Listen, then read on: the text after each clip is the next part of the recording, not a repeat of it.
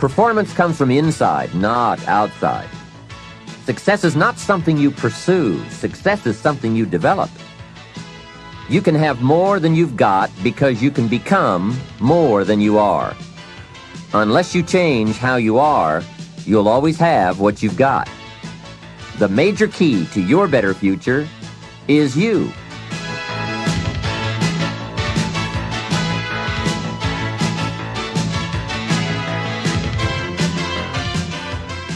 The key to a great future is within you, and you'll be able to find it and use it with Success Strategies, 7 Keys to Wealth and Happiness.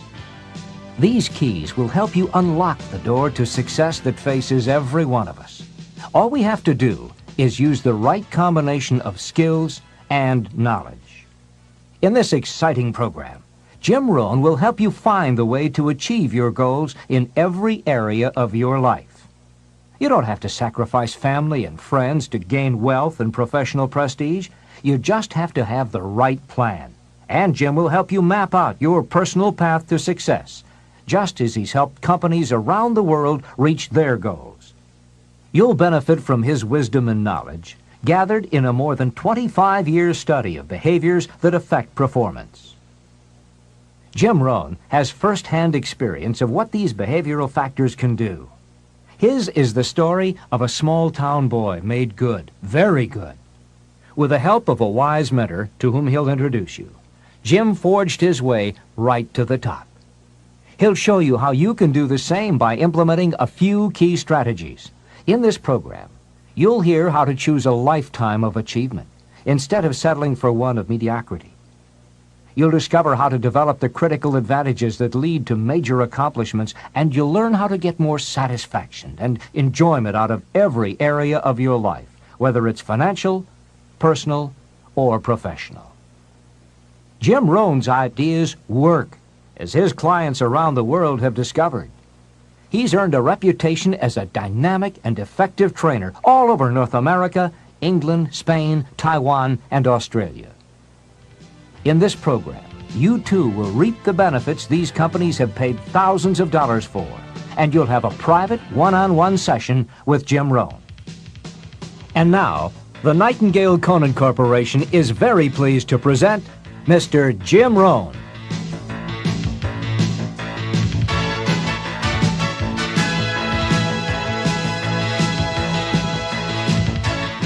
This is Jim Rohn. You're going to hear a great number of ideas as you go through the sessions on these 6 cassettes. Ideas that help successful people accomplish more of their goals, achieve certain wealth, and experience greater joy and satisfaction in their lives. My hope is that you'll find a few of these ideas very useful to you right now. Unfortunately, I don't know you personally. I'm not familiar with your dreams or your problems. But fortunately for you, I don't need to be, because the ideas we'll be talking about on these cassettes are fundamentals to the art of winning. They will help you achieve your most inspiring dreams, guaranteed. They are, in fact, the 7 fundamentals for wealth and happiness.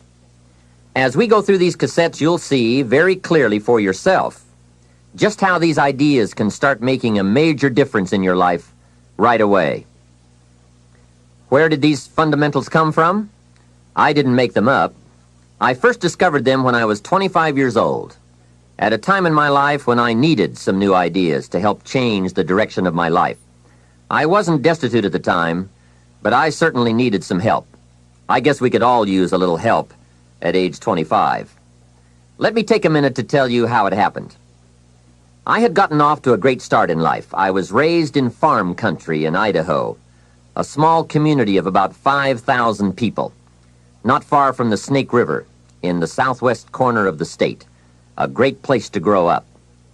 In fact, my parents still live in this small farm community. My father is 82 years old, my mother 75, and they are still healthy and doing very well, as active now as they have ever been. I'm very proud of them, and they have always been a great example for me. After graduating from high school, I went to 1 year of college, and then I decided I was smart enough, so I quit, which was one of my major mistakes. Among many major mistakes I made in those early days, But I was ambitious and willing to work hard, and figured I wouldn't have any trouble getting a job, which turned out to be accurate. So with a head full of dreams and ambitions, I started my first job. About 3 years later, I got married, made lots of promises, worked hard, and a couple of years later started a family. And at age 25, I started taking a new look at my life. My weekly paycheck amounted to the grand total of $57. I was far behind on my promises, behind on my bills, and discouraged. I was far from making the progress I thought I should have made. I was willing to work hard. That was not my problem. But it was clear that it was going to take more than hard work. And I didn't want to wind up at age 60 broke, needing assistance, like so many people I saw around me, not in the richest country in the world. So what do you do to change the direction of your life? I thought, well, I should go back to school. 1 year of college doesn't look that good on an application. But now with my family starting, going back to school seemed like a tough decision. I didn't have any money to start my own business. Money was one of my problems. I always had far too much month left over at the end of the money, if you've ever been in that position. I remember one time losing $10, and I was physically ill for 2 days over a $10 bill. Some of my friends tried to be cheerful. They said, look, maybe some poor person who needed it found it. But that was not really helpful. I must admit at that time in my life, benevolence had not yet seized me. I was the person who needed to find $10, not lose 10. So that's where I was at that time in my life, behind on my dreams, and constantly wondering what I could possibly do to change my life for the better.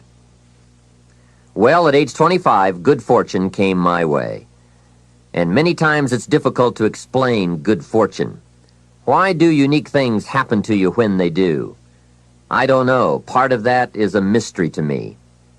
However, my good fortune was meeting a man, a very unique and successful man.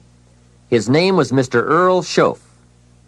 When I met him, I said to myself, I would give anything to be like him. I wonder what it would take. Well, to make a long story short, this very special gentleman took a liking to me, and a few months after I met him, he hired me, and I went to work for him. I spent the next 5 years working for him in several of his businesses, and then, unfortunately, he died. But I did get to spend 5 years with this remarkable man, and the best thing he gave me during that 5 years was not a job. The best thing he gave me was the benefit of his philosophy, the fundamentals of living successfully, how to be wealthy, how to be happy. And sure enough, his ideas worked for me. So I will always be grateful for meeting someone who made a difference in how my life worked out. I am sure if Mr. Schoaf were still alive, I would have called him one more time today and thanked him for sharing the ideas and inspiration that changed my life. For many years, I shared this philosophy for wealth and happiness with my business partners and met with equally exciting results. I am primarily a businessman, not a professional public speaker. But I have been intrigued with the challenge of trying to put into words the ideas that can make a difference in how a person's life works out. And now I have the chance to share these ideas with you. I don't claim to have all the answers on how to do well, but I do have some answers that have worked extremely well for me and thousands of others. Take these ideas and edit them all you wish. You certainly don't have to buy everything any one person says. But give me a chance. If something sounds good, try it. If it doesn't make sense, discard it. Remember, don't be a follower, be a student. All the ideas we'll discuss in these cassette sessions will stem from a group of very important key concepts. I'd like to begin this session by briefly but clearly looking at each of them. These key words are very important for us to understand if we're to get maximum value from this program and add significantly to our wealth and happiness.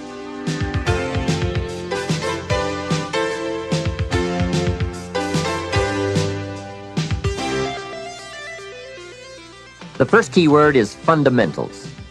What a most important word, fundamentals. This word calls attention to the primary issue in our quest for greater success. It is the key word in making our lives work well. Fundamentals. Those basics that build the foundation for accomplishment, productivity, success, and lifestyle. Fundamentals form the beginning, the basis, the reality from which everything else flows. And remember, there are no new fundamentals.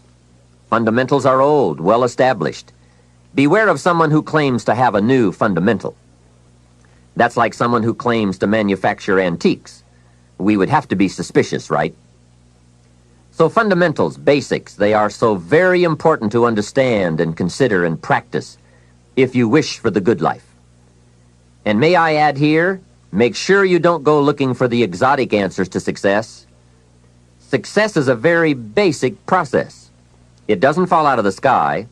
It doesn't have any mysteries, nor does it fall into the realm of the miraculous. Success is merely a natural result that comes from the consistent operation of the practical fundamentals. As someone wisely remarked, to be successful, you don't have to do extraordinary things. Just do ordinary things extraordinarily well. Mr. Schoaf, my teacher, gave me many great phrases I'll always remember.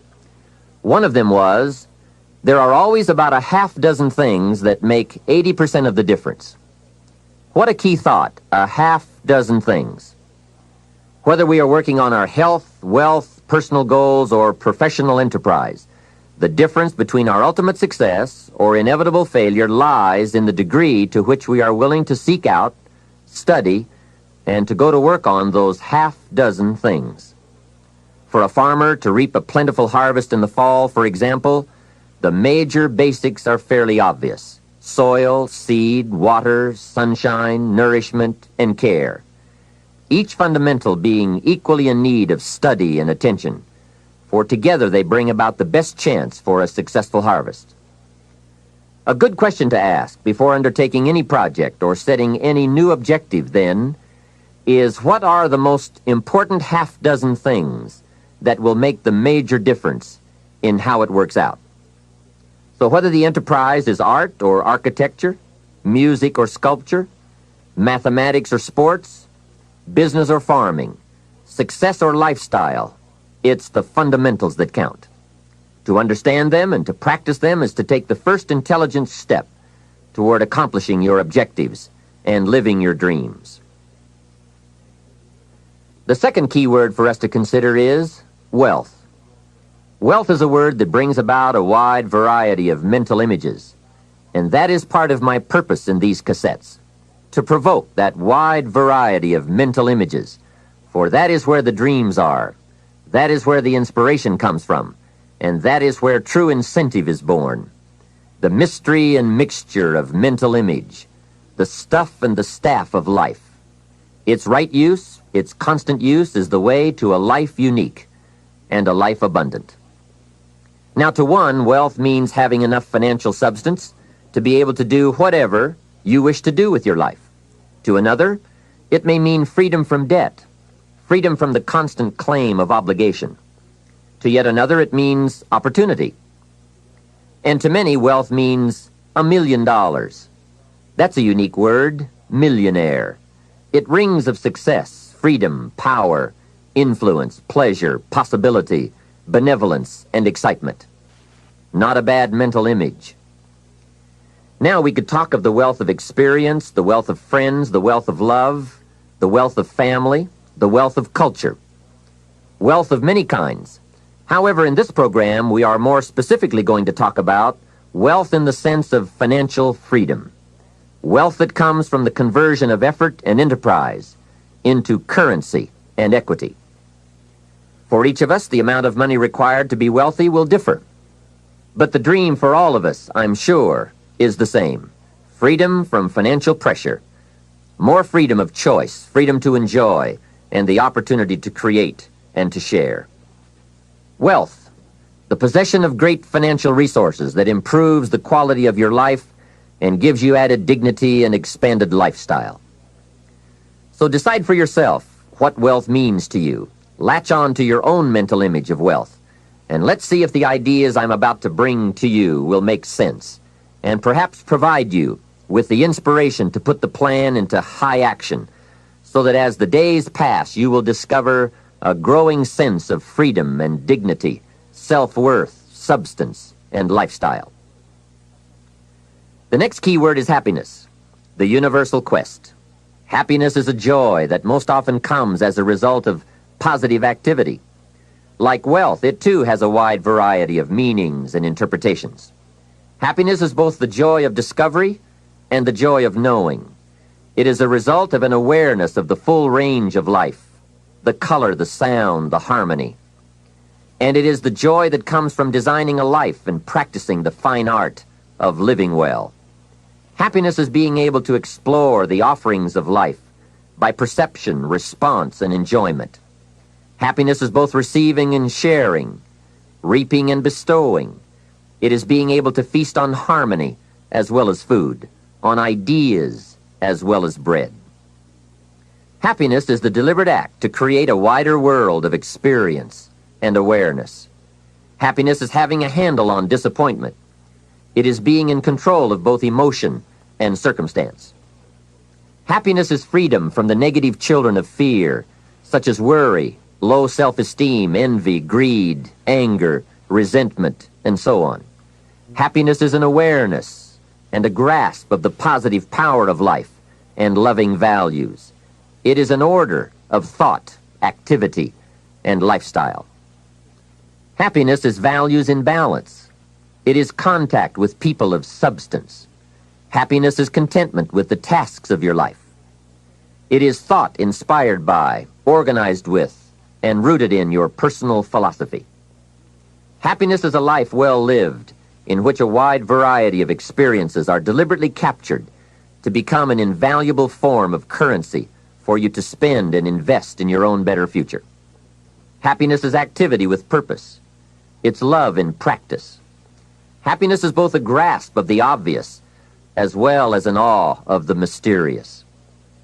But for most people around us, happiness seems to be either something left behind or something yet to be discovered. Like all the good things in life, happiness is elusive by nature, but not impossible to capture. A major key for bringing joy into our lives lies in the next word we shall briefly examine: discipline. If there is a magic word that stands out above all the rest, this is the one: discipline. And in this program, you'll discover how positive this word is. Discipline is the bridge between thought and accomplishment, the bridge between inspiration and value achievement, the bridge between necessity and productivity. Remember, all good things are upstream. The passing of time takes us a-drifting, and drifting only brings us the negative, the disastrous, the disappointment, and the failure. Failure is not a cataclysmic event. It is not generally the result of one major incident, but rather a long list of accumulated little failings. Failing in life is failing to think today, failing to act today, failing to care, to strive, to climb, to learn, to keep trying day by day. If your goal requires that you write 10 letters today and you write only 3, you are down 7 letters. If you want to make 5 calls and you only make 1, you are down 4 on calls. If your plan calls for saving $10 today and you save none, you're down $10 today. Now the danger is looking at an undisciplined day and concluding that no great harm has been done. It doesn't seem like such a bad day. But add up these days to make a year, and then add up those years to make a lifetime, and perhaps you can now see how repeating today's small failures can easily turn your life into a major disaster. Success, on the other hand, is just the same process in reverse. If you plan to make 10 calls, and you end the day making 15, now you're up 5 calls. If you then get up a few on letters, move up the savings numbers, you can see what a massive difference it could make in a year, and what wealth and accomplishment awaits for a lifetime. Discipline is like a set of magic keys that unlocks all the doors of wealth, happiness, sophistication, culture, high self-esteem, pride, joy, accomplishment, satisfaction, and success. The first key to discipline is awareness of the need for and the value of discipline, and especially the discipline to make the changes. What will it take? What must I do? And what must I become to get all I want from my life? The second key is the willingness. More than that, the eagerness to maintain your new discipline deliberately, wisely, consistently. And the third key to discipline is the commitment to master the circumstances of your daily life, to see and harness the opportunities to make something of the sun and the rain, the good as well as what comes in the guise of misfortune. Discipline does many things, but most important of all is what it does for you. It makes you feel better about yourself. Even the smallest discipline can have an incredible effect on your attitude. And the good feeling you get, that surging feeling of self-worth that comes from starting a new discipline, is almost as good as the feeling that comes from the accomplishment of the discipline. Second, a new discipline immediately alters your life direction. You don't change destinations immediately. That is yet to come. But you can change direction immediately, and direction is very important. Third, discipline cooperates with nature. Everything strives. It is a common life function. How tall will a tree grow? As tall as it can. Everything strives to become all it can possibly be, and that striving to become is what discipline is all about. Disciplining ourselves to fulfill our natural potential to become all that we can be. And finally, discipline attracts opportunity. Opportunity is always looking for ambition and skill in action. Discipline taps the unlimited power of commitment. The human will in action, driven by inspiration, enticed by desire, tempered by reason, guided by intelligence, can bring you to that high and lofty place called the good life. Discipline, those unique steps of intelligent thought and activity that put a lid on temper and a faucet on courtesy, that develop positive and control negative, that encourage success and deter failure, that design lifestyle and control frustration, that enhance health and curb sickness, that promote happiness and manage sadness. Discipline, the start and the continuing process that brings all good things. And remember, anyone can start the process. It's not if I could, I would. It's if I would, I could. If I will, I can. So start the new process.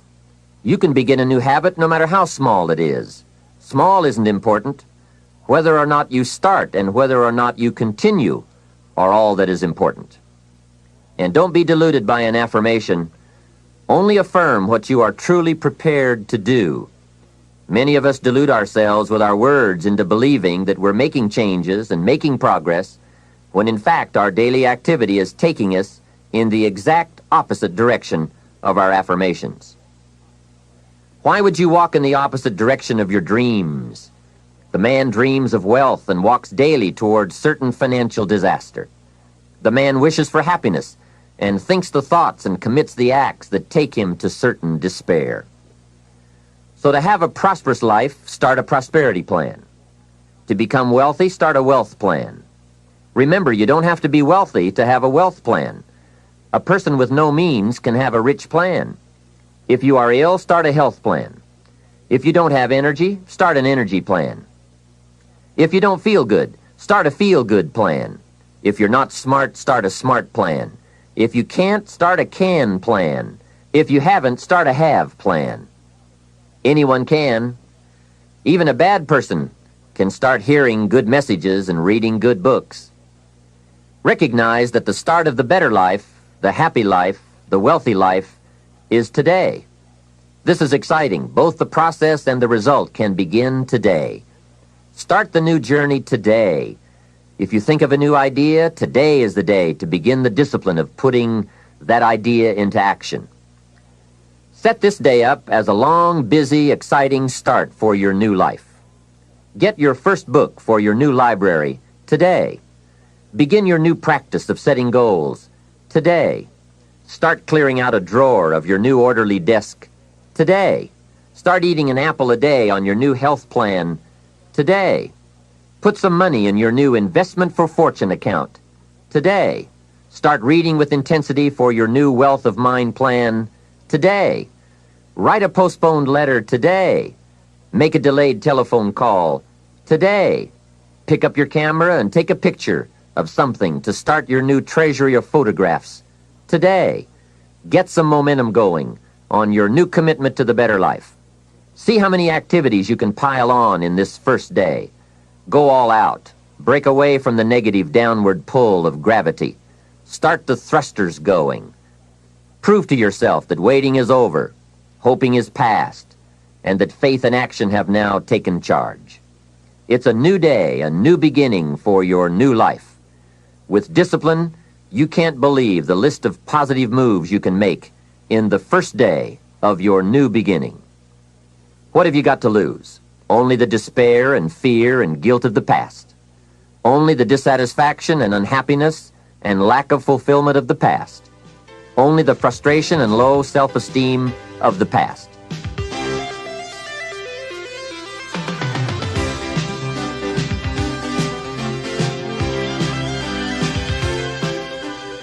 Take great pleasure in assisting in your own new birth, no matter how successful you may already be. Now I offer you the next challenge. Make this new first day a part of the week of new beginnings. See how many things you can continue and start in this week of new beginnings. Then make it the first month of the new beginnings. Then the first year of the new beginning. By the time that first year is finished, you will never again be claimed by the past. Past habits, past influences, past regrets, or past failures. You are ready to, as the Bible phrase says, fly with the eagles. And you will have begun your certain journey toward the last key concept we'll discuss on this cassette. Success. Success is both a journey and a destination, isn't it? It is both the steady, measured progress toward a goal and the achievement of a goal. Success is an accomplishment, whether it be great or small, and it's an understanding of the potential and power of an entire human life. Success is an awareness of value, and it's the cultivation of value through discipline. It can be tangible or intangible. Success is a process of turning away from something in order to turn toward something else. From no exercise to exercise, from candy to fruit, from not investing to investing. Success is responding to an invitation to change, to grow, to develop, to become, to move up to a better place with a better vantage point. But most of all, success is making your life what you want it to be, considering all the possibilities, considering all the examples. What do you want for your life? That is the big question. Remember, success is not a set of standards from our culture, but rather a collection of personal values, clearly defined and ultimately achieved. Success is your better life for you, the design you give it, the dreams you accomplish. Making your life what you want it to be for you, that is success. All right. With that overview of some of the key concepts we'll explore in this program, let's begin the further development of your success by looking at the art of properly selecting and setting goals. I think you'll hear a couple of thoughts you've never heard before. Of all the things that changed my life for the better most quickly, it was learning how to set goals. And mastering this unique process can have a powerful effect on your life too. One morning at breakfast, shortly after I met Mr. Schoaf, he asked me if he could see my current list of goals. He said, "Let me see your list of goals, and let's go over them and talk about them. Maybe that's the best way I can help you right now." And I said, "I don't have a list." He said, "Well, is it out in the car or at home somewhere?" I said, "No, sir. I don't have a list anywhere." He said, "Well, young man, that's where we better start." Then he added, "If you don't have a list of your goals, I can guess your bank balance within a few $100s. Which he did, and that got my attention. I said, "You mean that if I had a list of goals, that would change my bank balance?" He said, drastically. That day I became a student of how to set goals, and sure enough, when I learned how, my whole life changed. My income, my bank account, my personality, my lifestyle, my accomplishments. So I'd like to share with you the best I have learned and practiced on goal setting. First of all, I'd like to say that we are all affected by 5 factors. The first is environment. The second is events. The third is knowledge. The fourth is results.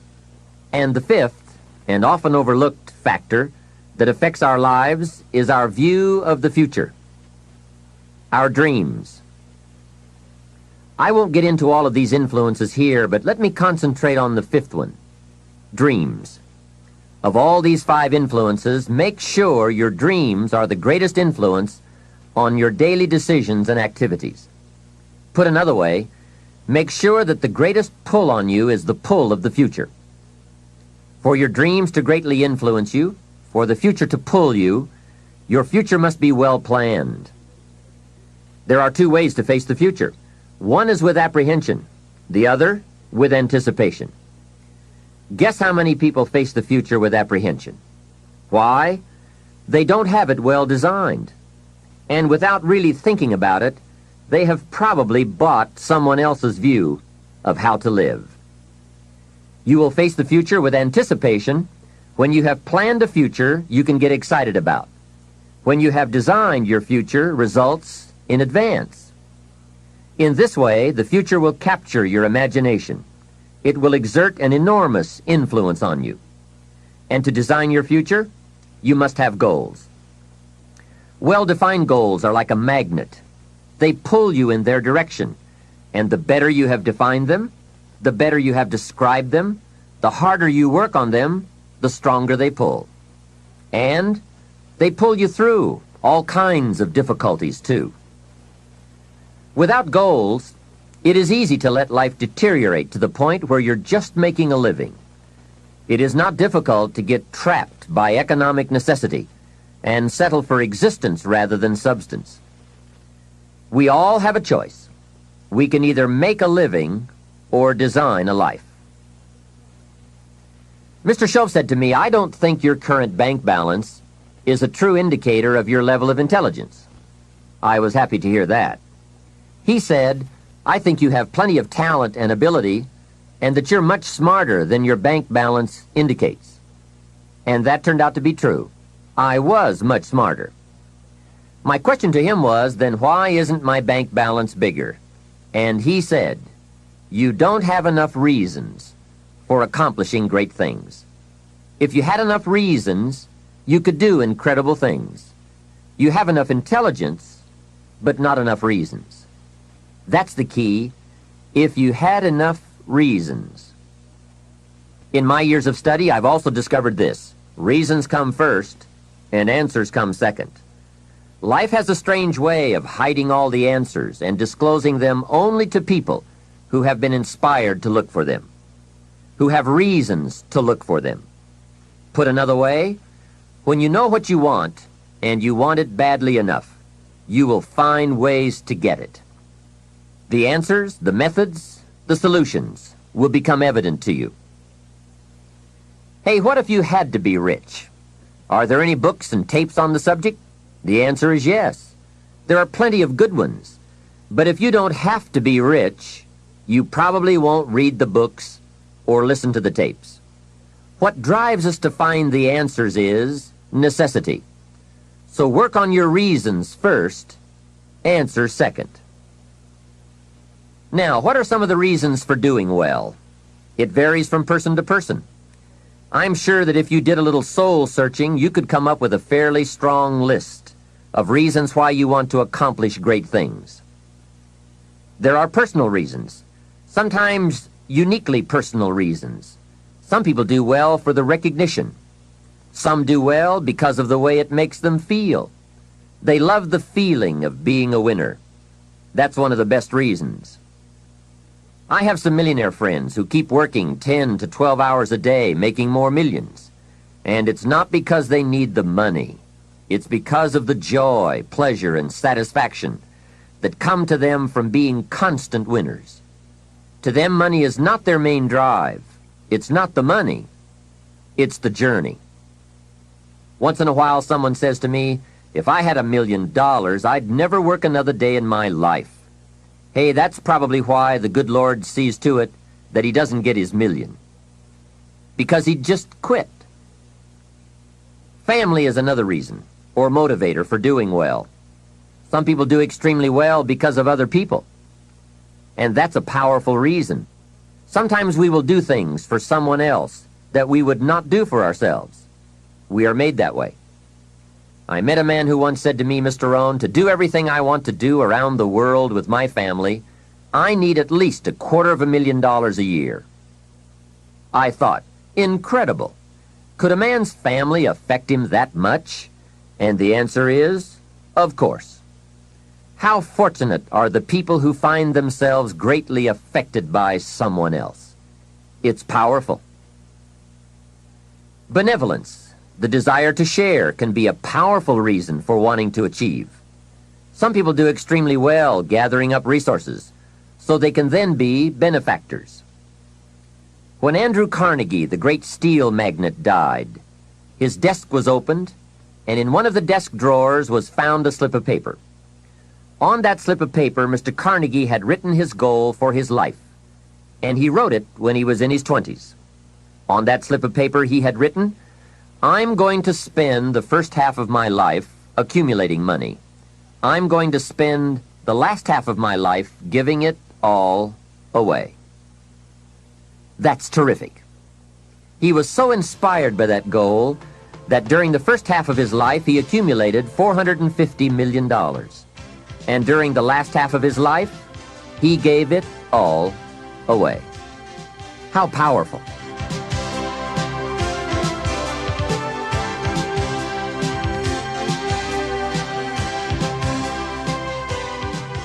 What has you turned on? What has you getting up early, hitting it hard all day and staying up late? What has you inspired? Next question, what's got you turned off? When I found the answers to those two questions, my life exploded into change. I finally found out what negative philosophy of life I had allowed to limit me and had me turned off, and I got that cured. Then I found a long enough list of reasons to turn me on, and once the lights went on for me, at age 25, they have never gone out. I've fallen out of the sky a few times, but I've never lost that drive to do something unique with my life. Now there's another list of reasons for doing well, called nitty-gritty. Those hard little reasons that can really affect your life. Sometimes it doesn't take much of a goal to start you in a brand new life direction. I now carry a few $100s in my money clip. It's only a few $100s, but the story behind why I do it reveals one of those reasons that greatly affected me. Just before I met Mr. Schoaf, I heard a knock at my door one day. When I opened it, there was a little girl selling Girl Scout cookies, and she gave me one of the finest sales presentations I've ever heard. A special deal, several flavors, and only $2, back when you could get a lot for $2. And with a big smile, she very politely asked me to buy. And I wanted to. Big problem. I didn't have $2. And to this day, I can still clearly remember the pain and the embarrassment. I was a father, I had been to college, I was working, and I didn't have $2. Now, since I didn't want to tell her that, I did what I thought was next best. I lied to her. I said, hey, I've already bought lots of Girl Scout cookies. I've still got plenty stacked in the house. Now, that wasn't true, but it seemed to get me off the hook for the moment. She said, that's wonderful, sir. Thank you very much. And she went away. After she had left, I closed the door, and that was the day I said, I don't want to live like this anymore. I've had it with being broke, and I've had it with lying. I've had it with being embarrassed over not having any money in my pocket. I promised myself that day that this would never happen again. I picked a day and an amount, and I said, I'll never carry less. It was one of those reasons that still affects my life after all these years. So I now carry a few $100s in my money clip. I do that for two reasons, I guess. One reason is the way it makes me feel. That special feeling of having plenty. Mr. Shove said to me, the first $500 you earn, put into your pocket, not in the bank.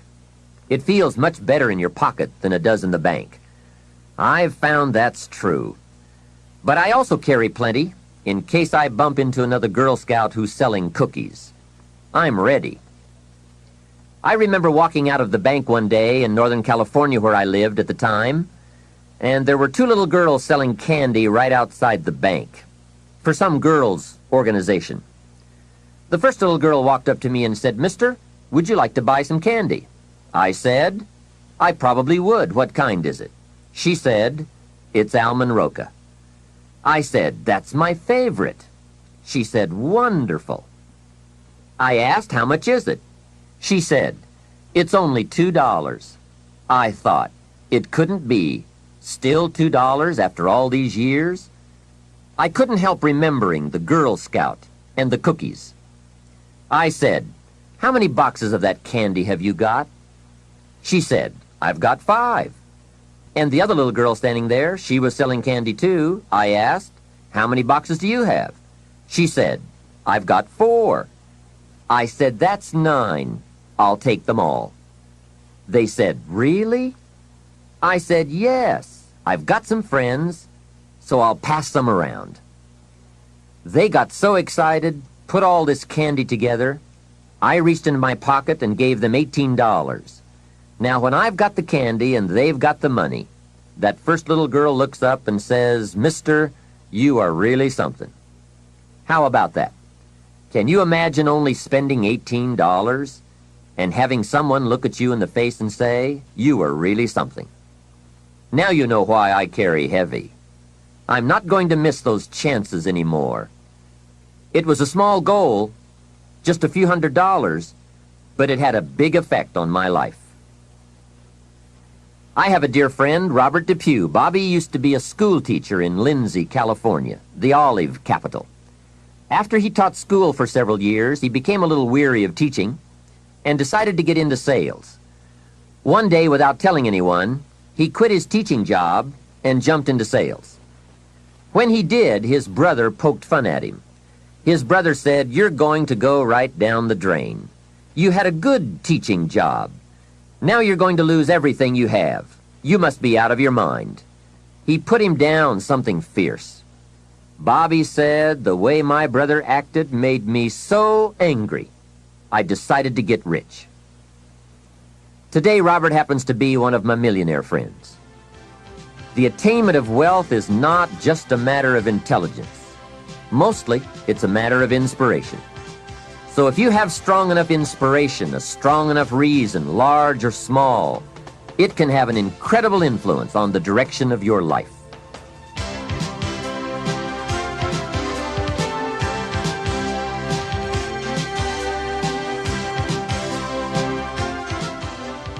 Now, we're going to take some time to actually start designing the next 10 years of your life. We're going to start setting your goals. Goal setting is one of the most important skills to develop if you want to design your future. I'm going to give you enough homework not only to keep you busy for the rest of your life, but also to help you create the kind of life you may have always dreamed about living, but never believed possible. So let's get on with it. The sooner you exert the discipline, the sooner you will be enjoying the results. Once the results start to come, believe me, you won't mind the hard work and discipline it's going to take. Now, get a sheet of paper, and at the top of it, write the words, long-range goals. I'm going to ask you some questions, and I want you to jot down the answers.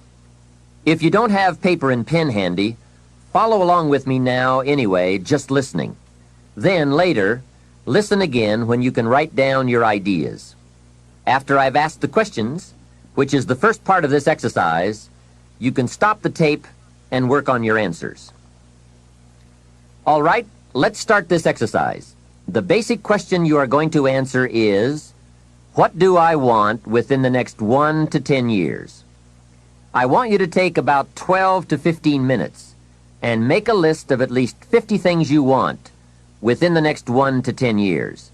These are long-range goals. To help you get started with your list, consider these questions. What do I want to do? What do I want to see? What do I want to be? What do I want to have? Where do I want to go? And what would I like to share? Now, with these thought-starter questions in mind, answer the basic question.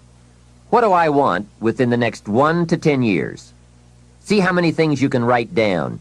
At this point, don't take the time to describe in detail everything you want. This is the time for you to let your thoughts pour, to write fast and to abbreviate. For example, if you just write down 380, you'll know what that means. You don't have to describe the color and the interior of the car. You'll do that later in this exercise. I want you now just to abbreviate and write fast. Make the list as long as you possibly can. Try to write down at least 50 items, 50 things you want within the next 1 to 10 years. These are long-range goals. Spend about 12 to 15 minutes on this. After you've completed your list, you're ready for the next part of the exercise. Go through your list, and next to the things you think you can accomplish or acquire a year from now, write a number 1. Next to the things you think it will take 3 years to realize, write a 3. Next to the things it will take 5 years to accomplish, write a 5. And next to the things it will take 10 years to accomplish, write a 10. Go through this list now to the best of your ability and say, that looks like it will take me about a year, or 3 years, or 5 years, or 10 years. Some big goals might be out there 10 years from now. Once you complete this part of the exercise, you might come to the conclusion that you need a lot more 3-year goals and less 1-year goals, for example, or that you need more 10-year goals. You see, while you're working on one goal, you must have something else in the planning stages. If you don't, what happened to some of the early Apollo astronauts could happen to you. After they came back from the moon, some of those astronauts experienced deep psychological and emotional problems. And the reason for that? Why, after you've been to the moon, now where do you go? That seemed to be the end, the finish. What later astronauts did was to make sure that they had major projects lined up after they returned from the moon trip. The way you enjoy life best is to wrap up one goal and start right on the next one. Don't linger too long at the table of success. The only way to enjoy another meal is to get hungry. Another thing to check for on your list is that you have included goals for each of these 3 important categories. First, make sure you've listed your economic goals. Your goals for income, profits, and productivity. Second, make certain your list includes material items you want. Tangibles, such as a home, a car, a boat, furniture, or jewelry. Don't attach the wrong importance to things, but they are important. Third, you'll want to include on your list goals for personal development. Write down all your personal development goals. Your goals to be more physically fit, to lose weight, to be more decisive, to be a more effective leader, to be a better communicator, to learn another language. Of course, there are other types of goals to consider: family goals, social goals, lifestyle goals. This is pretty heavy homework, but remember, whether or not you do your homework shows up in the marketplace as well as in the classroom. After you have determined which of your goals are 1 year, 3 year, 5 year, and 10 year, and after you've made certain your list includes economic goals, things, and personal development goals, I want you to go back to this list again. Now pick out the 4 most important 1-year goals, the 4 most important 3-year goals, the 4 most important 5-year goals, and the 4 most important 10-year goals. Those 16 goals will give you plenty of work for now. Get out some more paper, and in a brief paragraph, describe each goal. How high, how long, how much, what size, what model, what color, for example. Also describe why it is important to you. This is a process where you either talk yourself into it or talk yourself out of it, which is good. When you're unclear as to why something is important, usually you put only half-hearted effort into it. What you want is a powerful motivator, but the reason why you want it is an even more powerful motivator. It has greater pull. You may find that some of your goals you thought at first glance were important are not important after all. Do some reflecting, refining, and revising. The point is, right now, try to have approximately 4 one-year, 3-year, 5-year, and 10-year goals that you truly believe in, that inspire you, that you've sold yourself on. When these goals and the reasons you want to obtain them are each clearly described in a brief paragraph, transfer this information to a journal or some type of notebook that you can carry with you easily and refer to often. It's essential to set aside some time every week to review all of your goals, to rearrange them, redo them, restructure them, to add goals, or to tear up the whole list and start over. Goal setting is not something you do just once. It's a continual process. Also, you must constantly check your progress toward your goals. You don't want to fall too far behind on, or worse, lose sight of, your important goals. Now, just as important as your long-range goals are your short-range goals. Your goals for tomorrow, next week, next month, 6 months from now. These are goals you can accomplish within the next year, the immediate future. We call these goals confidence builders. When you work hard, burn the midnight oil, and accomplish these little things, it builds your confidence to go for your long-range goals. Write down in your notebook or journal all the little things you would like to have or accomplish in the next year. How you set up this list is up to you. You might want to break it down by week or by month. Set it up in whatever way works well for you. Part of the fun of having a list is being able to check off something as obtained or completed. Every week, try to check off at least one thing on your list of short-term goals. And when you are able to check off something major, something on your list of long-range goals, celebrate. Make winning joyful. Congratulate yourself. It is very important to celebrate progress. We grow from two experiences. One is the joy of winning, and the other is the pain of losing. Here's what that also means. Make losing painful. Put it on yourself. If you set something up, fooled around, didn't pull it off, put it on yourself. And get around people who will help in this area. Hey, don't join an easy crowd. Go where the expectations are high, where the pressure to perform is high. It's how we grow. I'm certain that part of the reason why people let goal setting slide is because it is a lot of work. As I said, you'll be constantly revising your lists of short-range and long-range goals, rearranging them, refining them, redesigning them, establishing different priorities, adding new goals, perhaps deleting others. It's interesting that so many people work hard on their jobs, but they don't work hard on their futures. They let that slide. Some people live such mediocre lives that at the end of the day, they don't know whether they're winning or losing. They just go through life with their fingers crossed. I know most people don't make definite plans, but don't let that be you. The guy says, well, you work where I work, but the time you get home, it's late. You've got to have a bite to eat, watch a little TV, and get to bed. You can't sit up half of the night and plan. And this is the guy who's behind on his car note. He's a good worker, hard worker, sincere. But I've discovered that you can be sincere and work hard all your life and wind up broke and embarrassed. You've got to be better than a good worker. You've got to be a good planner, a good goal setter. You've heard the old saying, the people who fail to plan are planning to fail. It's true. So work on your plans.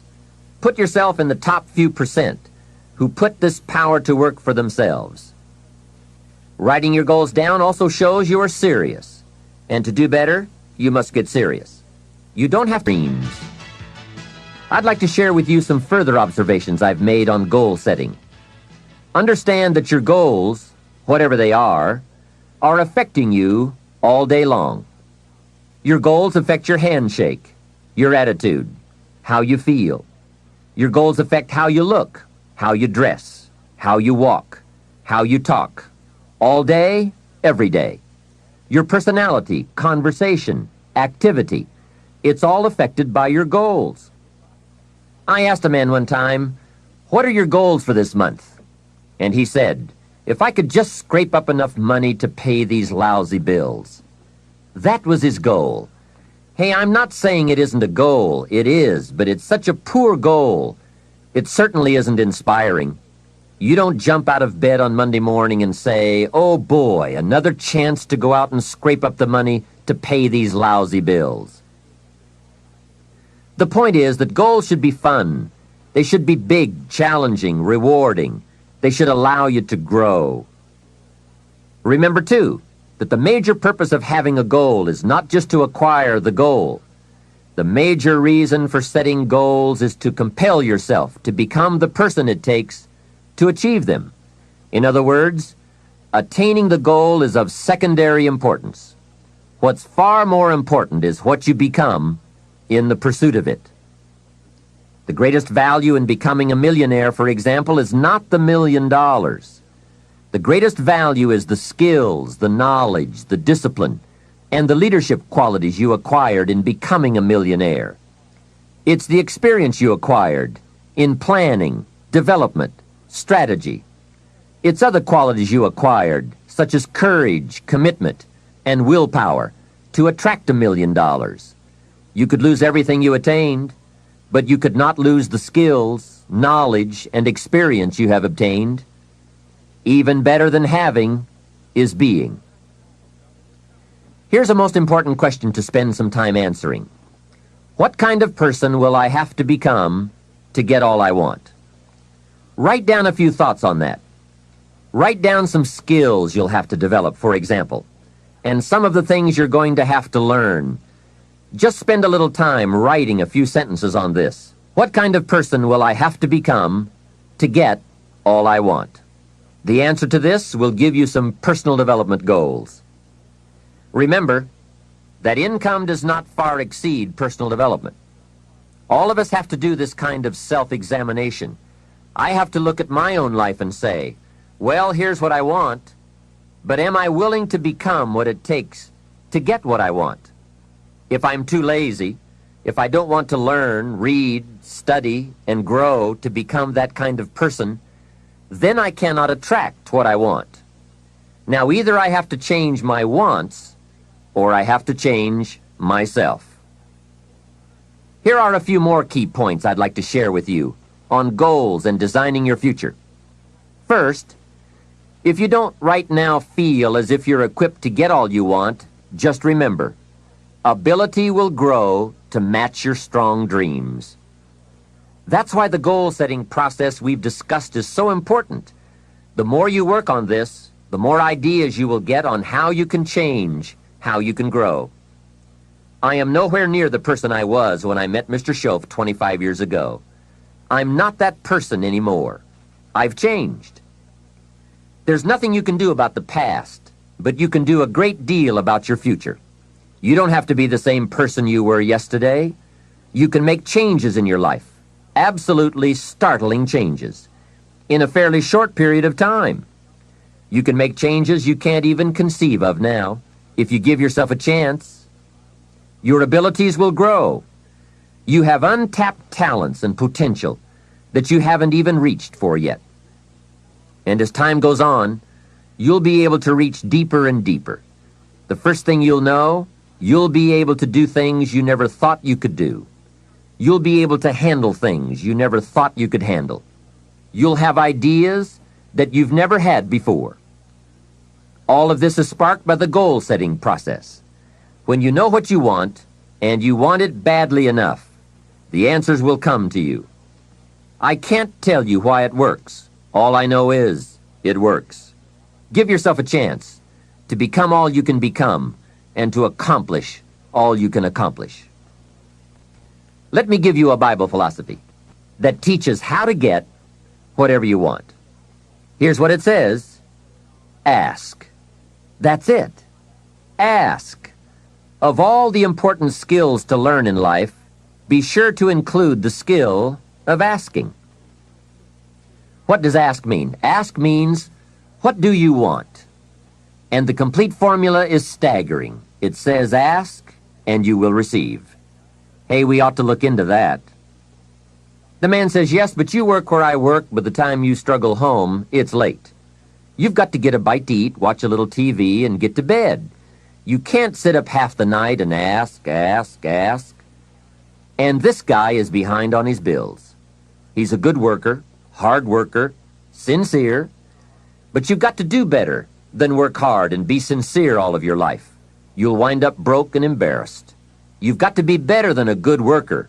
You've got to be a good asker.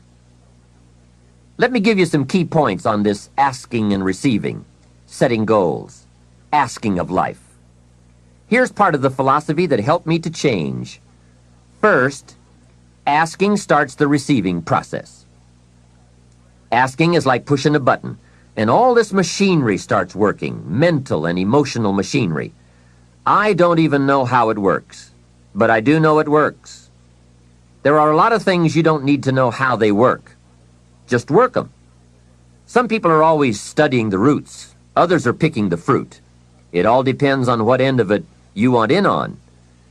So asking is the beginning of receiving. Second, receiving is not the problem. You don't have to work on receiving. It's automatic. So if receiving is not the problem, what is the problem? It's failing to ask. The man says, I see it now. I got up every day this year and hit it hard, but nowhere in my house is there a list of what I want from my life. Can you see? Good worker, poor asker. Third, receiving is like the ocean. There's plenty, especially in this country. It's like an ocean here. Here, success is not in short supply. It isn't rationed so that when you step up to the window, it's all gone. No. Well, if that's true, what is the problem? Well, the problem is some people go to the ocean with a teaspoon. Have you got the picture? A teaspoon. What I suggest you do in view of the size of the ocean is trade your teaspoon for at least a bucket, and you will look better at the ocean with a bucket. Kids won't make fun of you. Now, here's something else to remember about asking. There are two ways to ask. One is ask with intelligence. It didn't say ask intelligently, but I'm sure it meant that. Don't mumble. You won't get anything by mumbling. Be clear, be specific. Intelligent asking means how high, how long, how much, when, what size, what model, what color. Describe what you want. Define it. Remember, well-defined goals are like magnets. The better you define them, the stronger they pull. And give your goals purpose. Answer both questions. What do I want? That's the object. And the second question, what for? That's purpose. Purpose is stronger than object. What you want is powerful and it will pull, but what you want it for is more powerful. Here's the second way to ask. Ask with faith. Faith is the childish part. It means believe you can get what you want like a child, not an adult. Many adults are too skeptical. They've lost that wonderful childlike faith and trust. Don't let that happen to you. Believe in, have faith in yourself and your goals. And get excited like a child. Childlike enthusiasm. Nothing can beat it. Kids think they can do anything. How exciting. They hate to go to bed at night and can't wait to get up in the morning. Develop that kind of enthusiasm toward your life and your goals. And be curious like a child.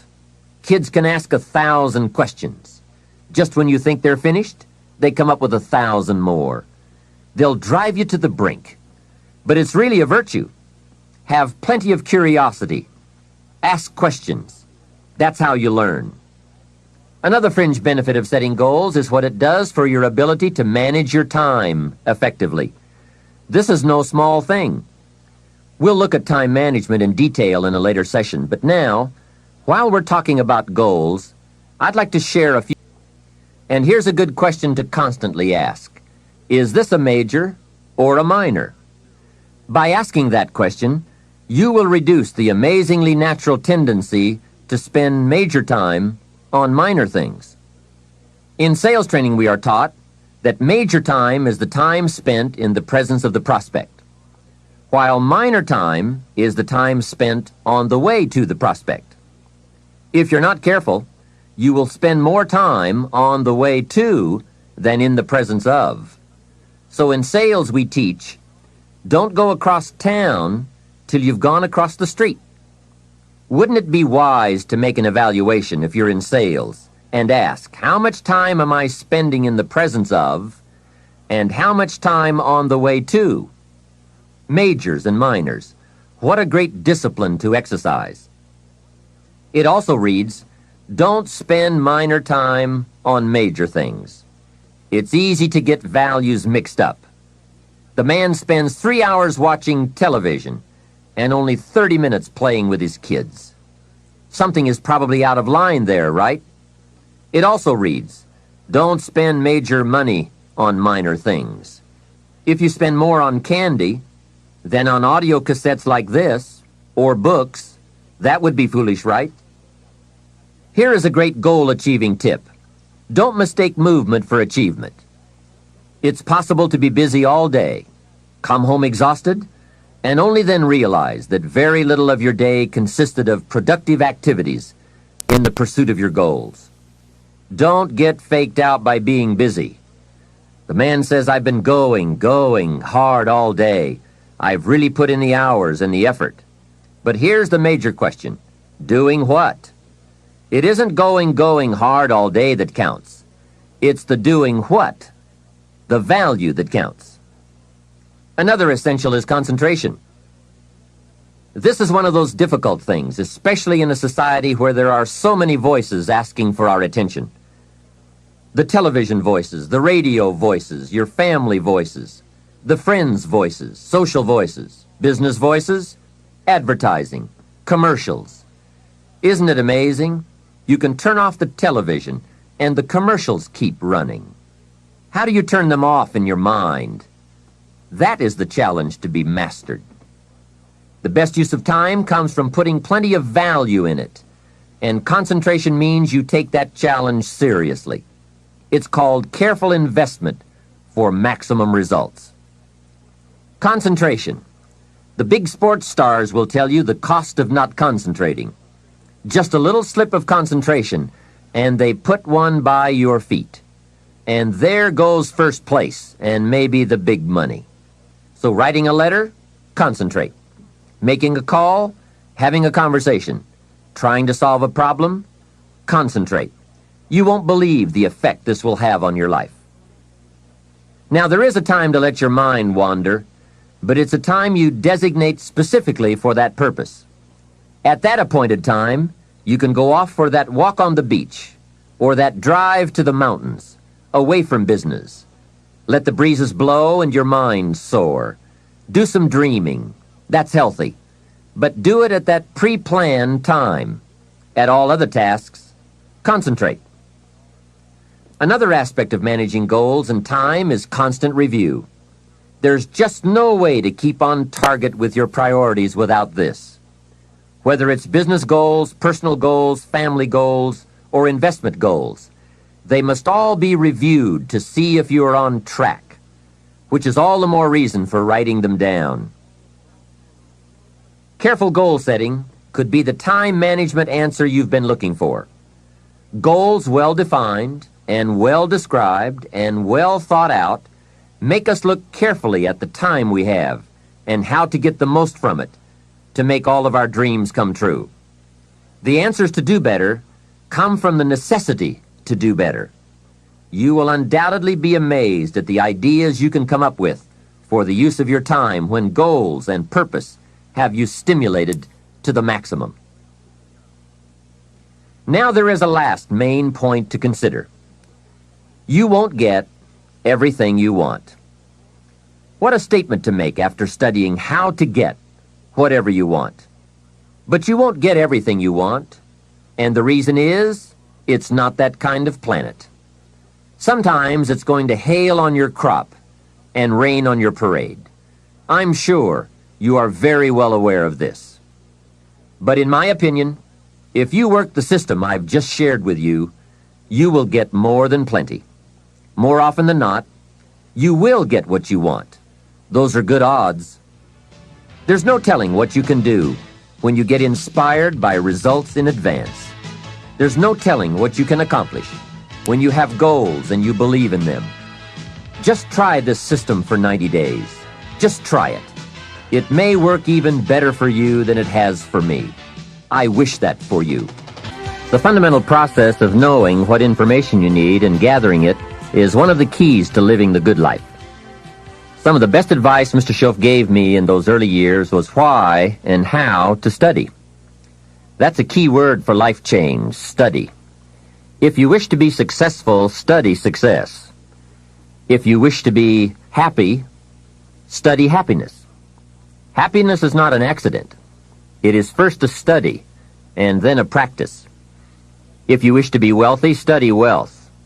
Would you like to guess how many people make wealth a study? Right, very few. Surely, since wealth and happiness and success are all values to cultivate, you would naturally assume that most people would make a careful study of them. Why they do not is yet another example of those aspects of life that fall into the category of mysteries of the mind. Remember, major keys to your better future are going to be ideas and information. If we have any lack, it is not because we lack money or opportunity or resources. It is because we lack ideas that have taken form from information. Many years ago, I learned that some of the best advice ever given comes from the Bible. There's a phrase in that amazing book that says, "If you search, you will find." So that is the way to discover ideas and life-changing information. Search. In order to find, you must search. You must go to the seminars and to the training classes. You must listen to the cassette programs that can give you breakthrough ideas. You must go and engage in conversations with people of substance. You must go looking, go searching. Rarely does a good idea interrupt you. And as you make a diligent search, you will find just the ideas you need. Now, here is the next key word in the process of seeking information that can change your life, and that word is capture. When you find a good idea, capture it. Don't trust your memory. Capture everything. Write it down. Record it. This is one of the reasons why we have put this program on cassette tapes, to capture the ideas. As a serious student of wealth and happiness, I would encourage you to make use of a journal as a gathering place for all the ideas that come your way. I consider personal journals to be one of the 3 treasures a wise person will leave behind. Here are those 3 treasures. One is your photographs. Take a lot of pictures. Being able to capture the event in a fraction of a second is a phenomenon of the 20th century, and how easy it is to take phenomena for granted. I've gone to Taiwan to lecture 3 times in the last 3 years. On my last trip, there were about 1,000 people in attendance for a weekend seminar. Now, if there were 1,000 people in the room, guess how many cameras were also in the room? Right, 1,000. Everyone brings a camera to capture all the events and the people, new friends, new experiences. I spend a big part of my time having my picture taken with everyone. Have you ever looked at the pictures a couple of generations back? Unfortunately, there are only a handful. But wouldn't it be great if there were hundreds of pictures to tell the whole story? So make sure you leave behind your whole story in your treasure of pictures. The next treasure to leave behind is your library. All the books you have chosen, Books well read, well underlined, with notes and observations and reflections you have written in the margins. The books that have helped shape your philosophy and the values of your life. That is a treasure, your library. And your listening library, too. All these terrific cassettes. They are a treasure. The third treasure to leave behind is perhaps the most important. And that is your journals, containing all the ideas you have captured in your lifetime. Business ideas, social ideas, culture ideas, investment ideas, lifestyle ideas. Can you imagine the value these journals would have?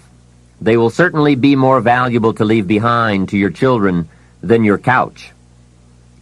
So, get serious about your search for information and ideas, and about leaving that information behind for future generations.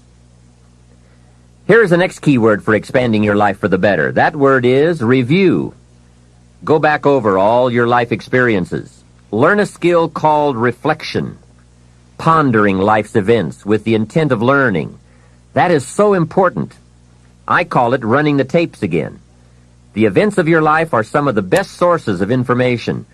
Don't merely go through your days, get from your days. Be aware of what's going on around you so that you will drive the grooves in the record of that day deep into your consciousness.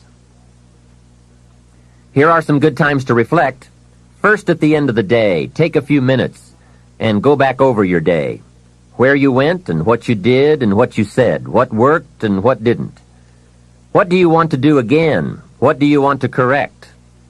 The colors, the sights, the sounds, the conversations, the experiences. You see, experience can become commodity, currency, coin, an incredible source of value, but only if you take time to reflect on the experience and turn it into something of value. As we mentioned in our first fundamental, it's not what happens that makes the difference in how your life works out, but rather what you do about what happens. And part of doing something about what happens is this process of reflection, studying an event in order to glean valuable information from it.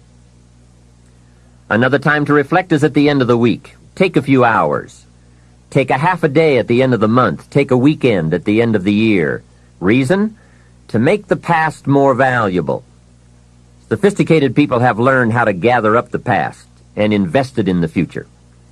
When my father was about to celebrate his 76th birthday, I said to him, "Father, can you imagine what it's going to be like to gather up the last 75 years and invest them in your 76th?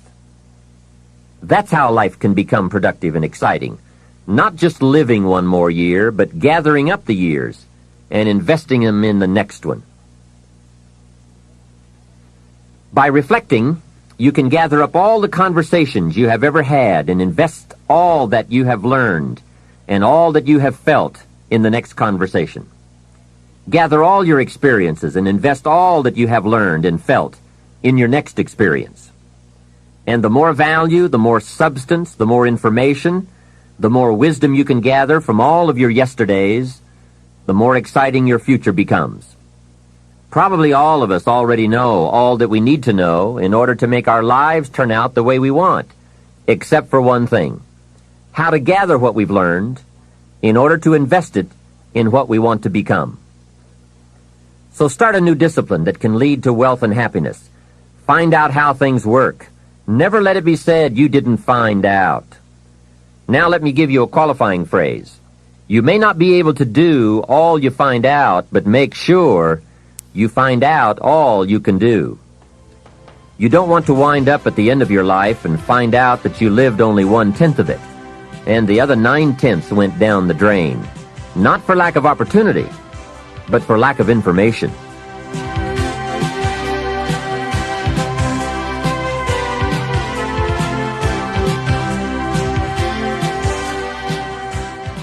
Let me share with you two of the best sources of information available. First, as we have mentioned, learn from your own experiences. Become a good student of your own life. It's the information you are most familiar with and feel the strongest about.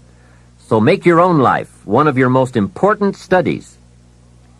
And in studying your own life, be sure to study the negative as well as the positive, your failures as well as your successes. Our so-called failures serve us well when they teach us valuable information. They're frequently better teachers than our successes. One of the ways we learn how to do something right is simply by doing it wrong. Doing it wrong is a great school for learning. Now I would suggest that you not take too long. If you've done it wrong for 10 years, I wouldn't suggest another 10.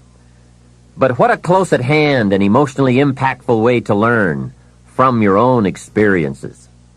When I met Mr. Schoaf, I had been working 6 years. I started when I was 19, and when I met him, I was 25. He said to me, "Mr. Rohn, you have been working now for 6 years. How are you doing?" I said, "Not very well." He said, "Then I suggest you not do that anymore." 6 years is long enough to operate the wrong plan. Next he asked, "How much money have you saved in the last 6 years?" I said, "Not any."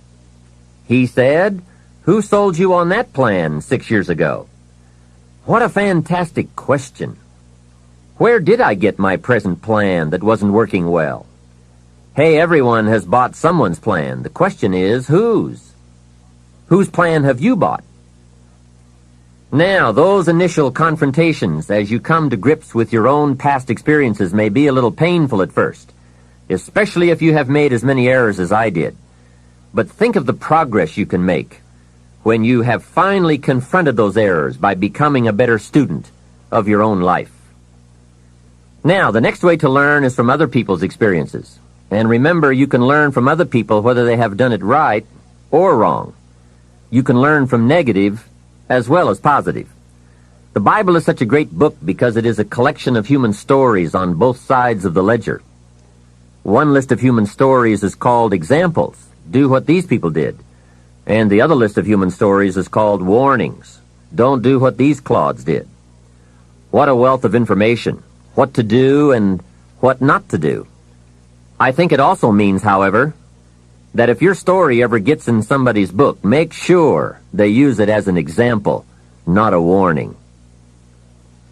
There are 3 ways to learn from other people. The first is to listen to the cassettes and read the books by and about people who've accomplished great things. All the successful people I know and work with around the world are good readers.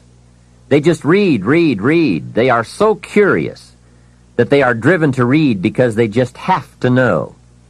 It is one of the things they all have in common. Here's a good phrase: all leaders are readers. And they use cassette programs too, especially while they're in the car or during other times when they can't read. Cassettes can help all of us easily pick up new ideas and new skills. Did you know there are cassettes and books on how to be stronger, more decisive, a better speaker, a more effective leader, have a better effect on other people, become more loving, develop personality, get rich, develop influence, become sophisticated, and people don't use them? How would you explain that? Did you know that hundreds of successful people have written their stories in books and told how they did it on cassettes like this, and people don't want to listen? How would you explain that? The guy's busy, I guess. He says, well, yeah, if you worked where I work, by the time you struggle home, it's late. You've got to have a bite to eat, watch a little TV, and get to bed. You can't stay up half the night and read. And this is the guy that's behind on his bills. He's a good worker, hard worker, sincere. But remember, you can be sincere and work hard all your life and wind up broke, confused, and embarrassed. You've got to be better than a good worker. You've got to be a good reader, a good listener. At least he could hear a good cassette on the way home, right? Now, you don't have to read or listen to educational cassettes half the night. Although if you're broke, it's a good place to start. But here is all I ask, just 30 minutes a day. That's all. Stretch it to an hour if you can, but at least 30 minutes. Half rich isn't bad. 30 minutes. Hear or read something challenging, something instructional, at least 30 minutes a day. And here's the next key. Every day. Don't miss. Miss a meal, but not your 30 minutes.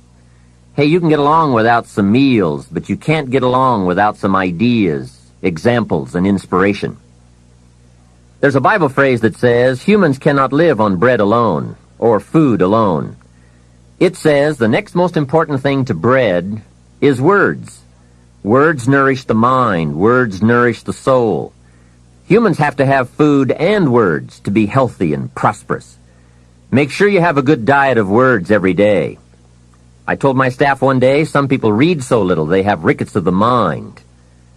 And also remember to properly feed the mind, you must have good balance. Don't just read or listen to the easy stuff. You can't live on mental candy. Here is a thought. Why not call good books and cassettes tapping the treasure of ideas? That's it. Tapping the treasure of ideas, like you're doing with this program. And if somebody's got a good excuse for not tapping the treasure of ideas for at least 30 minutes every day, or spending the money and getting the books and cassettes, I'd like to hear it. Some excuses you wouldn't believe. I say, John, I've got this gold mine. I've got so much gold, I don't know what to do with it all. Come on over and dig. John says, I don't have a shovel. I say, well, John, get you one. He says, do you know what they want for shovels? Hey, invest the money. Get the cassettes and books. The best money you can spend is money invested in your self-education. Don't shortchange yourself when it comes to investing in your own better future. Mr. Schoaf got me started on my library when I first met him. He said to me, become self-educated. Standard education will get you standard results. Check those numbers and see if that's what you want. And if it isn't, if you want something better than standard, you must become self-educated. So I went to work on my library, and I now have one of the best. Schoaf recommended a couple of books in particular to get me started. Now, I had a Bible, that's 66 books, so that was a pretty good start, and my parents saw to it that I had a good study of the Bible. But the first book Mr. Schoaf told me to get was the book Think and Grow Rich by Napoleon Hill. If you don't already have it, it's a great one to add to your library. Earl Nightingale has put it on cassette. The title should intrigue you, Think and Grow Rich. I read it several dozen times. Schoaf said repetition is the mother of skill. And if you could have seen my bank account at the time, you would have known I needed lots of that kind of repetition. Some of the ideas in that book made major changes in my life. As I look back now, the book was worth thousands, and I bought it for pennies. I learned a very valuable lesson. There can be a great deal of difference between cost and value. Before I met Mr. Schoaf, I used to ask, how much does it cost? After I met him, however, I soon learned to ask, how much is it worth? I started basing my life on worth instead of cost, and everything changed. So that was one book he recommended, Think and Grow Rich. The next book he recommended I get was a book on nutrition. Schoaf said, study nutrition. Vitality plays an important part in doing well. Some people don't do well because they don't feel well. It's not that they're not intelligent. It's that they're ill. They don't have the fire and the vitality to do well. So he really got on me about nutrition. Now, some of those health books are a bit weird, but you can separate out the weird stuff. There are cassettes on nutrition, too. Remember, don't be a follower. Be a student. Someone says, I read this book. Should I follow? And the answer is no. Read at least 2 books and make up your own mind. Don't be a follower. Be a student. So take care of yourself. There's a Bible phrase that says, many times the spirit is willing, but the body's weak. So you have to work on both. You wake up in the morning and the mind says, let's go get 'em. And the body says, I can't even get out of bed. So work on your health. A person's library of books and cassettes reveals his or her most dominant desires. It's interesting to walk into someone's house and browse through the library. What does your library say about you? So read all the books. Now here's good news. You don't have to read them all at once. Try this, 2 books a week. In 10 years is 1,000 books. If you read 1,000 books in the next 10 years, do you think they would greatly influence all the dimensions of your life? The answer is, of course. Well, here's what's exciting. It's only 2 books a week. However, I would suggest if you haven't read 2 books a week for the last 10 years, you are about 1,000 books behind. Can you imagine the incredible disadvantage it will be 10 years from now to stride into the marketplace 1,000 books behind? For some confrontations, you won't be a match. And for some opportunities, your knowledge will be too lacking. For some values, your philosophy will be too shallow. Missing skills, missing knowledge, missing insights, missing values, missing lifestyle. It could happen if you don't read the books. Remember, the book you don't read won't help. You can't read too many books, but you can read too few. Now, the next way to learn from others is to listen. Become a great listener. Get around successful people and listen. Listen to what they say, and listen to how they say it. There is something to be said for style as well as content. And never has listening to successful people been easier or less costly than it is today. With cassettes like the one you're listening to now, you can own cassette programs by and about the most successful people in any field. And you can listen to their ideas while you do something else. While driving your car, exercising, getting dressed in the morning, anytime. Listen over and over again until their ideas become your ideas, their inspiration, your inspiration. A lot of the books you're anxious to read, such as Think and Grow Rich, have been condensed and narrated on cassette. Your cassette library of great authors and ideas can be the investment with the greatest return of all. Great cassettes will do more than teach you great ideas. They'll also remind you of the important things you already know but sometimes forget. They'll lift your spirit. They'll keep your mind on what's important, on your goal and how you can achieve it. And what a modest investment for the seeds of fortune. Ideas well written, well spoken, well received, well learned, and well invested can be your driving life force for wealth and happiness. Here's another way to succeed by listening. Choose a really successful person and take him or her out to dinner and listen. Ask questions and listen. If a man is poor, he can really help himself by taking a rich person out to dinner and listening. Spend $50, $60, $80, or $100. Go for the full 9 courses. Start with the hors d'oeuvres. Ask questions. The salad takes 15 minutes. Keep the conversation going. The biggest steak in town takes 45 minutes. Keep it rolling. Ask more questions. Pour on the dessert. Stretch the meal about 2 hours. See, if you get someone successful to eat and talk for 2 hours, he or she may drop ideas in your lap that could change your life. Multiply your income by 2, by 3, by 5.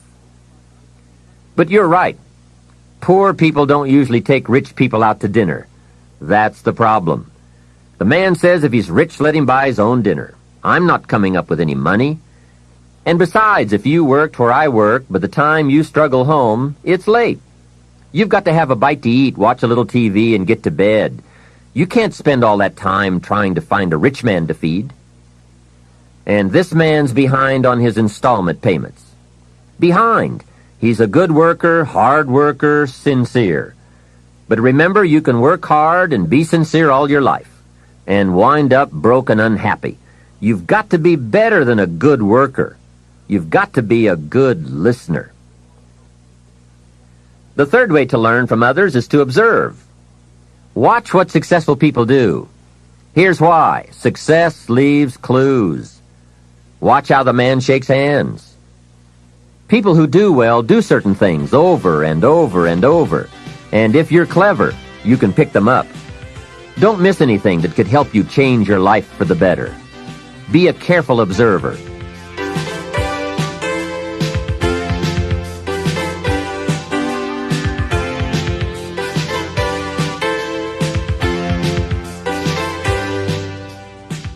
We have covered a lot of ideas in this part, but what a major fundamental to wealth and happiness. The consistent, disciplined, purposeful, constant search for knowledge. It's where the life-changing ideas are. Pursue it with high expectations. Spend the money and time and the effort. They're all investments, time, effort, and money, but the payoff is so great, it's hard to compare the cost to the reward. First is the money, and it does take some money. I have a great suggestion for the cassettes and the books and the lectures, the seminars, and the videos you need for a constant flow of ideas and inspiration. Set up an educational fund. Take a portion of your income each month and set it aside to invest in all the means of the search for knowledge. Remember, the best money spent is the money spent to cultivate the genius of your own mind and spirit. Make sure you don't spend more for accommodation than you do for education. The money, small price. The promise, unlimited potential. Next is the time. That is a valuable expenditure. I understand that. To ask people for their money, that's one thing, but to ask them for their time, that's a major request. But I don't know any shortcuts to this. It takes time, precious time. The time you spend is that much less time you have to spend. You can get more money, but you can't get more time. However, life has a unique way of rewarding high investment with high return. This major investment you're making now, listening, could be that small fine-tuning you need for major accomplishment. And last, the investment in effort. There is a great deal of difference in casual listening and serious listening. Listening to know, listening to learn, listening that opens up the whole mental and spiritual process is truly an investment in effort. Bringing heavy attention to bear, that takes effort. A mental rifle shot to strike the idea target. That takes a great deal of concentrated effort. However, this effort, high-gear mental machinery, is the effort investment that opens the floodgates where ideas can work their magic for you in the marketplace. So, I do not hesitate to ask you to spend in deliberate, consistent fashion the money and the time and the effort. It's an investment that turns on the lights, opens the windows, sharpens the focus, and starts turning wishes into pride and product, wealth, and happiness. Of all the assignments Mr. Schoaf gave me in those early days when we were working together, personal development was probably my most challenging. Some things he taught me I caught on to right away, and some things took longer than I want to admit. This one I've been working on all these years, and I'm certainly not finished. I guess it is a lifetime project, seeing what you can become. Personal development is truly the key to the good life. You see, what you become is far more important than what you get. The most important question to ask on the job is not, what am I getting? The most important question is, what am I becoming? However, it is also true that what you become directly influences what you get. Most of what we have attracted by the person we have become. So here's the great challenge of life. You can have more than you've got because you can become more than you are. That is the great focus of attention for life change. Now, on the other side of the coin it reads, unless you change how you are, you'll always have what you've got. I've discovered that income does not usually exceed personal development. Sometimes income takes a lucky jump, but unless you keep growing out where it is, it will usually come back where you are. If someone hands you $1 million, best you become a millionaire quickly, so you can keep the money. Life has strange ways. A very rich man once said, if you took all the money in the world and divided it equally among everybody, it would soon all be back in the same pockets. I guess it is hard to keep what you haven't attracted by your own personal development. Personal development, how important. Remember, the major key to your better future is you. That's a sentence with a lot of value. I suggest you put it up somewhere for a while where you can see it every day, just to remind you as you put your day together. I call it the silent seminar. The major key to your better future is you. For a share of my life, I didn't understand the importance of that phrase. Among a lot of things I didn't understand back in those early days. Back then, some things used to puzzle me. I used to wonder why two people could work for the same company and one make twice as much money. Why would one person be paid $2,000 a month and the other person $4,000 if it was the same company, same product, same service, same training, same weather, same traffic. Maybe they were the same age and went to the same school. Wouldn't that be a puzzle? Why would one person do twice as well? Speaking economically, I know there are many ways to do well, but in this narrow area called compensation, what is the difference? What is the difference between $2,000 and $4,000 a month? And I don't mean 2,000. I could figure that out. Well, back then I tried to figure it out best I could. I thought time makes some of the difference. Some people do better because they have more time. I used to say, Harold ought to do well. He's got a lot of time. If I had all of Harold's time, I could do well. Now, that's got to be dumb, right? You can't get someone else's time. A man once said to me, if I had some extra time, I could make some extra money. I said, then you have to forget it.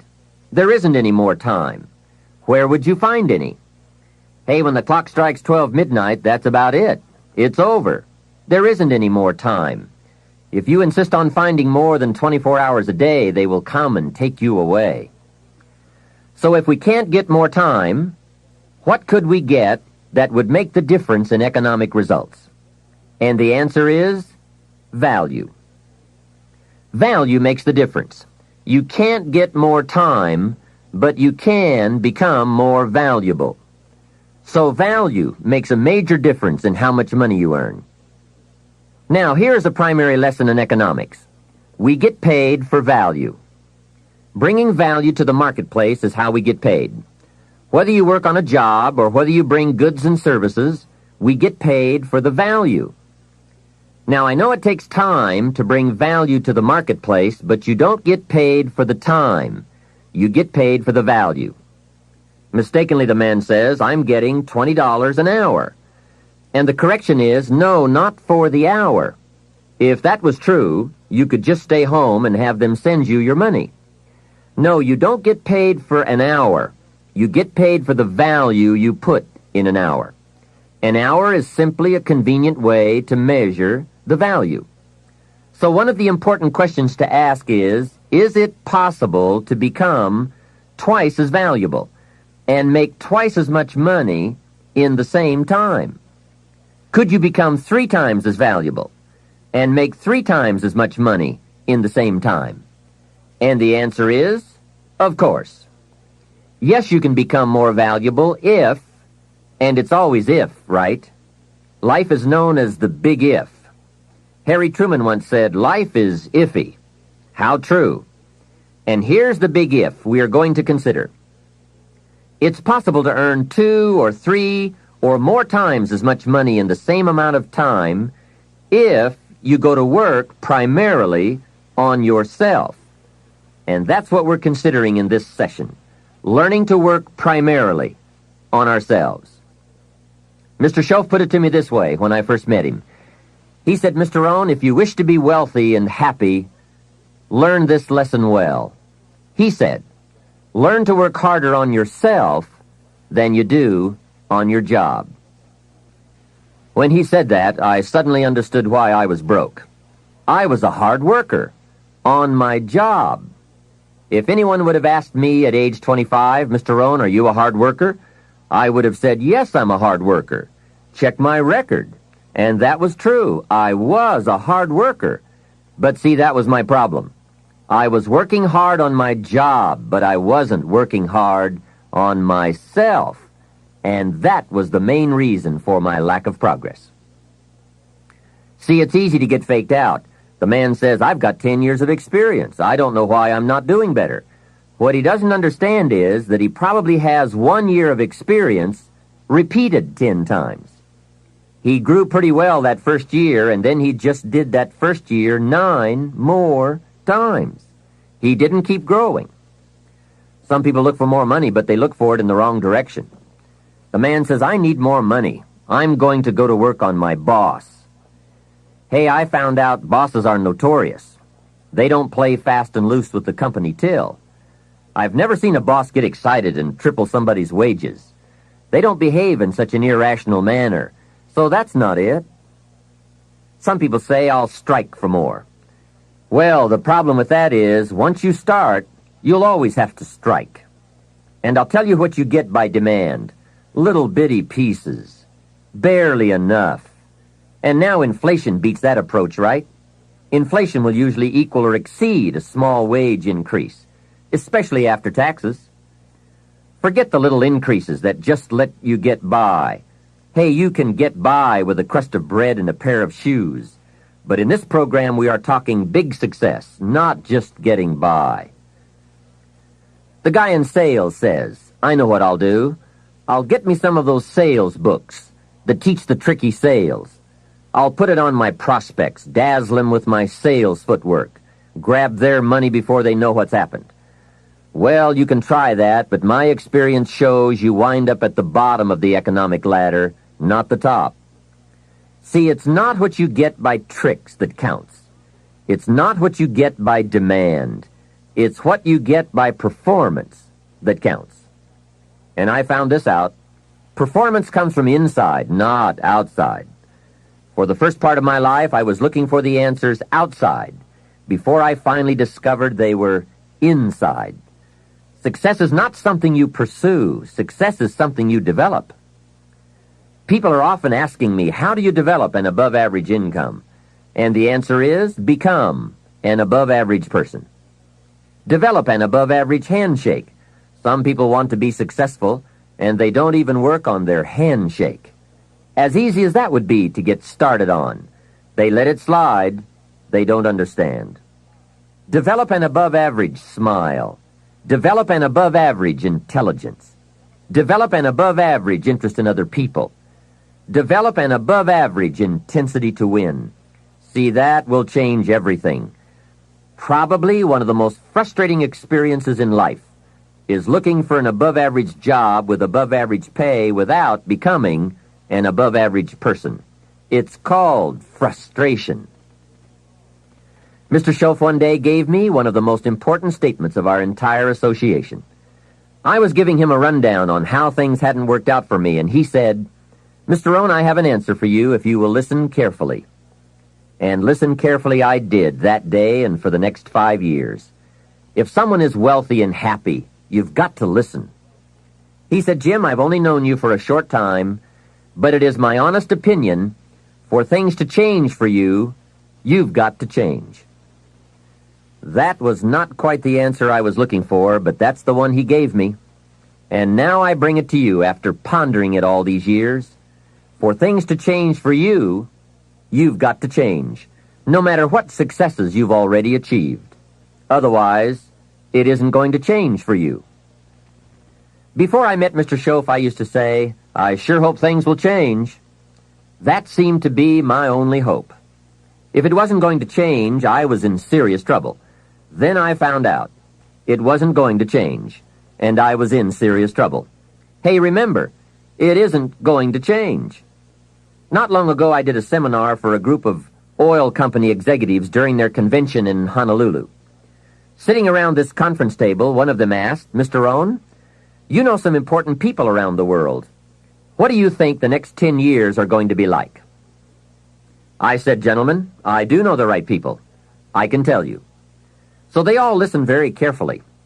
I said, gentlemen, based on the people I know, and from the best of my own experience, I've concluded that in the coming 10 years, it's going to be about like it's always been. Aren't you glad you're listening? I don't share that with just everybody.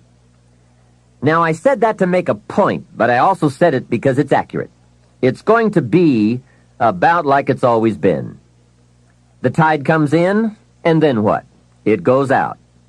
For 6,500 years that we know of, called recorded history, and probably long before that. So it's not likely to change. It gets light, and then what? It turns dark for 6,000 years. We are not to be startled by that now. If the sun goes down and the man says, what's happened? What's happened? Surely he just got here, I guess. Hey, it always goes down about this time of day. In rotation, the next season after fall is winter. And pray tell, how often does winter follow fall? Every time, without fail, for 6,000 years that we know of. Now, some winters are long and some are short. Some are difficult and some are easy. But they always come right after fall. It isn't going to change. Sometimes you can figure it out. Sometimes there's no way to figure it out. Sometimes it goes well. Sometimes it gets in a knot. Sometimes it sails along. Sometimes it gets in reverse. See, that's not going to change. The last 6,000 years reads like this: opportunity mixed with difficulty. That's how it reads. It isn't going to change. The man says, well, then how will my life change? And the answer is, when you change. Whether I'm talking to high school kids or business executives, my message is always the same. The only way it gets better for you is when you get better. Better is not something you wish. Better is something you become.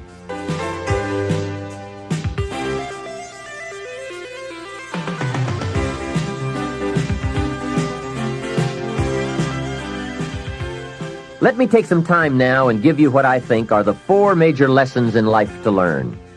4 major lessons. It is so important to study the majors. Have you ever noticed that some people don't do well because they major in minor things? Whatever you do, check at the end of the week, the end of the year, and make sure you're not spending major time on minor things. Otherwise, you will wind up with a below-average life. Now, before I get to the 4 major lessons, here are 2 phrases to consider. First, life and business are like the changing seasons. That's one of the best ways to illustrate life. It's like the seasons that change. Frank Sinatra sings, life is like the seasons.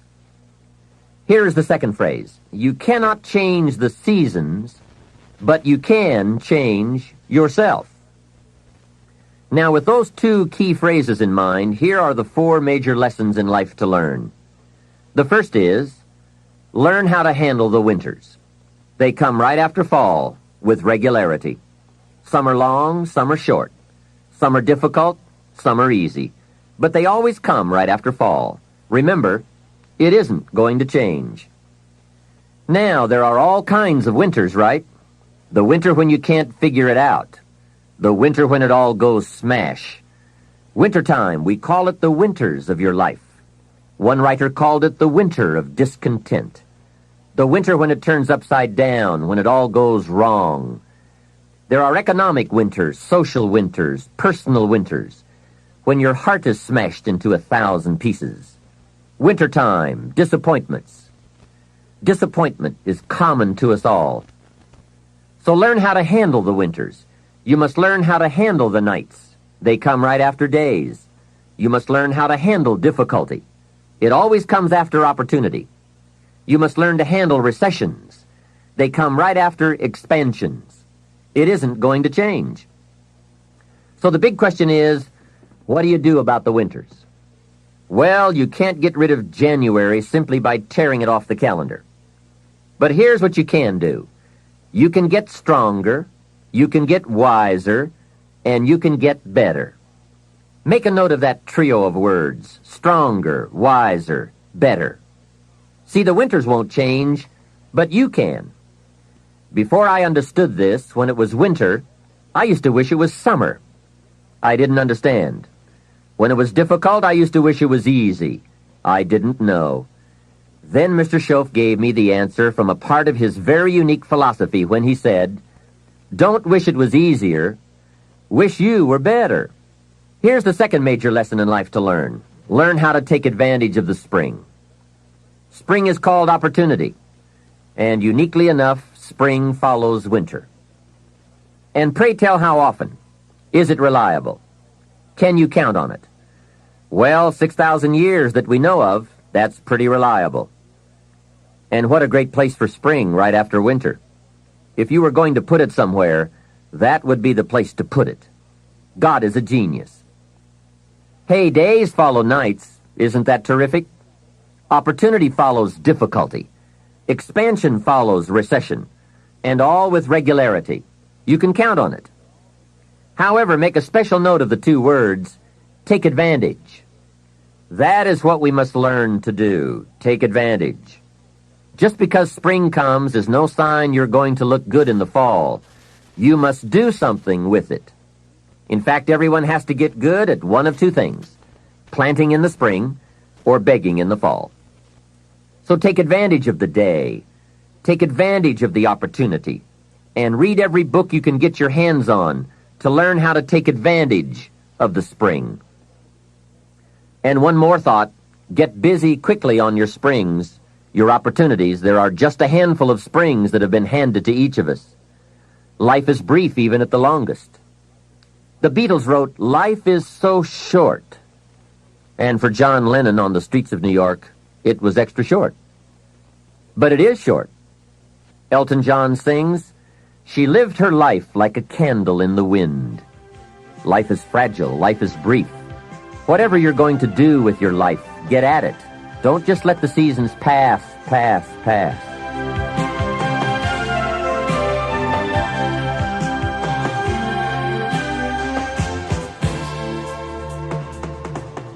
The third major lesson in life to learn is learn how to nourish and protect your crops all summer. Sure enough, as soon as you've planted, the busy bugs and the noxious weeds are out to take it. And here is the next bit of truth. They will take it, unless you prevent it. And that is the third major lesson to learn, major skill to develop, preventing the intruder from taking the good. Here are two key phrases to consider under the third major lesson. Number one, all good will be attacked. That's the first phrase. On this planet, all good will be attacked. And don't press me for a why. I was not in on some of the early decisions, so I don't know why. All I know is, it's true. Let reality be your best beginning. Every garden will be invaded. Not to think so is naive. Here's the second phrase. All values must be defended.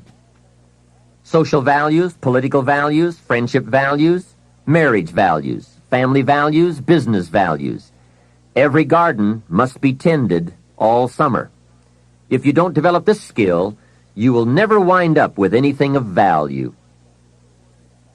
Last is the fourth major lesson in life to learn. Learn how to reap in the fall without complaint. That's number 4. Take full responsibility for what happens to you. It is one of the highest forms of human maturity, accepting full responsibility. It's the day you know you have passed from childhood to adulthood, accepting full responsibility. And learn how to reap in the fall without apology. Without apology if you have done well, and without complaint if you have not. That's the best of human maturity. I'm not saying it's easy. I'm saying it's the best. Now, I used to have some problems in this area, way back in those early days. I used to have this list of reasons why I wasn't doing well. To explain, right? Otherwise, you're going to look bad. I used to have this funny list called Reasons for Not Looking Good. I really did. I used to blame the government. You can believe that or not. It was at the top of my list. I had a lecture second to none. The government. I blamed taxes. Look what you've got left after they take everything out. Taxes, that was on my list. I blamed prices. That's easy, right? You walk into a supermarket with $20 and come out with this little half bag of groceries. That was on my list. I blamed the weather. I blamed the traffic. I blamed my car. I blamed the manufacturers. I blamed my negative relatives. They were always putting me down. I blamed my cynical neighbors. They were just selfish, looking out for themselves. Wouldn't loan me any money. I blamed the community. I blamed the economy. Hey, that's a pretty good list for not doing well, isn't it? I thought it was a good list. I will never forget this one day. Mr. Schoaf was very kind, but he was also very blunt, which was helpful for me. If he hadn't been blunt, I would have missed some things. On this particular day, with a kind of question mark look on his face, he said, "Jim, just out of curiosity, tell me how come you haven't done well up until now?" Excellent question, right? Well, so I wouldn't look too bad, I decided to go through my list. How I ever had the nerve to do that, I don't know, but I did. I went through the whole list, the government, taxes, prices, everything. He was very patient and let me go through it all. When I finished, he looked over my list very carefully and said, "Mr. Rohn, big problem with your list. You aren't on it." How brilliant and how true. When I went to work for him a few months later, I learned very quickly to tear up my list of reasons for not looking good and threw it away. And then I got a fresh piece of paper and I put one word on it: me. There's a Black Heritage spiritual that says, "It's not my mother nor my father, nor my brother nor my sister, but it's me, O Lord, standing in the need of prayer." See, I used to blame everything outside for my lack of progress, until I found the problem was inside. For a big share of my life, I kept looking for the answers to do well outside, and I found out the answers were inside. Success is not something you pursue. Success is something you become. You see, it's not what happens that determines the quality or the quantity of your life. It's not what happens. And the reason is because what happens to about everybody. The sun went down on all of us last night. A common event. And I found out the same things can happen to two different people, but one gets rich and the other stays poor. Why is that? It's because it's not what happens, but rather it's what you do about it. That is an important phrase for your written and mental notes. It's not what happens. It's what you do that makes the difference in how your life works out. What happens is about the same for everybody. It's what people do that makes the difference. Anything can happen, right? I've heard all of the stories. Hey, I've been one of the stories. We could all tell stories for days on end. Anything can happen. Have you heard of Murphy's Laws? Surely you have. Murph had these laws. One of the laws was, if anything can go wrong, it will. That's one of Murphy's laws. Anything can happen. I've fallen out of the sky so many times, once to the tune of a couple of million. Devastating. Took me a while to get over that one. Now, it wasn't all that much, but it was all I had. That's much, right? When it's all you've got. If you've got 3 and 2 go and you've got 1 left, you aren't looking that bad, but when it all goes. I'm sure you've had that kind of experience. Of course, a long time ago, when you ran out of money and got to 0, you were all through. Heck, now you can whistle right on by 0, right? They will bury you these days. But those are happenings. Everyone's got the same happenings. The big question is, what are you going to do about it? Someone says, "Yes, but you don't understand the disappointments I've had." Come on. Everyone has disappointments. Disappointments are not special gifts reserved for the poor. Everybody has them. The question is, what are you going to do about it? While we're talking about personal development and letting go of limitations, here are what I consider to be the biggest self-imposed limitations any man or woman has ever had to deal with. First, procrastination. Procrastination is particularly life-threatening because when we put something off, it doesn't seem at the moment to be all that important. At the end of the day, if you have let a few things slide, it doesn't seem like such a bad day. However, enough of those days piled up will make a disastrous year and eventually a disastrous life.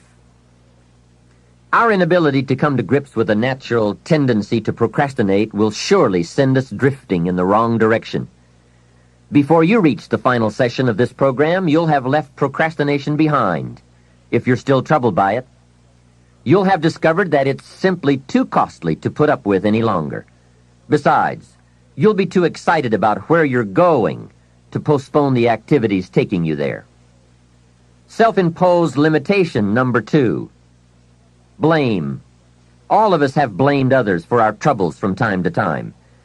In fact, the tendency to blame someone or something goes back a long way. When there were only 2 people on earth, it wasn't long before they started blaming. The man said, "It was the woman. She got me into this." And the woman blamed the serpent.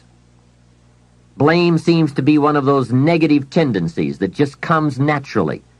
The ego striving to defend itself. Remember the list I came up with to explain why I wasn't doing well?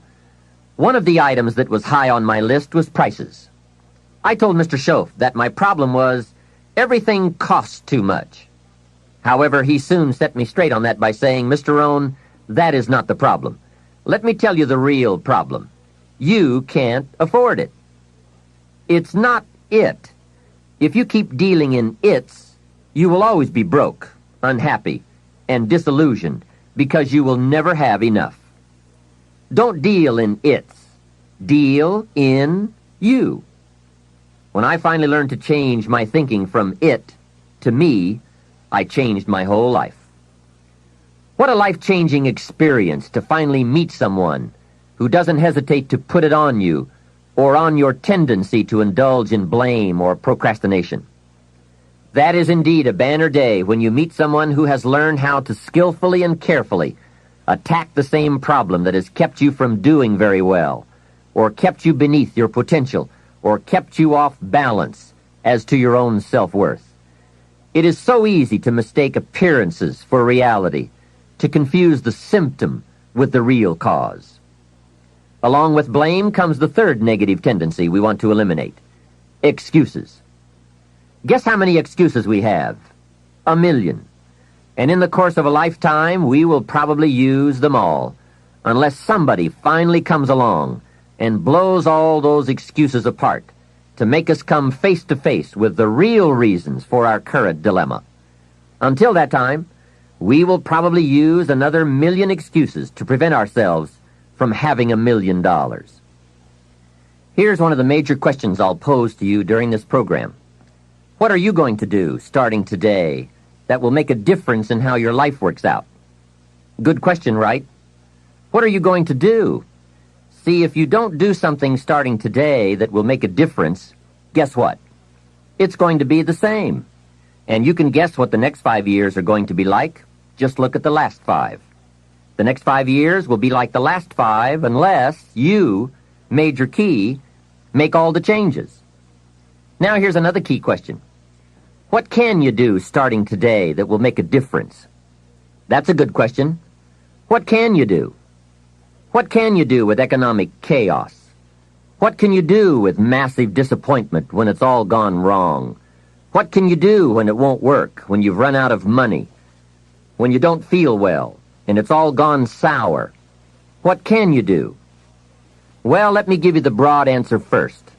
Here's what you can do. You can do the most remarkable things, no matter what happens. Hey, people can do incredible things, unbelievable things.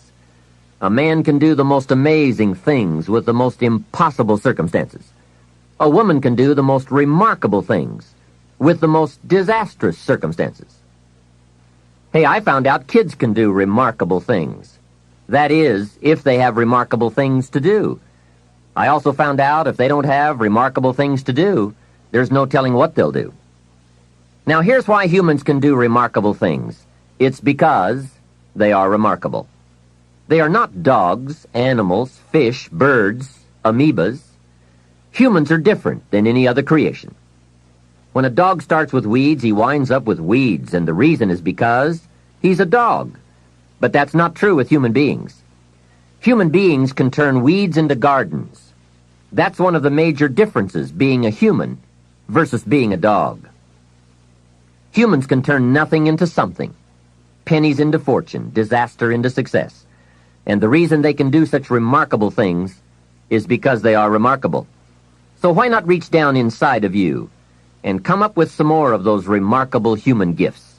They're there, waiting to be discovered and employed. And with those gifts, change anything for you that you wish to change. And I challenge you to do that because you can change. If you don't like how it is for you, change it. If it isn't enough, change it. If it doesn't suit you, change it. If it doesn't please you, change it.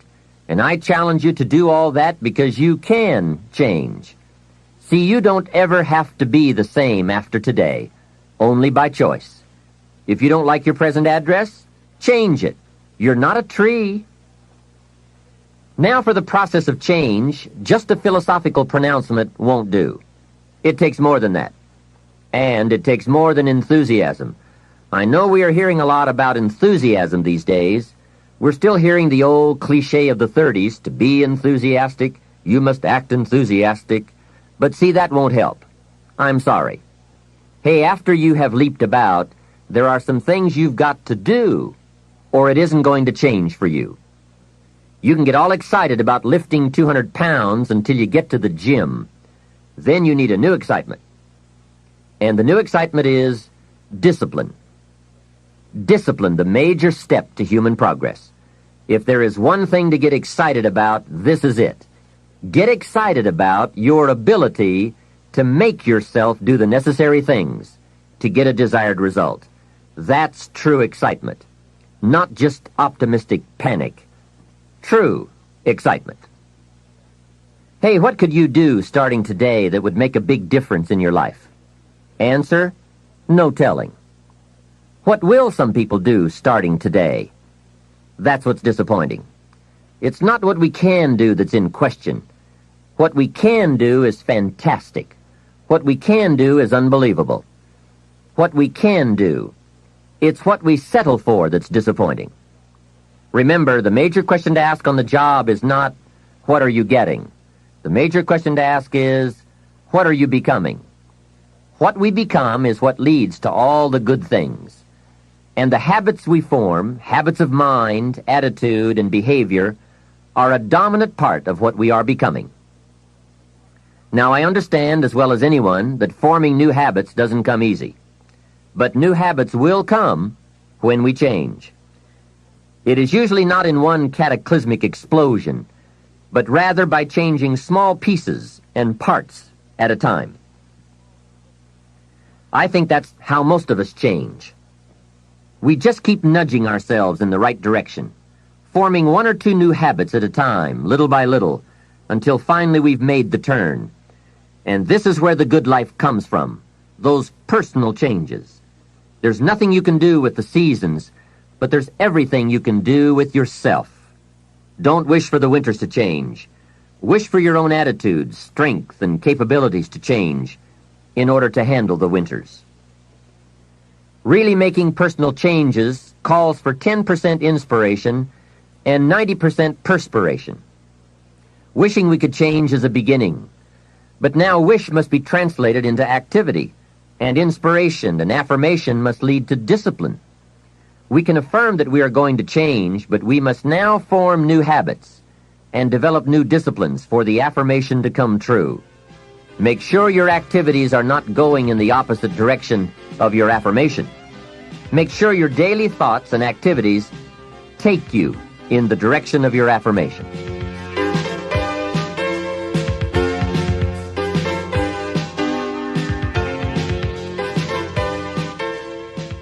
Now, in the personal development quest, there are three major aspects of ourselves to improve.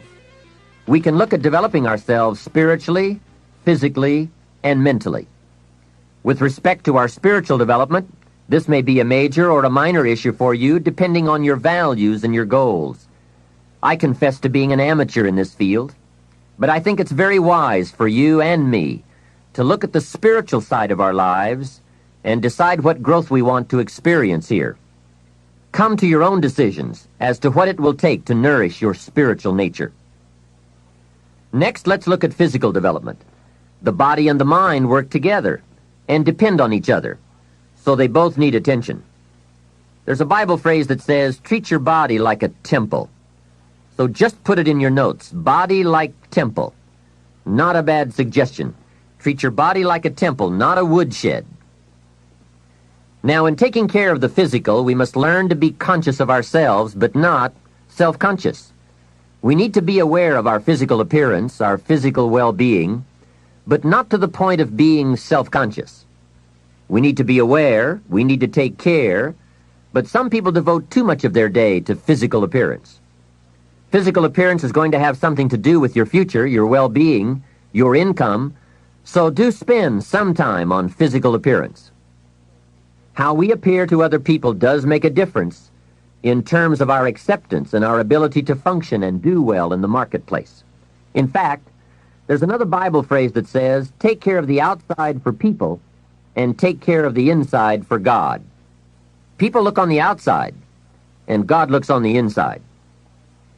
Now, you might believe that people shouldn't judge you by physical appearance. Well, let me give you a clue. They do. Make sure you don't order your life based on shoulds and shouldn'ts. You'll always be confused, and you'll always have trouble. The best thing to base your life on is reality. What people really do. So since people generally judge by appearance, then that's probably one thing we want to take care of. That's just part of the game. Now, of course, when people get to know you, or if they've been around you any length of time at all, they're going to judge you by more than appearance. But sure enough, people at first are going to take a look. So taking care of yourself in personal appearance is a consideration. Now, physical development also includes your good health and your well-being. You've got to spend some time on that so that you feel good in the marketplace. Get involved in some form of disciplined exercise. Keeping fit and feeling good has a positive effect on your attitude, not just your appearance. Even if you're not into sports, there are some cassette programs and books on how to stay in excellent shape in only 20 to 30 minutes a day. Get the tapes and find your best way to stay physically fit. Just develop a bit of consciousness about taking care of yourself physically. Physical fitness pays great dividends in terms of your energy level, your ability to live a long, healthy life, and your general sense of well-being. The other part of physical well-being is nutrition. There are some excellent cassettes and books on this subject for you to investigate as well. Do all you can to stay fit, to stay healthy, and to stay well, because physical health and fitness affect how you feel about yourself and how you perform in the marketplace. When you feel good about yourself, other people will feel good about you too. Appearance, vigor, vitality, and well-being have a lot to do with how your life works out. That's the physical side. Now, the mental exercise and nourishment are just as important as physical and spiritual exercise and nourishment. You want to make sure that the acceleration of your mental health, mental well-being, and mental capacity keeps up with your physical capacity. So make sure at 40 that your mind has kept up with the passing of the years. Don't stay 30 at 40. Don't stay 30 at 50. Keep up the learning curve with mental exercises. I congratulate you for your investment in this cassette program as a further expansion and stimulation of your mind and your thinking. It's so important for you and me to be stretched beyond where we are. It's too easy to just comfortably sit and stop growing. It often doesn't seem to be that necessary to make the push, to make the effort to learn and to grow and to challenge yourself. But let me give you something to think about. The last few years of the 20th century are going to demand a lot more mental vigor and mental activity. The competition and complications of life are going to truly challenge the full capacity of our mentality. So, stretch your mind. It's easy when you finally find yourself in a good job to stop pursuing mental development. Have you heard about the accelerated learning curve? From birth up until the time we are about 18, our learning curve is dramatic, and our capacity to learn during this period is just staggering. We learn a tremendous amount very fast. We learn our language, our culture, our history, science, mathematics, everything. But guess when this learning curve starts to taper off? When we get our first job, usually. Now sometimes, for some people it will continue, but sure enough, here's where it usually levels off. If there are no more exams to take, if there's no demand to get out paper and pencil, why read any more books? Now you will just learn by some experience, just getting out there and by doing it wrong and doing it right and stumbling around. You learn some. But can you imagine what would happen if you kept an accelerated learning curve all the rest of your life? Can you imagine what you could learn to do, the skills you could develop, the capacities you could have? So here's what I'm asking you to do. Be that unusual person who keeps up his learning curve. Succeeding in life is not usual. It's unusual.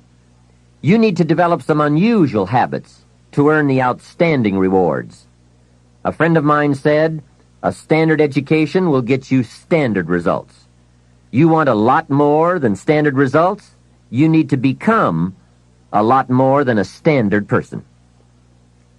And now I've got some more good news for you.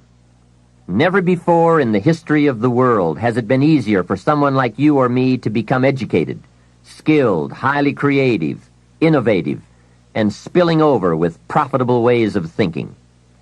I'm talking about making full use of audio cassettes like the one you're listening to now. You can turn your automobile into a professional growth seminar on wheels. I'm serious.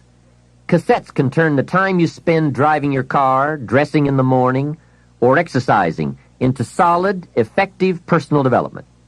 While your friends are vegetating on the way to work, listening to the radio that doesn't help them one bit to do a better job, you're picking up new negotiating skills, better sales techniques, or a new creative way to solve problems.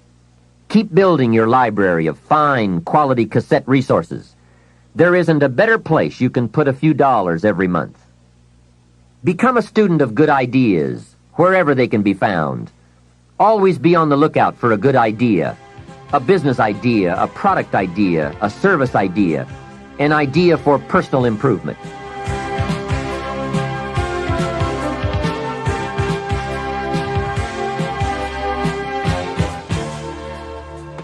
Now, since forming these new habits of personal growth will require some discipline in the beginning, let me give you a key to discipline. Discipline starts with the little ones and works up to the big ones. Start with all the things you can do to make your life better and make you feel better about yourself. Make a list. Life will give you some pretty big challenges if you can handle the small ones.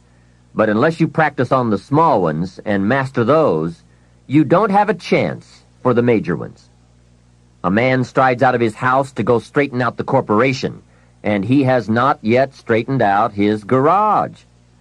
Who's kidding who? So work on all the disciplines that will improve the quality of your life. And here's an important thought. Everything affects everything else. Every lack of discipline affects every other discipline. Mistakenly, the man says, "This is the only place I let down." See, that's not true. Every letdown affects the rest of your performance. Now here's the positive side. Every new discipline affects every other discipline. Every new thing you try affects the rest of your performance. Isn't that exciting? So get started on every small discipline you can think of. You can't believe what it will do for your self-confidence. And remember, the greatest deterrent to success is lack of self-confidence. And lack of self-confidence comes from not doing what you could do. Next comes self-motivation. And really, it's the only kind of motivation there is. Self-motivation. I was on a lecture tour in Australia not long ago, and the press interviewed me. And they asked me, "Mr. Rohn, are you one of those American motivators?"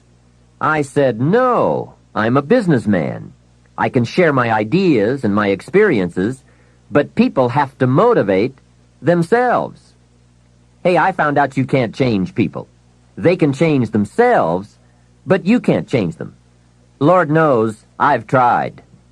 I had a super group of salespeople back in those early days, and I said, "I'm going to make them successful if it kills me." Guess what? I almost died. You can't do that. In management, we learn good people are found, not changed. If you want good people, you have to find them. That's the best answer I can give you. If you want motivated people, you have to find them, not motivate them. The first rule of management is don't send your ducks to Eagle School. Why? Because it won't work. I've tried it all. I picked up a magazine not long ago in New York, which had a full-page ad in it for a hotel chain. The first line of the ad read, "We do not teach our people to be nice." Now that got my attention. And the second line said, "We simply hire nice people." I thought, what a clever shortcut. Motivation is a mystery.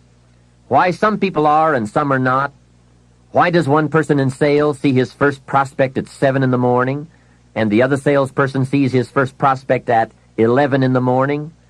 Why would one start at 7 and the other start at 11? I don't know. I call it mysteries of the mind. I give a lecture to 1,000 people. One walks out and says, I'm going to change my life. Someone else walks out with a yawn and says, I've heard all this stuff before. Why is that? Why aren't they both affected the same? I don't know. I call it mysteries of the mind. A wealthy man says to 1,000 people, I read this book, and it started me on the road to wealth. Guess how many people of the 1,000 go out and get the book? Answer, very few. Isn't that incredible? Why wouldn't everyone go get the book? It's called Mysteries of the Mind. To one person you say, you better slow down. You can't work that many hours, do that many things, go, go, go. You're going to have a heart attack and die. And to another person you say, when are you ever going to get off the couch? What is the difference? It's called mysteries of the mind. Why wouldn't everyone strive to be wealthy and happy? I don't know. It's a mystery. So, be self-motivated. Don't give that job away to someone else. The guy says, boy, if someone will just come by and turn me on. Hey, what if he doesn't show up? You've got to have a better plan for your life.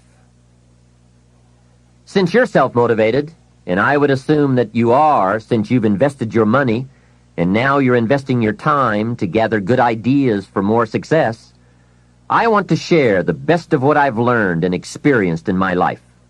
You deserve the best I have to give, and more.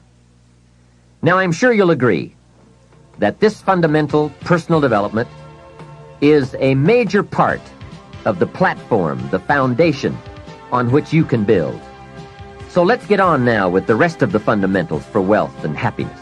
Of all the subjects that stir the imagination, this has to be one of the major ones: financial independence, freedom from financial concerns, owning the financial resources that give you the means to really do what you want to do, to make your life all that you want it to be.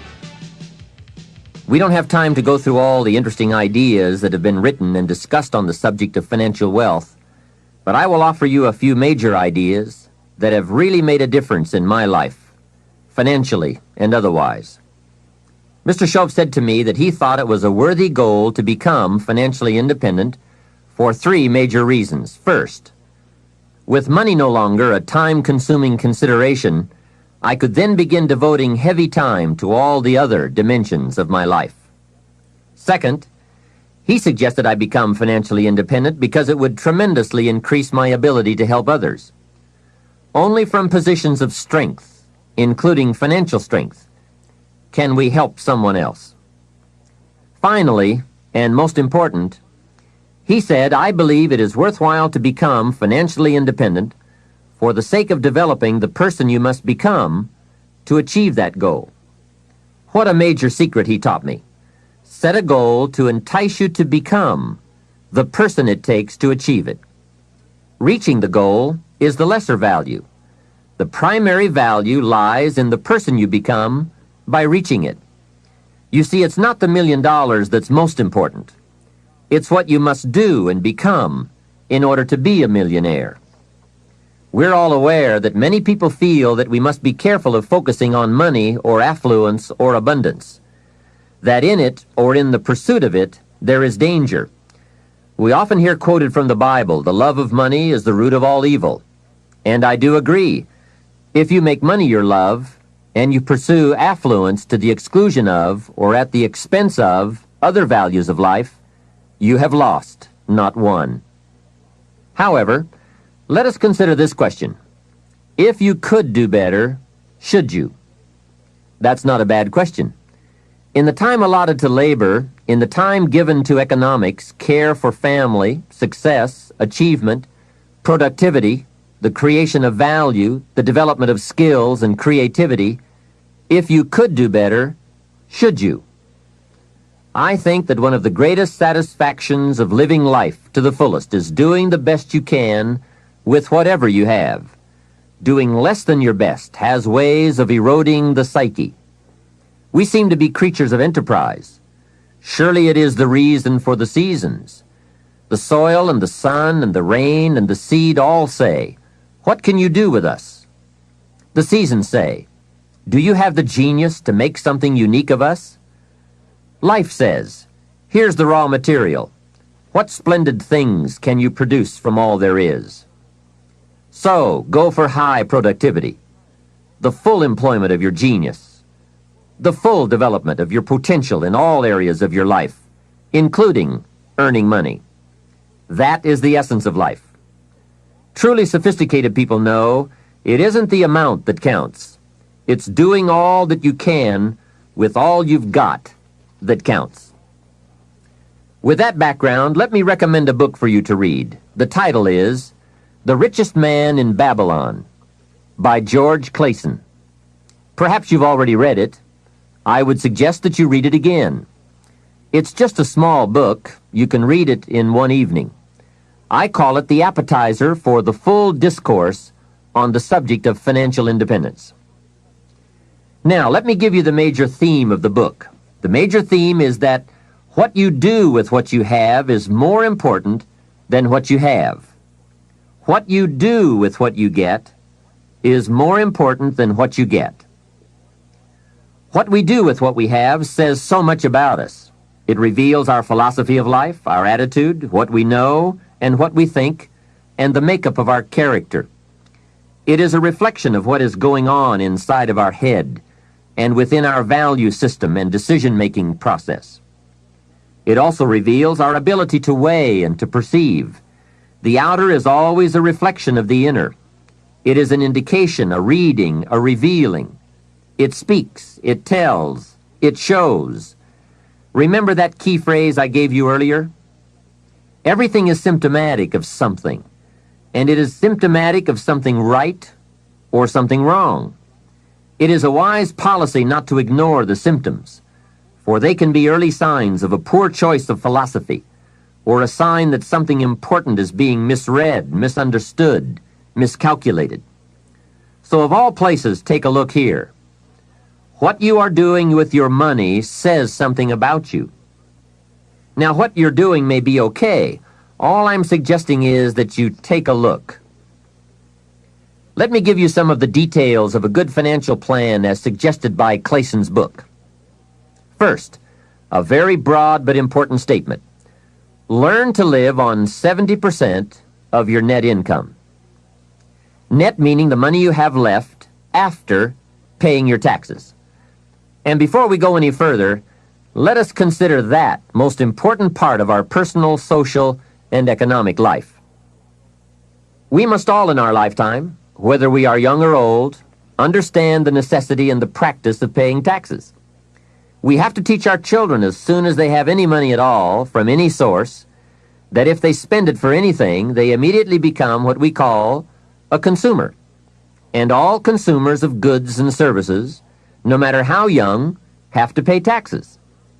In California, where I live, if a child is only 10 years old and goes to the store to buy something that costs $1, the proprietor asks him for an extra 6 cents. The child may look at the price tag and say to the proprietor, "But it says $1. What's the 6 cents for?" And what a great time to teach the necessity for everybody to pay taxes, even at age 10. So a full explanation is due. If you're going to take 6 cents off a kid, you've got to tell him where it goes. After all, it is his 6 cents. He could well ask the proprietor, "Do you keep it?" The proprietor, of course, would explain that it's for taxes, that he doesn't get to keep it, that he merely collects it. The next obvious questions are, who gets it? And what is it used for? And with these very intelligent questions come some very important answers. To the child we explain, since we all have decided to live together, we call ourselves a society. And for that society to function, there are some things we cannot individually do for ourselves. We cannot each build a piece of the street. The machinery would be too expensive, and it would take too long to learn how to use it and then to do it. So we have a government, and government is people we have put to work doing those things for us as a community that we cannot do for ourselves. The streets, the sidewalks, the police, all of this must be paid for. So we have agreed to take some of the money when all of us buy something and give it to the government so that it can do things for us. This is such an important subject. Kids have to learn it. We all have to learn it. We then move up to federal taxes and all that those tax dollars are meant to do.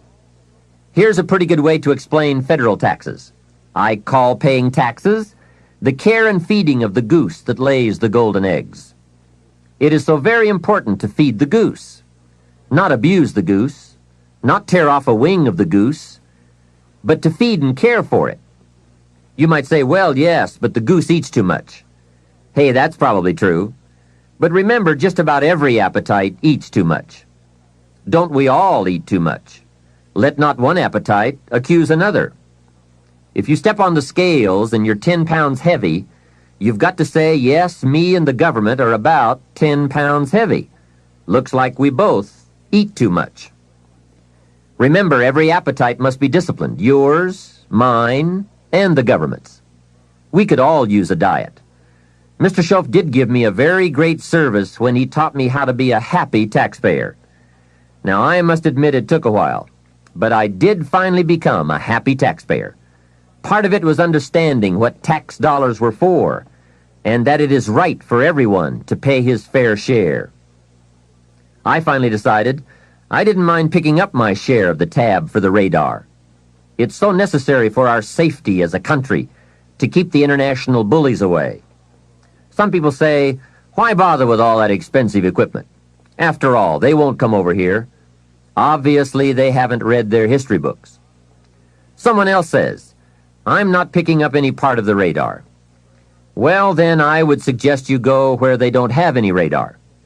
If you are going to enjoy the benefits, then you have to pay your share. Jesus, the master teacher, gave some very clear advice one day when he said, pay Caesar first. Caesar meaning the government and taxes. Hey, that's pretty clear. Pay Caesar first. And for some unique reason, he didn't see fit to criticize Caesar. He just said, pay. I don't think we need a prophet to explain that one to us. Now, don't pay more than you should. Take advantage of the advantages and the incentives. But then when you get to the bottom line, whatever that is, pay it. And pay with happiness, knowing that you are feeding the goose that lays the golden eggs. The golden eggs of freedom, safety, protection, justice, free enterprise. A society that works, provides a market and unprecedented opportunity. Freedom of speech, freedom of religion, education for our children. This is the most powerful nation on earth, and it provides us with the greatest chance to create a unique life. Some goose, some eggs. And remember, everyone should pay. Dignity demands that we all contribute no matter how small the amount. Everyone should pay. Even the federal tax bill, in my opinion. If only $1 a year, that's okay. Just so you can say with dignity, I pay my fair share. A classic example. An ancient Bible story says Jesus and his disciples were watching people come by and contribute to the treasury.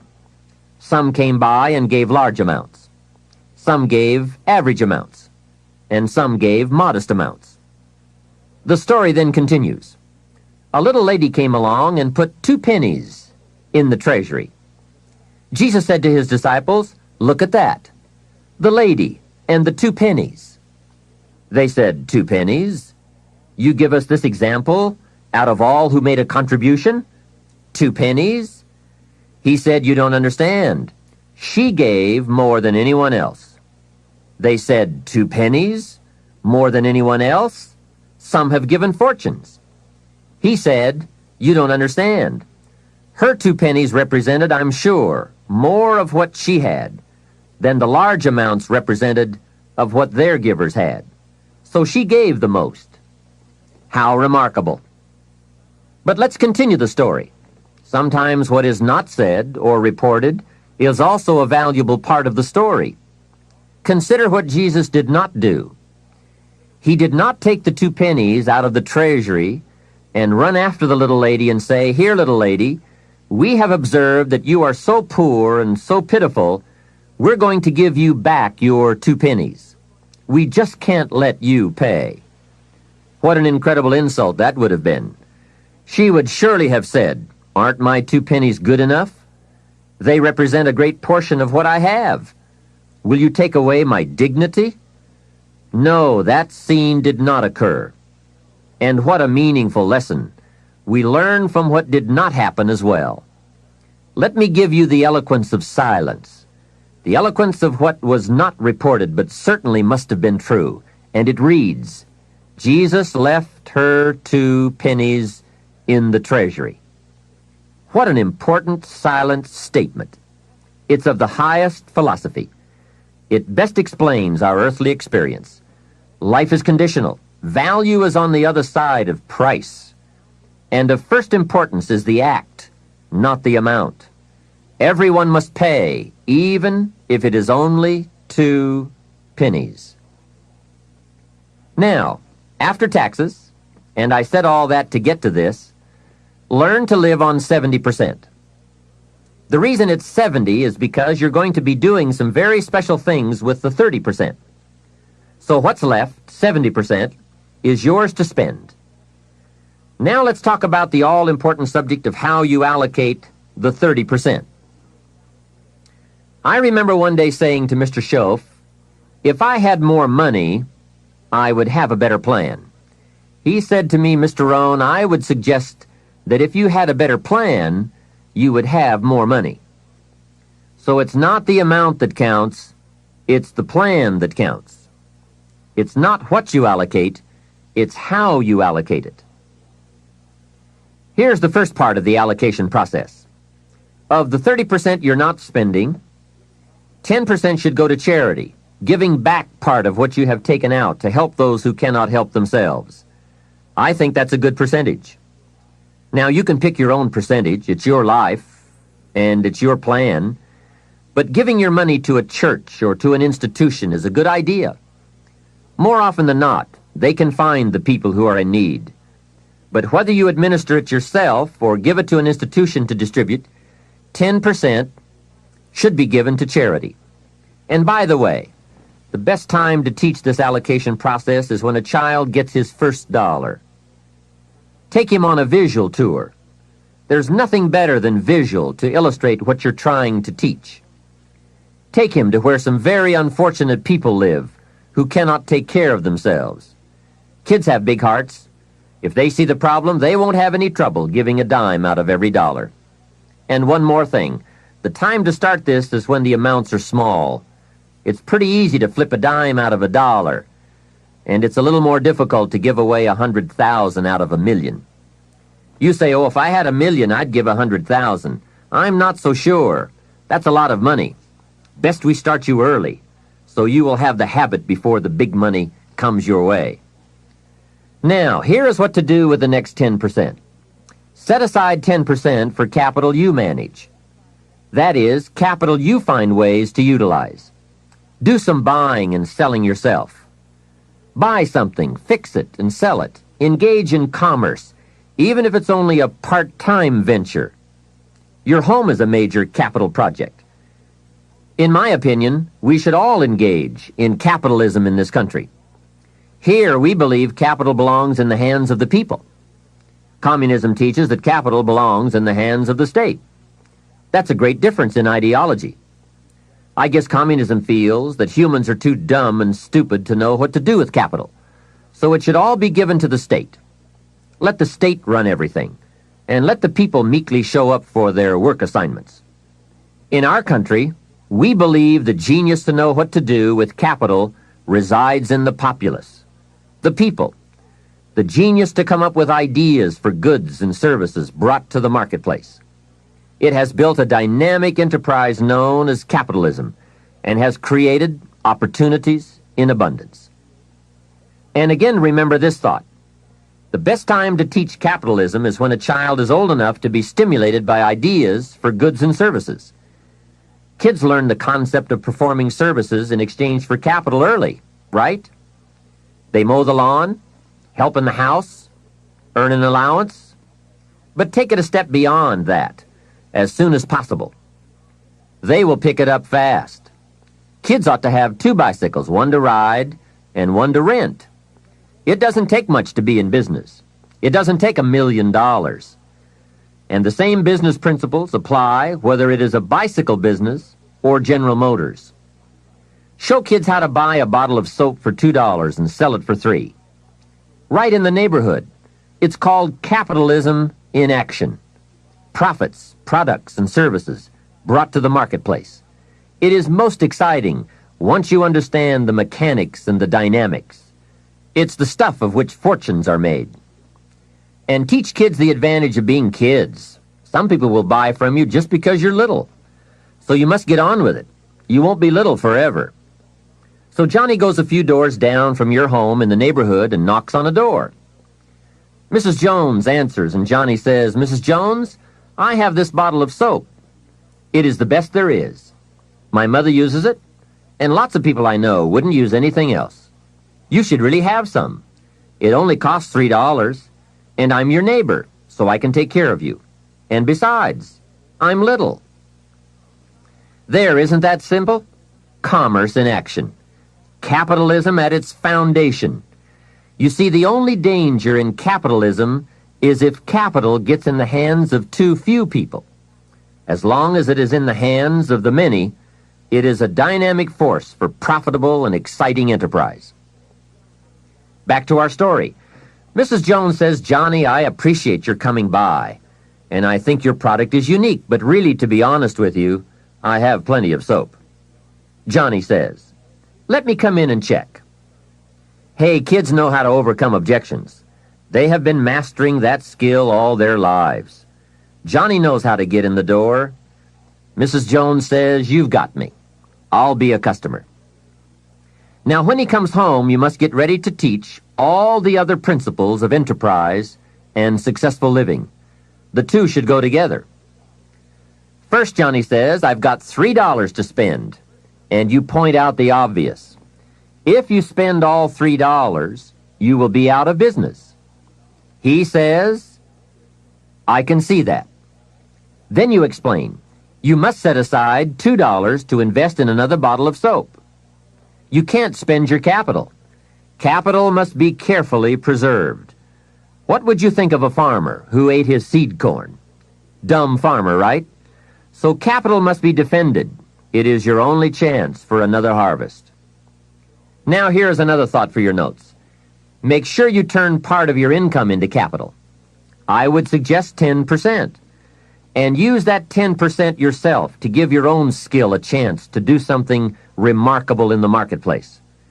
No telling what genius lies, unused, waiting for the spark of opportunity. It is part of the path of fortune. Use this thought. Why not work full-time on your job and part-time on your fortune? You can, you know. It's up to you. And you can't believe the feelings every day when you can honestly say, "I'm working to become wealthy. I'm not just working to pay my bills." It makes a different kind of day. You will find it hard to go to bed at night and exciting to get out of bed in the morning. Remember, it's the same day, the same opportunity, the same you. But it is a greatly different life working to become wealthy or working to get by. Now here is the next principle to teach. Johnny says, "Okay, I'll set aside $2 so I can stay in business and continue to make $1 profit. But I get to spend the $1, right?" Now comes a most important opportunity. You must explain that if he spends that whole dollar, he will wind up broke and unhappy. And then take him on another visual tour to some part of town where he can get a good look at people who spend all they make and are broke and unhappy, and say, "Do you want to live like this?" He will say, "No." Then you say, "All right then, you can't spend the whole dollar." He says, "Well then, tell me what to do with it." And with that open door comes the obvious opportunity to teach all the principles of wealth and happiness and lifestyle.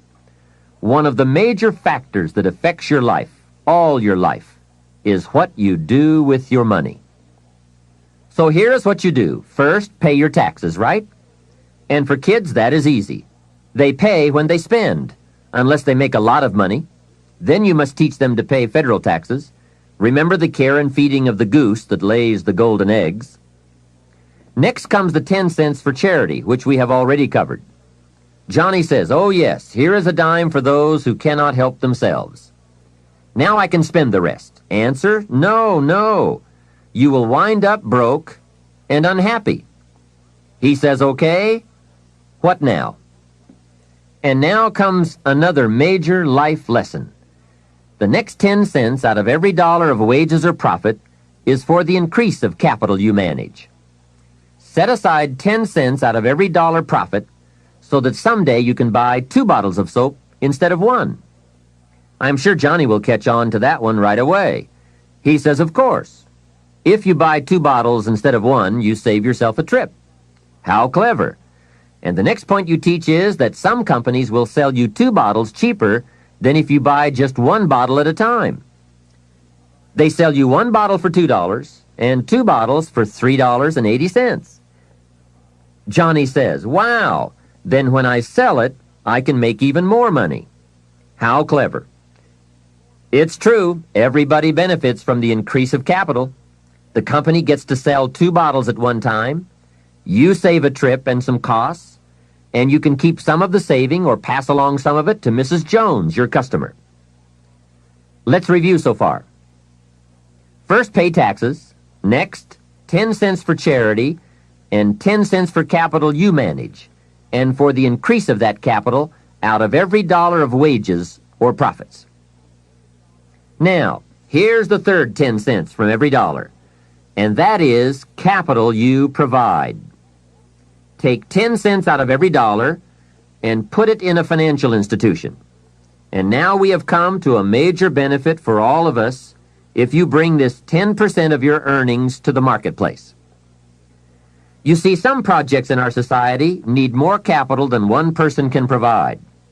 So we have a system whereby all of us can loan or invest our money in capital provided, so that large businesses can be built to provide more jobs and products and service and help create an even more dynamic society. So 10 cents out of every dollar should go into a savings account. I really prefer to call it an investment account because, and kids will love this, they pay you for the use of your money. You can get back the money you loaned, and you will have more profit from what you are paid for the use of your money.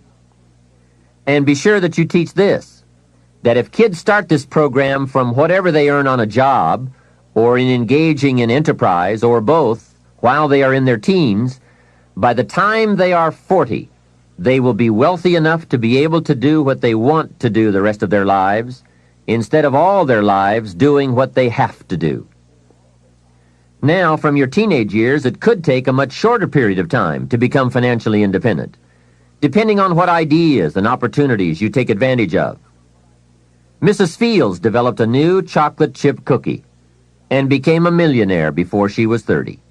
Mrs. Fields chocolate chip cookies. What an example of capital in the hands of the people, not in the hands of the state. A 10-year-old takes $1, searches around the community and finds a broken, abandoned wagon, pays $1 for it, brings it home, cleans it up, sands off the rust, paints it till it's shiny and new, straightens out the wheel, and sells the like-new wagon for $11. You ask, does a 10-year-old deserve $10 profit? And the answer is, of course. Society now has a mended wagon. And that's what it's all about. Find something and leave it better than you found it.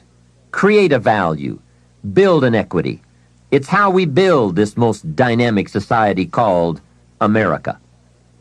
And everyone can contribute. Everyone can bring some value to the marketplace. We can all be students of capital, profit, equity, and value. We can all engage in enterprise. We can all participate in the disciplines that bring wealth of lifestyle and treasure. All of us and our children can build the most powerful and attractive society ever. We have the knowledge, the tools, the schools, the market, the resources. All we need is the will. Let each of us begin.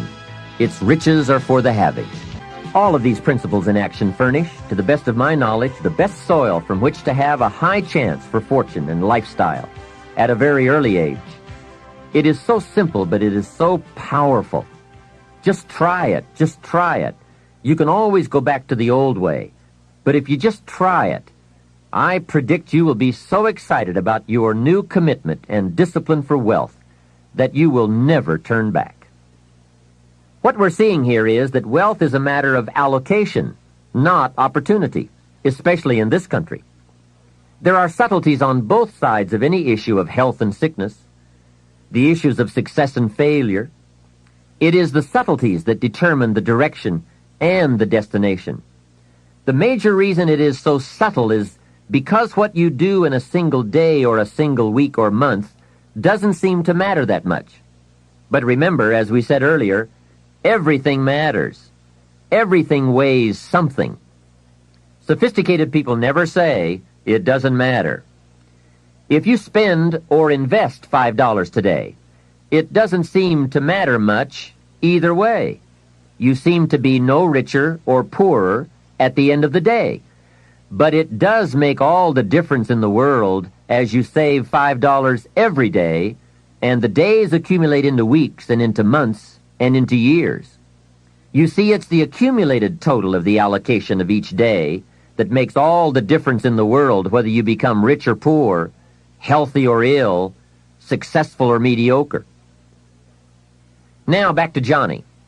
He is going to ask about his investment account, where he's putting 10 cents out of every dollar. What kind of interest do they pay kids? So you give him the blockbuster, same as adults. That will be almost unbelievable. At last he can be treated like an adult, getting that adult interest when you're only a kid. And one added note, just by working this part of the financial independence plan alone, by putting aside less than $200 a month, will make you a millionaire in 30 years. Remember, it's called the subtlety of wealth or poverty. What you do in one day doesn't seem to matter. But as all sophisticated kids and adults know, it is the accumulated days of proper allocation of your money that makes you wealthy. It is using the ideas we're discussing, coupled with the passing of a little time, that creates fortunes. Now, the passing of time is automatic, but using the ideas is a matter of your own discipline. Whether you want to or not, or whether you care or not, bottom line, it's all up to you. Let me give you the definition of rich and poor. It is brief, but I'm sure you will get the message. Here it is. Poor people spend their money and save what's left. And you guessed it already. Rich people save their money and spend what's left. Remember, it's the same money, just a different philosophy. If 20 years ago, two people each earned $1,000 a month, and they each had an average increase in income over the last 20 years, one had the philosophy, spend your money, save what's left, and the other had the philosophy, save your money and spend what's left, today, 20 years later, we call one poor and the other rich. The difference was in philosophy. But I can't stress too much the subtlety of it all. At the end of a day or a week or a month, it doesn't seem to matter. A rich plan or a poor plan to an unsophisticated person. But to make wise decisions, we must all weigh a larger measure of the result. We don't just weigh a week. We weigh 5 years of weeks, 10 years of weeks, and let the weight of that measure determine the change in our weekly activity and commitment. Wise decisions for wealth and lifestyle come from the wise measure of results.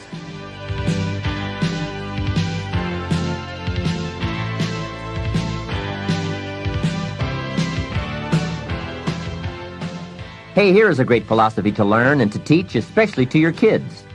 They will love it. It is called the ant philosophy. You know, little ants. There's a Bible phrase that says, everyone, especially lazy people, should study ants. Ants are unique. Consider this. First, an ant will never quit. If he is headed somewhere, and you put your hand in his way, he will try to climb over, climb under, climb around. He keeps trying. If you let him go on his way, away he goes. And if you put something in his way again, he will try again to go over, under, around. And guess how long an ant will try? Answer, until he dies.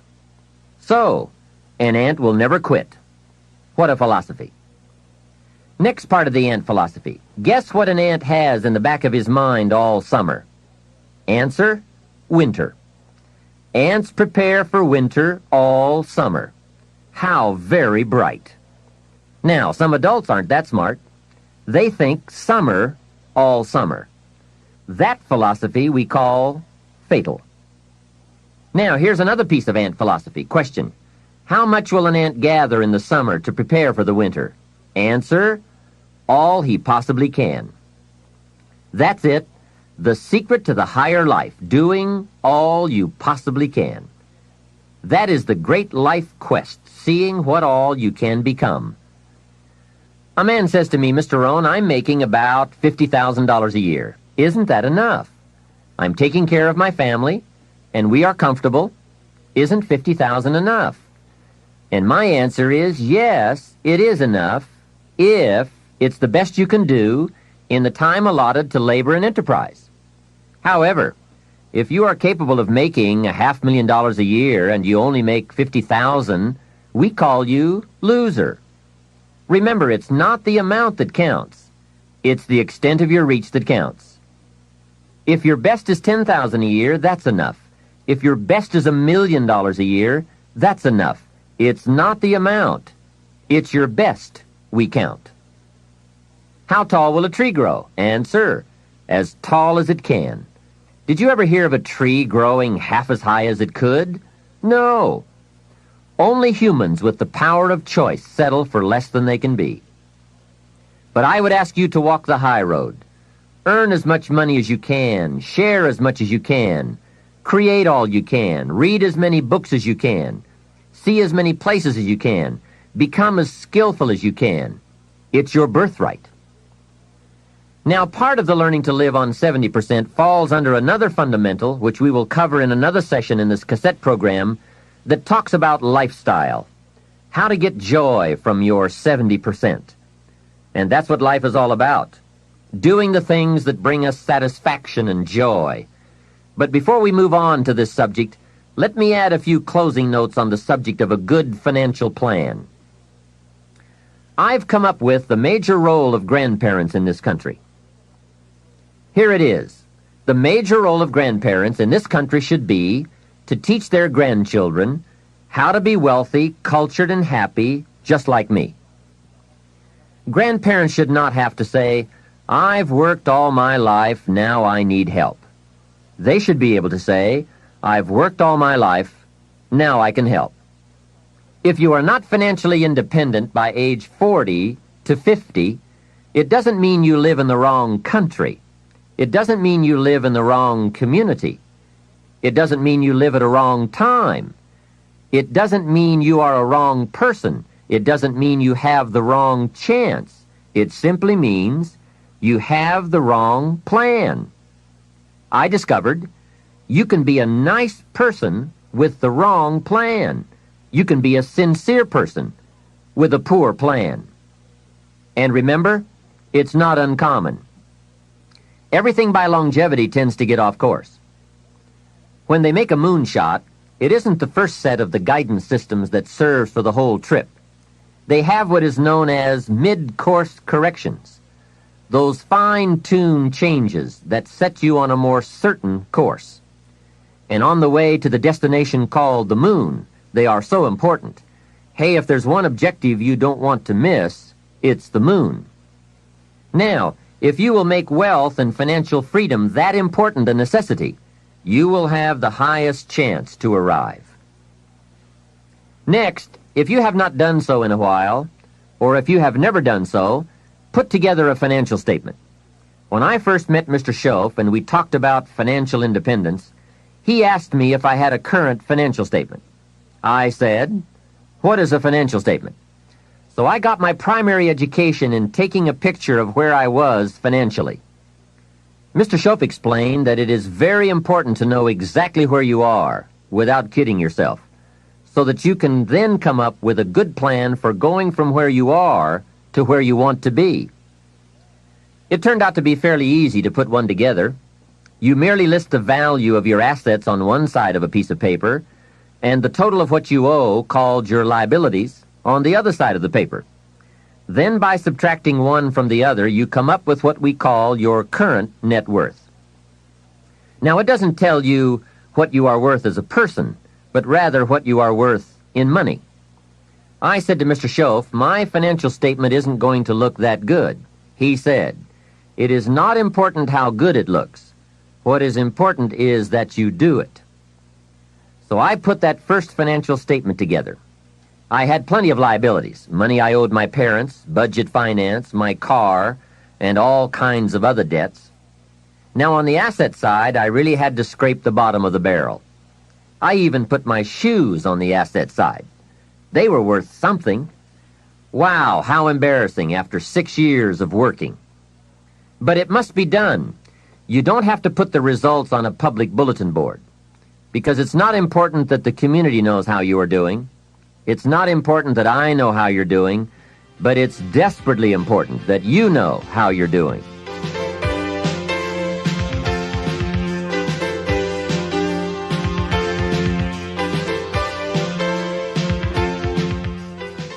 Here are some other points.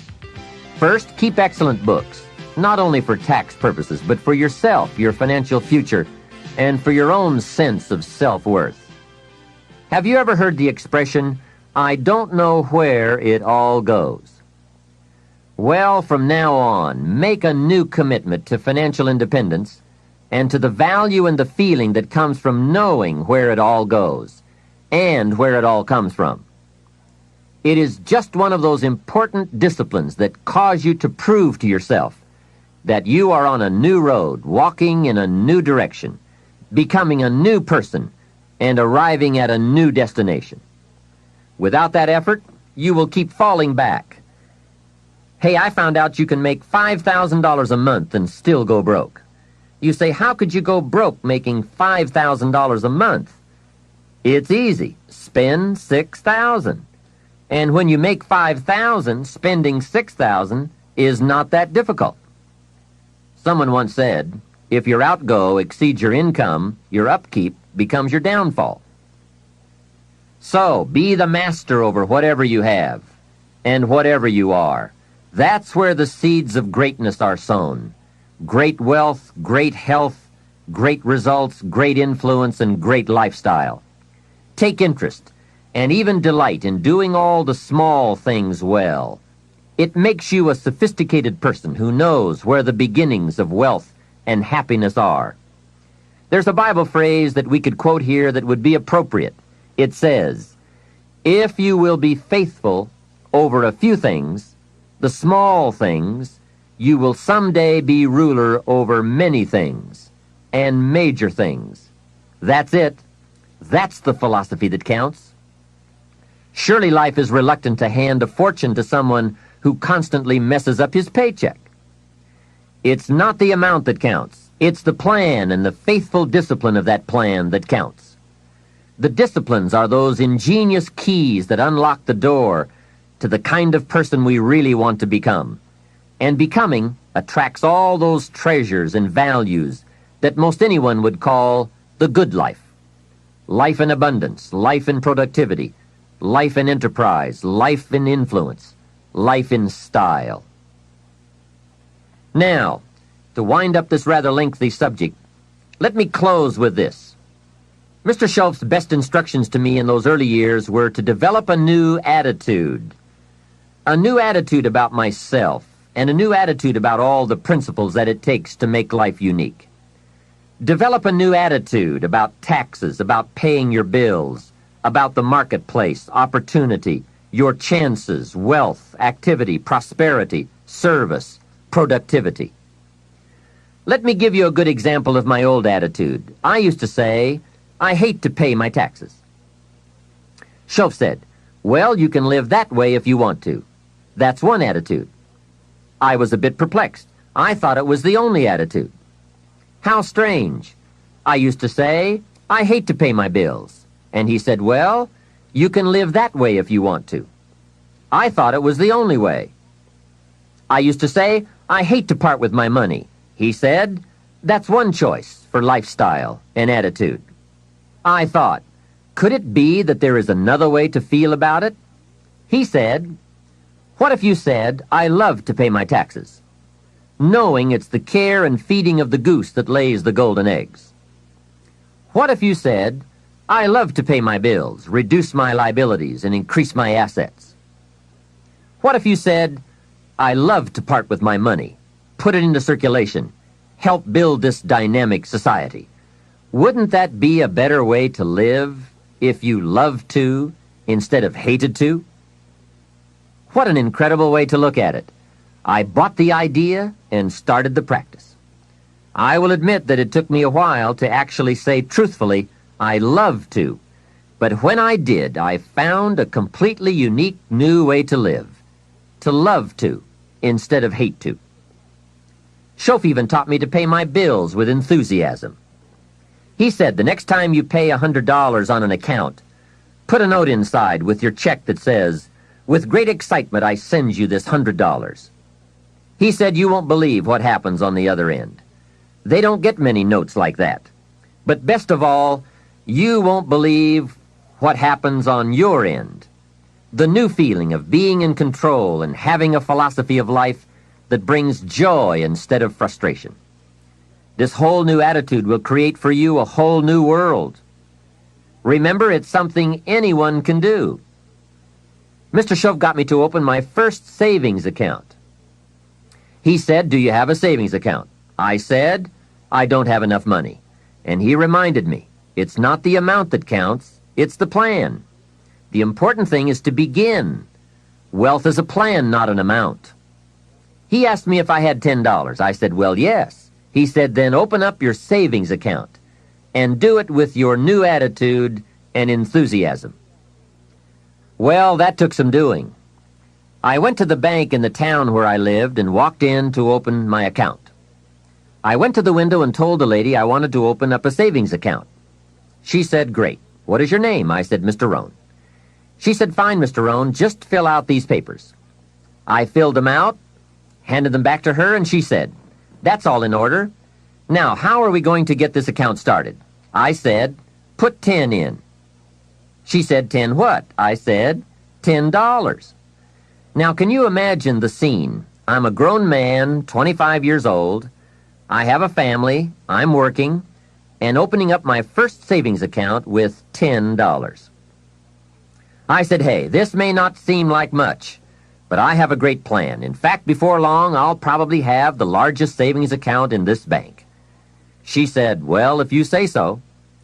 It was a bit embarrassing, I must admit, but Shof said, get excited about where you're going, and excited about the fact that you are one of the few who have a wealth plan in place and working.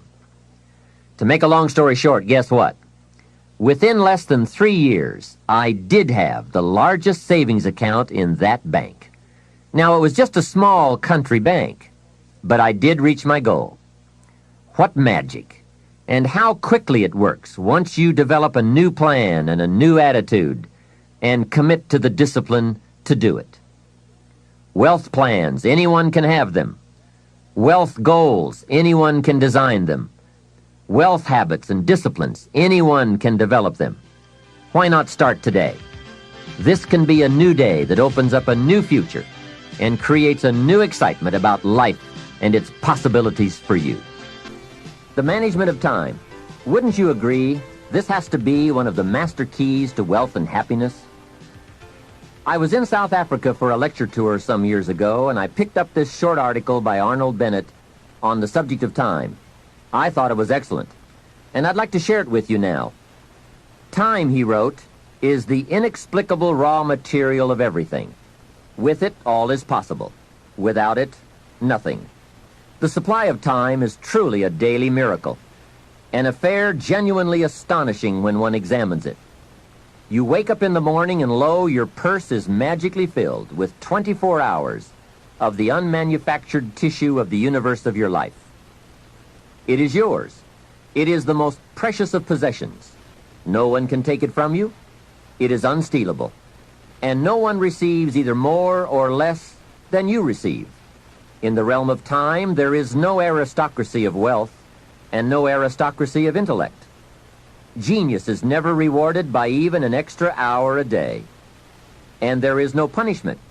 Waste your infinitely precious commodity as much as you will, and the supply will never be withheld from you. Moreover, you cannot draw on the future. Impossible to get into debt. You can only waste the passing moment. You cannot waste tomorrow. It is kept for you. You cannot waste the next hour. It is kept for you. I have said the affair is a miracle, is it not? You have this 24 hours of daily time to live.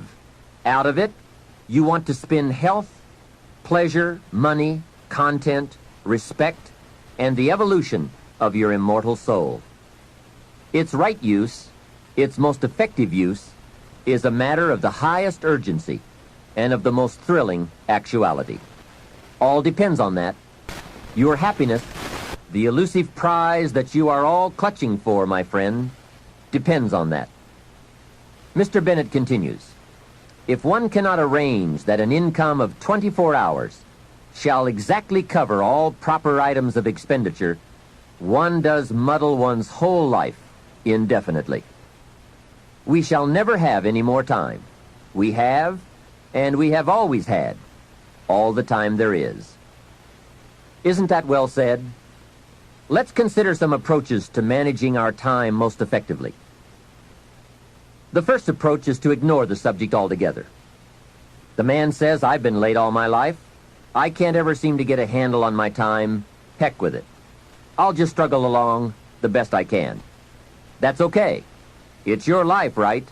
You can do with it as you please. But consider what this attitude might be costing you. Here's the second approach. Step down to something easier. Again, that's okay too. A man works for a company, then decides he wants to own one. When he gets that responsibility, comes to work before everyone else, leaves after everyone else, he now says, I would rather work for someone else's company. Hey, again, it's your life. Success is not a stereotype. There isn't just one model. Know clearly what success means to you and be comfortable with the price you pay for it. You might have heard the story of the little girl who complained to her mother that her daddy never had time to play with her. She said, why doesn't my daddy play with me? He comes home from work, goes to the study and works, comes out for dinner, goes back to work again. I want to play with my daddy. So her mother explained to her, your daddy is very busy. He loves you very much, and that is why he works so hard. At his office, he has so much work to do that he has to bring the rest of it home and finish it here. That is why he can't play with you. The little girl thought for a moment, trying to solve this problem, and came up with the answer. She said, well, why don't they just put him in a slower group? Hey, not a bad idea.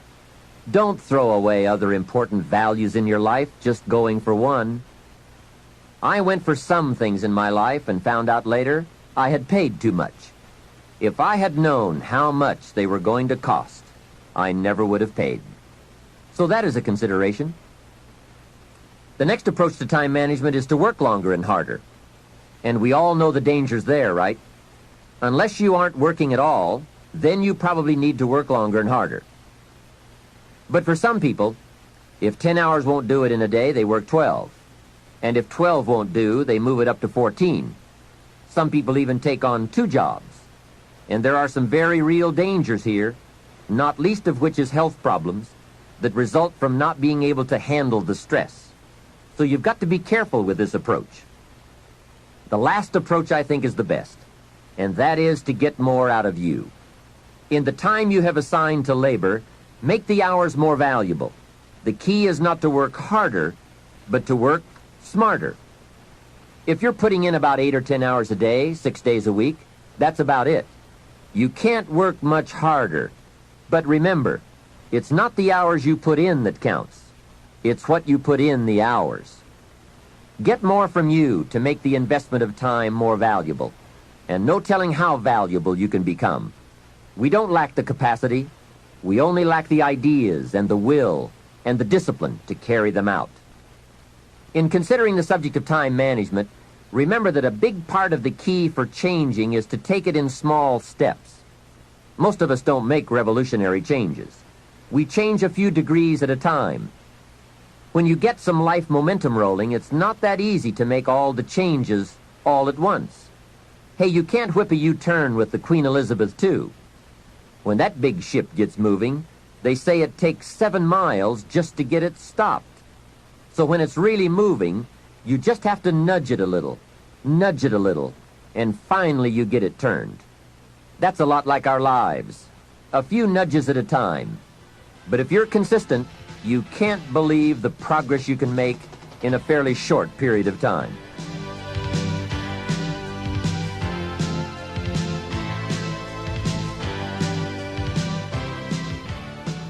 Here is my first key point on the management of time. Either you run the day, or it runs you. That's fairly simply put, but it is so true. Everything in life is a lot like that. Emotions are a good example. Either you master them, or they will master you. Something is always going to master, and something is always going to serve, whether it's your emotions, your enterprise, or your project. Difficulty will serve or master. Fear, anxiety, inclinations, they all serve or master. We must learn to send our inclinations to school, to teach them how to behave, how best to serve, and to learn their true value. So that is key 1. Get in charge. You be the master. It pays to take a look often and examine all the parts of your life and all the things that you are involved in and all the things that are affecting you so that you can get an intelligent answer to the question, who's in charge here? It's so easy when you get something started to unwittingly relinquish the reins of authority so that it begins to subtly but surely take over. Soon you become the servant. It dictates, it demands, and you respond. So let's turn this whole challenge around. You take over the reins of authority. You subtly but surely take charge. You dictate, you demand, and you will be delighted to see early signs of positive response from your enterprise, your business, and your life. The next time management essential is to learn to say no. I had some difficulty here. It is so easy to say yes to everything, trying to be a nice person, and then have to spend all that time trying to come up with excuses to get out of the obligation. It's one of the great time wasters. How much better to say, no, I don't think I can, but if that changes, I'll give you a call. And isn't it a better feeling to call someone with the good news, I can come, than with the bad news, guess what? I can't come. When in doubt, learn to say no. A friend of mine, Ron Reynolds, has a good saying, don't let your mouth overload your back. That's a great thought to keep in mind when scheduling your time. Here's the next tip. When you work, work, and when you play, play. For time efficiency, and for that good feeling that comes from doing something without any guilt feeling, don't mix the two. Many years ago, I used to say, I've got to get my family to the beach. I've been promising to take them to the beach. What are they going to think if I don't take them? Now guess where I am while I'm thinking about the beach. Right, at the office. Now I finally get my family to the beach, but at the beach I'm saying, I should be at the office. I have so much to do. Now I've messed up my beach time with the family by thinking about the office. So I learned this lesson. Make a play day, and a work day a work day. Don't mix the two. Sure enough, if you say I'm going to take off at 3 o'clock and go play, guess what you are thinking about all morning? Taking off to go play. So don't play at work, and don't work at play. It's a great rule to follow to ensure that your time is used more effectively. Now, I know all of this has to be modified to fit your particular situation. No one rule will apply to all, but keep the main thought in mind. Separate work and play. When I take a lecture tour to Spain or Africa or Australia, I make it a work trip. Every day is filled with lectures, speeches, and business conferences. Then I arrange a play trip, because when I play, I really want to play. A builder friend of mine now has the luxury of working a week and taking off a week. That's what he calls it, work a week, play a week. However, with weekends on either side of his play week, it's really 9 days. So he works 5 and takes off 9. That is luxury, right? However, the 5 days he works, he really works. Secretaries, accountants, architects, superintendents, long days, around the clock, into the night. 5 heavy, full days. Then he's off to play. So when he works, he really works, so that he can save all the playtime for a longer stretch. Now, perhaps we can't all do that, but we can learn to practice the skill of separating work and play. The next time management essential is to analyze how you are. Then, if the challenge calls for it, you must either change how you are or change your procedure. That is productivity waiting to make time pay. Self-analyzing. The first thing to analyze is your periods of greatest productivity throughout the day. If you are a morning person who wakes up early, ready to start the day, that is the best time to do your creative work. You can get more done when you're at your best. Some people are night people, fuzzy in the morning, late to get started, but alert and awake long into the evening. If that's the way you are, then this is the best time to pack in the activity and creativity. The key is to find your best time and use it to its fullest. Next, analyze your habits. If, for example, you're not good at keeping records, get someone to do it for you. If you have promised yourself that you're going to keep your records or balance your checkbook, and this has been going on for a few years, it looks like you aren't that kind of person. Nor are you likely to become that kind of person. You may say, no, I'm really going to do it this time. Hey, I would suggest that a few years is long enough. Don't promise yourself any more. Just say, maybe the smart thing to do is to get someone to do this and make me look good. You would be surprised at how often you can remain a lot like you are in many areas if you will just make the arrangements to have it covered. Some years ago, my office came to the conclusion that I was a poor courier. Someone would ask me to take a check to San Francisco, since I was going there anyway. I would say, sure, no problem. Put the check in my pocket and fly off to San Francisco. Guess when I would next hear about that check? From my dry cleaners. Next time someone says, this document has to go to New York, will you be sure to give it to them this time? I'd say, of course, you can count on me this time. I'm not flaky. So I put the document in my briefcase and head off for New York. Guess what? Right, it would still be in my briefcase when I got back to the office the following week. So there is a saying now in my office, don't give the chairman anything. He's good at some things, but he's a poor courier. Make other arrangements. And that is my point. There is nothing wrong with admitting that you just aren't going to do certain things as long as you are clever enough to make arrangements to have them done. It's much better than continually promising that you will when the chances are good that you won't. Next time management essential, the telephone. What an incredible instrument for business, social, and emergency situations. The job it can do for you is unbelievable. However, there are some tips for using the telephone so that it won't use you. Here's the first one. Before you make a call, make an agenda. An agenda is simply a list of the items you want to talk about, especially if it's a business call. It is one of the better habits to develop. Did you ever make a call and toward the end of the conversation say, let's see, there was something else I was going to talk to you about. I just can't think of it right now, but if I think of it later, I'll call you back. A great time waster, and for a business call, not very sophisticated on your part. Making an agenda before you make a call serves to keep your conversation on course, so that you cover the essentials without missing any of them. Also, it helps to keep the conversation on track and control the tendency to wander into non-essential chit-chat. It is also a money saver.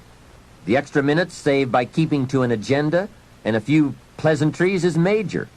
I know. My business telephone bill just in California got up to $13,000 a month, and this was one of the problems. Doing business internationally, we have learned the incredible savings of both time and money by taking the time to write down an agenda before we begin to dial. And here's another benefit. If you have made an agenda, when it comes time to recall that conversation you had, you've now got the details in writing. When you say, John, how are you doing on those 4 things we talked about the other day? And John says, what 4 things? We didn't talk about that. You now have a written record to show that you did. Remember, people can talk you out of what's in your head, but it's hard to talk you out of what's in your book. Next, if you can afford the luxury, have your calls screened. Then when you pick up the messages, you can decide who to call and when to call, and have the time to formulate the important information before you make the call. Now, this is a luxury, I will admit. It may be that you just have to answer the phone when the call comes in, but at least file this idea away for the future, when you might be able to use it. And one more, the telephone at home. Here you have to exercise great care to not let the telephone intrude. During social time with family or friends, my suggestion is that you shut the phone off. They have all those neat devices now, so you can. Put on the recorder to take messages or just pull the plug. Family is a high priority. Take care that valuable family time is not subject to frequent intrusions. If you set up this rule, you will not only have uninterrupted time with your family and friends, but also they will give you high marks for caring about them enough to make them a priority. Every situation calls for an evaluation of values. You've just got to weigh everything and make the necessary adjustments if you want to get full time and full value out of your life.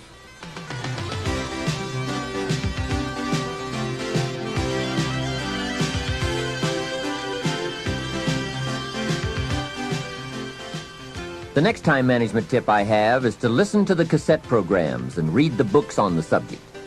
You can't possibly get all the ideas you'll need from any one cassette program or person.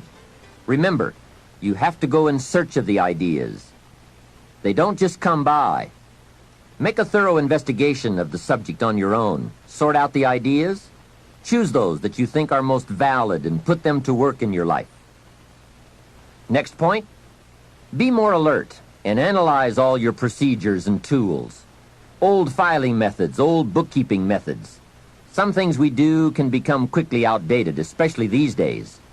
Check for all the new tools that can help you to use your time more efficiently. Dictating machines, tape recorders, answering devices, computers, calculators.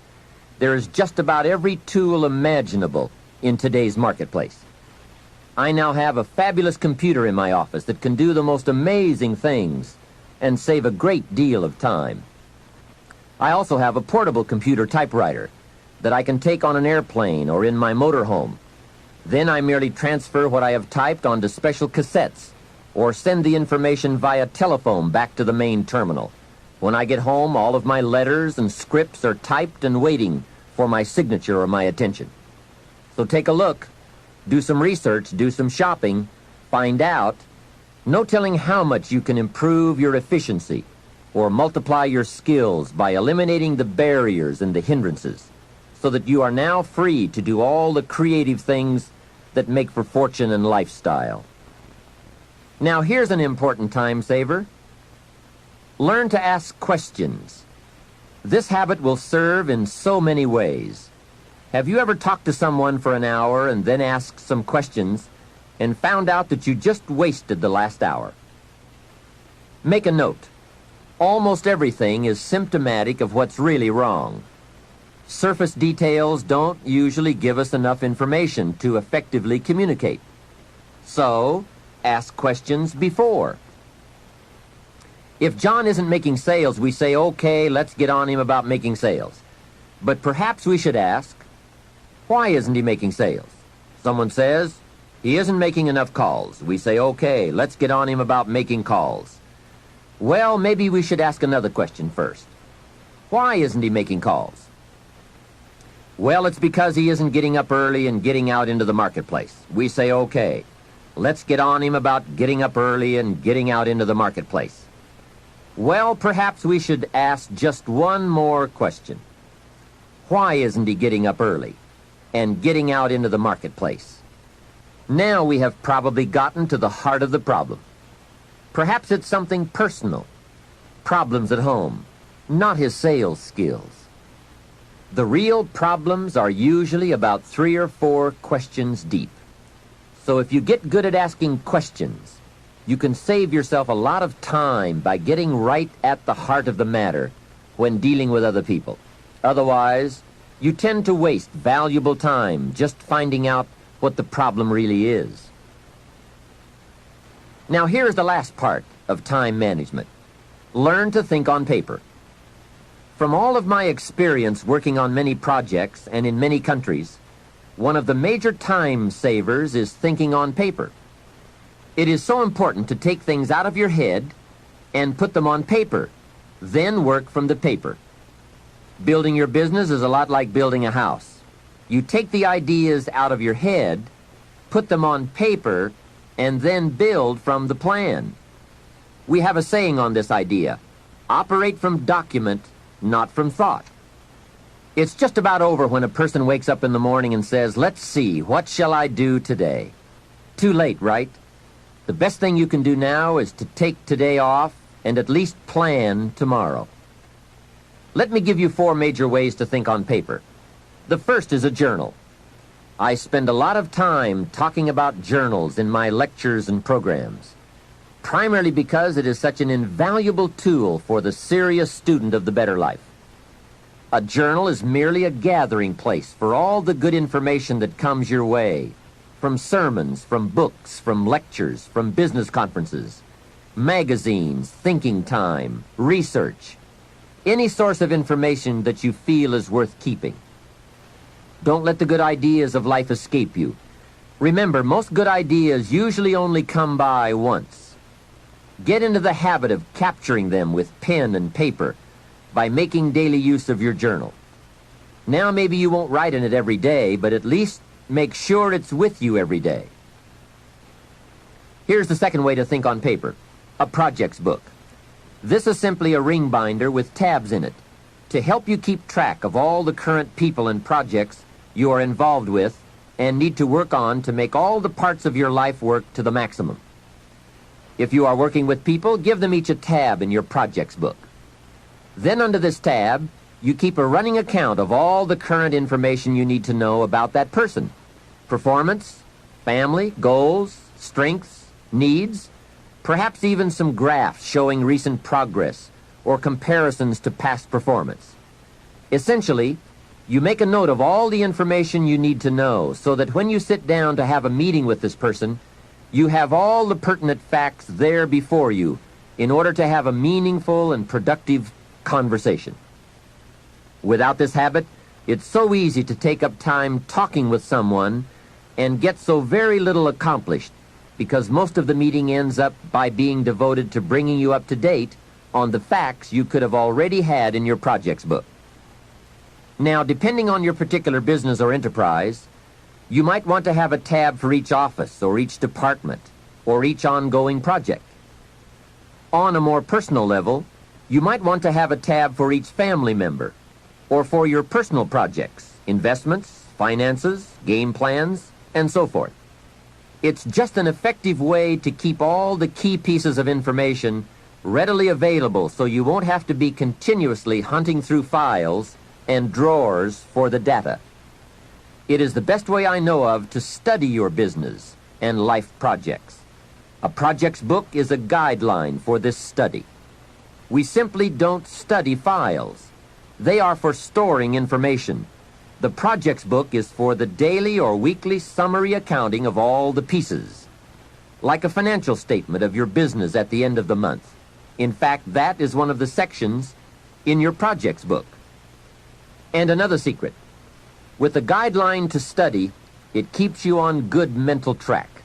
If you try to study your business and your life in your head, you will for sure miss something, miscalculate, or let your mind go undisciplined in those high thought areas where the ideas and plans and inspiration for fortune lie. It's the organized, better disciplined thought that produces abundance. Everyone is thinking, but mostly about how to get by. I'm asking you to develop these tools and disciplines to think about how to become wealthy and happy, powerful and influential, sophisticated and unique. The next way to think on paper is to keep a day timer, a daily log of your list of things to do and your appointments and schedules. This is where I also keep the agenda for my telephone calls. It becomes a clear and useful record. If you have a business and need to keep track of expenses for income tax purposes, your day timer should also accommodate this need. A day timer is also a good place to record telephone numbers and other key information that you need on a daily basis. Basically, it's a way of keeping a record of your daily activities. Your day timer can also be used as a gathering place for all the details or highlights from your day which need to be logged into your journal or projects book at a later time. It's just an efficient means of keeping track of your days and scheduling your projects and appointments. I strongly recommend that you develop the day timer habit. It only takes a few minutes a day to keep your records up to date, and the time and information you save by using one is massive. Now here's the fourth way to think on paper: the all-important game plan. A game plan can make all the difference in the world in how your months and years work out for you in terms of both accomplishment and satisfaction. Whether you do business at home, down the street, within the community, or around the world, game plans are essential for maximizing productivity. Here's a phrase worth remembering, and that is, don't start the day until you have it finished. That idea is worth the money. A plan before you start. A day is a major piece of the whole strategy of your wealth plan, your success plan. I know it is laborious, but it's labor and effort that pays in cash and accomplishment. And remember, value is on the other side of effort, not hope. Now, if you want to make a lot more progress and income, here's the key. Don't start the week until you have it finished. Of course, it is more challenging to finish a week than to finish a day, but the pay and the results are so exciting, you won't mind the challenge. And if you want to make a lot of money and big success, don't start the month until you have it finished. That one is a stretch, but high in reward. Now, if you want to start walking among the heavyweights, here's the key. Don't start the year until you have it finished. I don't want to kid you. This one is difficult. It's reserved for those few who do and become the superstars in accomplishment, enterprise, wealth, influence, and lifestyle. It's a high road of sophisticated disciplines, but I'm positive you will like the view and the taste and the company. A game plan is merely a spreadsheet for your activities. It can be a game plan for a day, a week, a month, a year, several months, or several years. And a game plan can be for a single project or for a variety of concurrent projects. Here's how it works. On a sheet of graph paper, you make vertical columns for the weeks or months that this plan is to cover. Then, on the left side of the paper, you make a heading called Activities. Under this heading, you list all of the activities to be performed within that time frame. Let's say that part of your business requires providing ongoing training programs for your employees. Under the column marked Activities, you merely list the various training programs you wish to conduct for the next 12 months. Then under the vertical columns for each month, you block off particular periods of time for these training classes. Game plans can be used to help you plan almost any aspect of your business or enterprise. They can also be used to help you organize all areas of your life, from investment plans to reading plans. Game plans are particularly useful when it comes to scheduling family time, vacations, special weekends and trips, and so forth. Everyone who is important to you wants to see where he or she is on your game plan, especially if your business often requires you to spend a lot of time away from home. And remember, there's nothing like a visual plan. It's so much more effective to be able to show members of your family where they are on your game plan, as opposed to merely telling them in conversation. Now, a game plan can be as detailed as you wish, and please be forewarned now that you are probably going to tear up several before you get what you want. This is something you have to work with. Every game plan must be tailored to fit a particular need. The chart you use for your personal plans may not necessarily be suitable as a chart for your business plans. Here is another key benefit of using game plans. If you have your plan in your projects book or up on a wall somewhere, it serves as a constant reminder to get busy on all the activities you have scheduled. Or, if there are a lot of blank holes beside the activities you have listed, your plan reminds you to get busy scheduling them. Now you might well ask, doesn't a calendar do the same thing? Not really. Many of the events on your game plan will be on your calendar, but here are the major differences. First, the visual reminder of the spreadsheet and the list of activities on the left that have no corresponding time assigned to them on the right serve to remind you of what is not yet done. A calendar just won't give you that kind of information. And second, it is so important to take a look at 3 months, 6 months, 1 year at a time for highly effective planning. With a game plan, you can get a sense of the whole picture of the time frame and all of the important activities at one look. To effectively design something, you just have to have a picture of the whole finished project, complete, or as complete as possible. Game plans are both exciting and painful.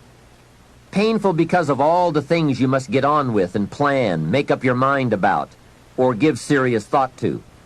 And painful because they illustrate how far behind you are sometimes.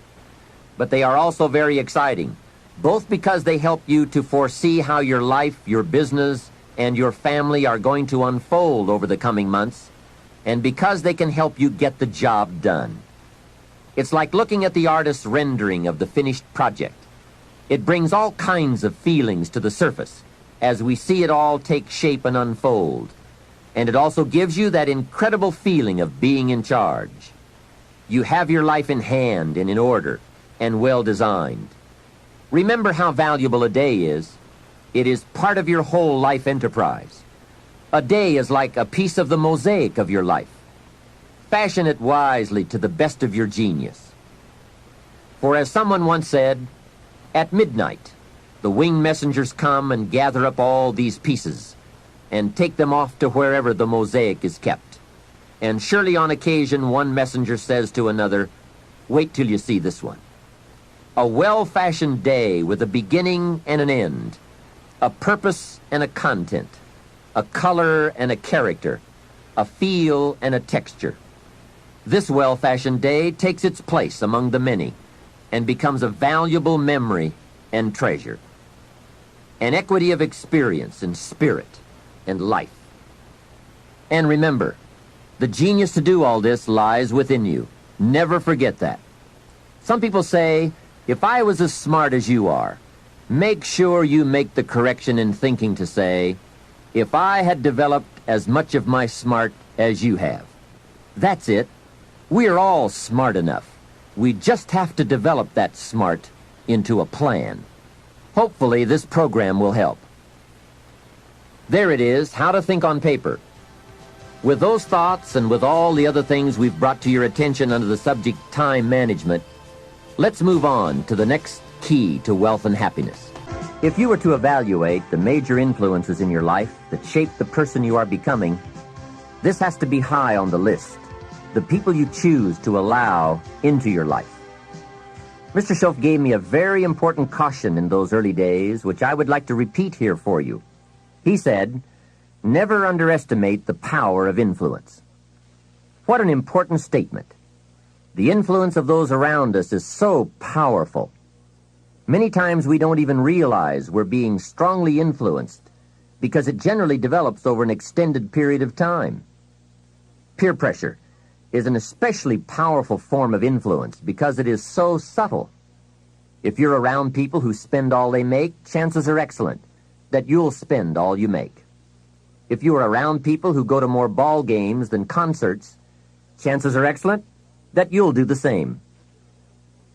If you're around people who don't read many books, chances are excellent you won't read many books. People around us can keep nudging us off course, a little at a time, until finally, 10 years from now, we find ourselves asking, how did I get here?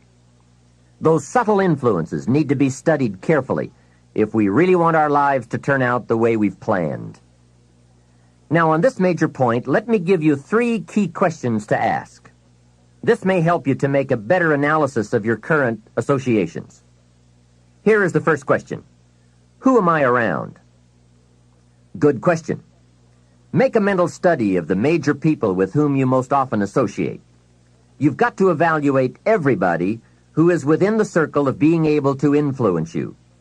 So, major question, who am I around? Next question, what are they doing to me? That's a major question to ask. What have they got me doing? What have they got me listening to? What have they got me reading? Where have they got me going? What have they got me thinking? How have they got me talking? And how have they got me feeling? What have they got me saying? You've just got to make a serious study of how others are influencing you, both negatively and positively. Now, maybe the influence of all those around you is okay, but just ask yourself. It doesn't hurt to ask. Who am I around, and what are they doing to me? Now, here's the final question. Is that okay? Maybe the people you associate with and their collective influence is okay, but then again, maybe it's not. All I'm suggesting here is that you take a close and objective look. Everything is worth a second look, especially the power of influence. Positive influence can have an incredible effect on your life, but so can negative influence. Both will take you somewhere, but only one will take you in the direction you truly wish to go. It's so easy just to dismiss the things that influence our lives. The man says, I live here, but I don't think it matters. I'm around these people, but I don't think it hurts. I would take another look at that. I've got a good phrase for you. Everything matters. Now, sure, some things matter more than others, but everything matters. Everything weighs something. So you've got to keep checking to find out whether associations are tipping the scales toward the positive or toward the negative. It doesn't hurt to look, right? Ignorance is never the best policy. Finding out is the best policy. Remember, part of the purpose of this program is to get us to say, the days of kidding myself are over. I really want to know what I have become and what I am becoming. I want to know where my strengths and my weaknesses lie. What has power over me? What's influencing me? What have I allowed to affect my life? Perhaps you've heard the story of the little bird. He had his wing over his eye and he was crying. The owl said to the little bird, "You're crying." "Yes," said the little bird, and he pulled his wing away from his eye.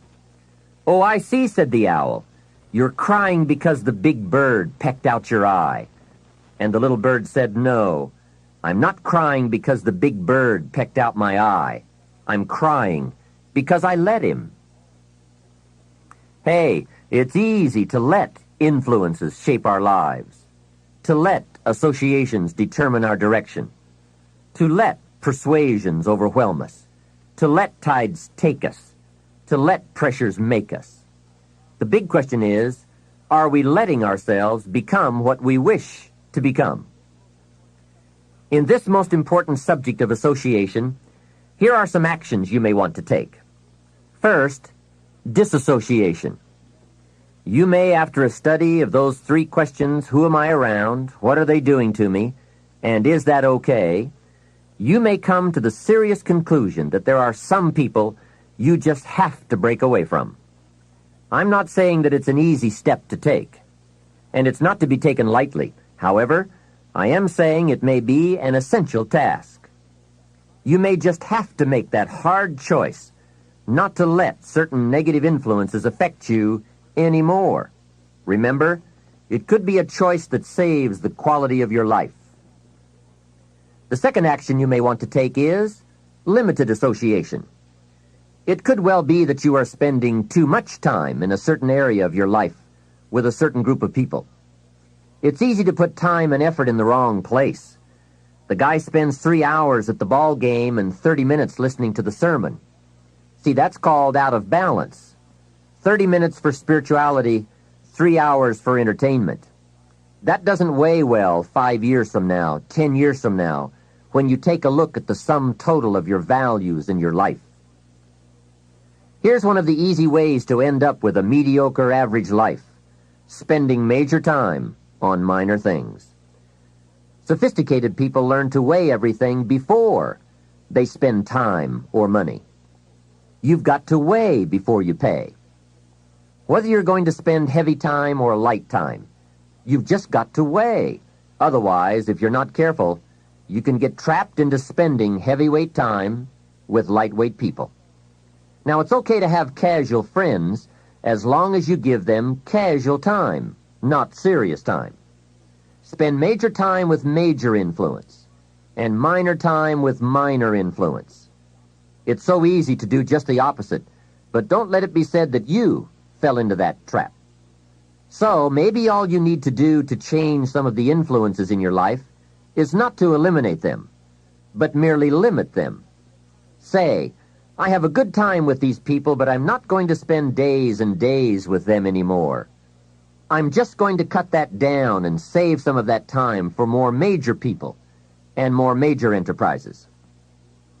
Remember, it's your life.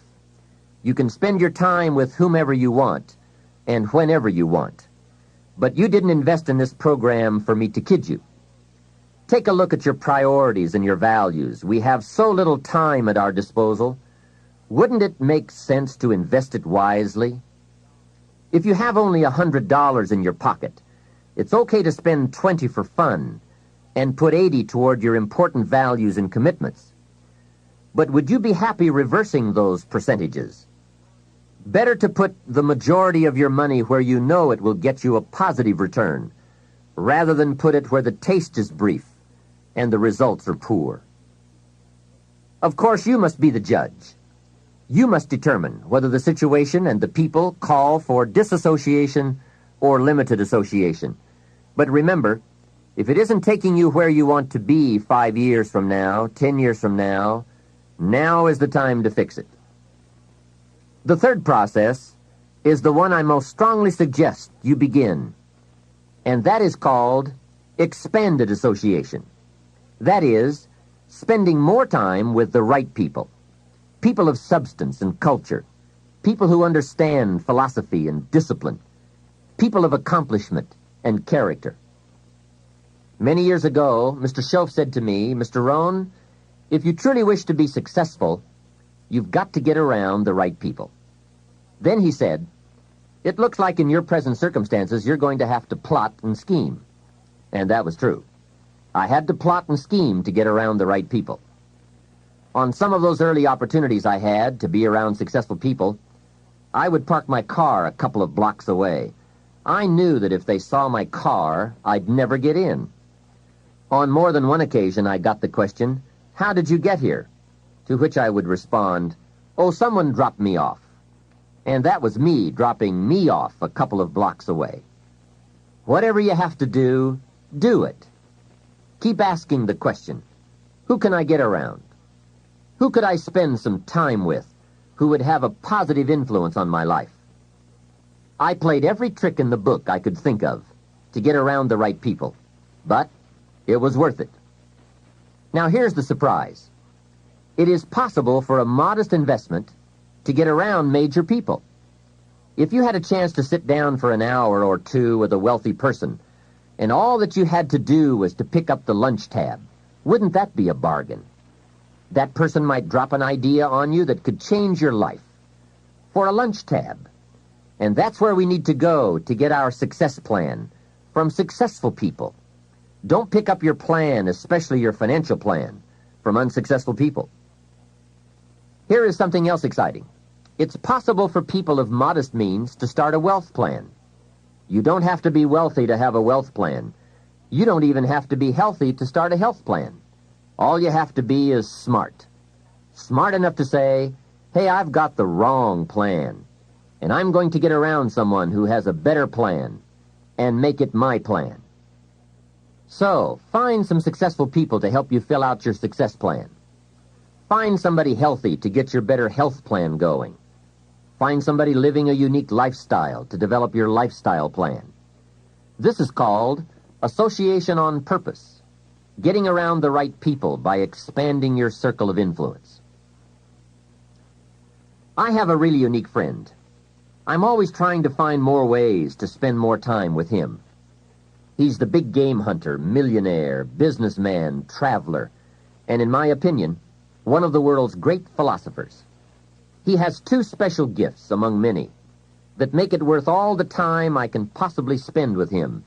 And those gifts are, 1, the ability to absorb, the ability to soak up a day and all of its events. His memory is uncanny.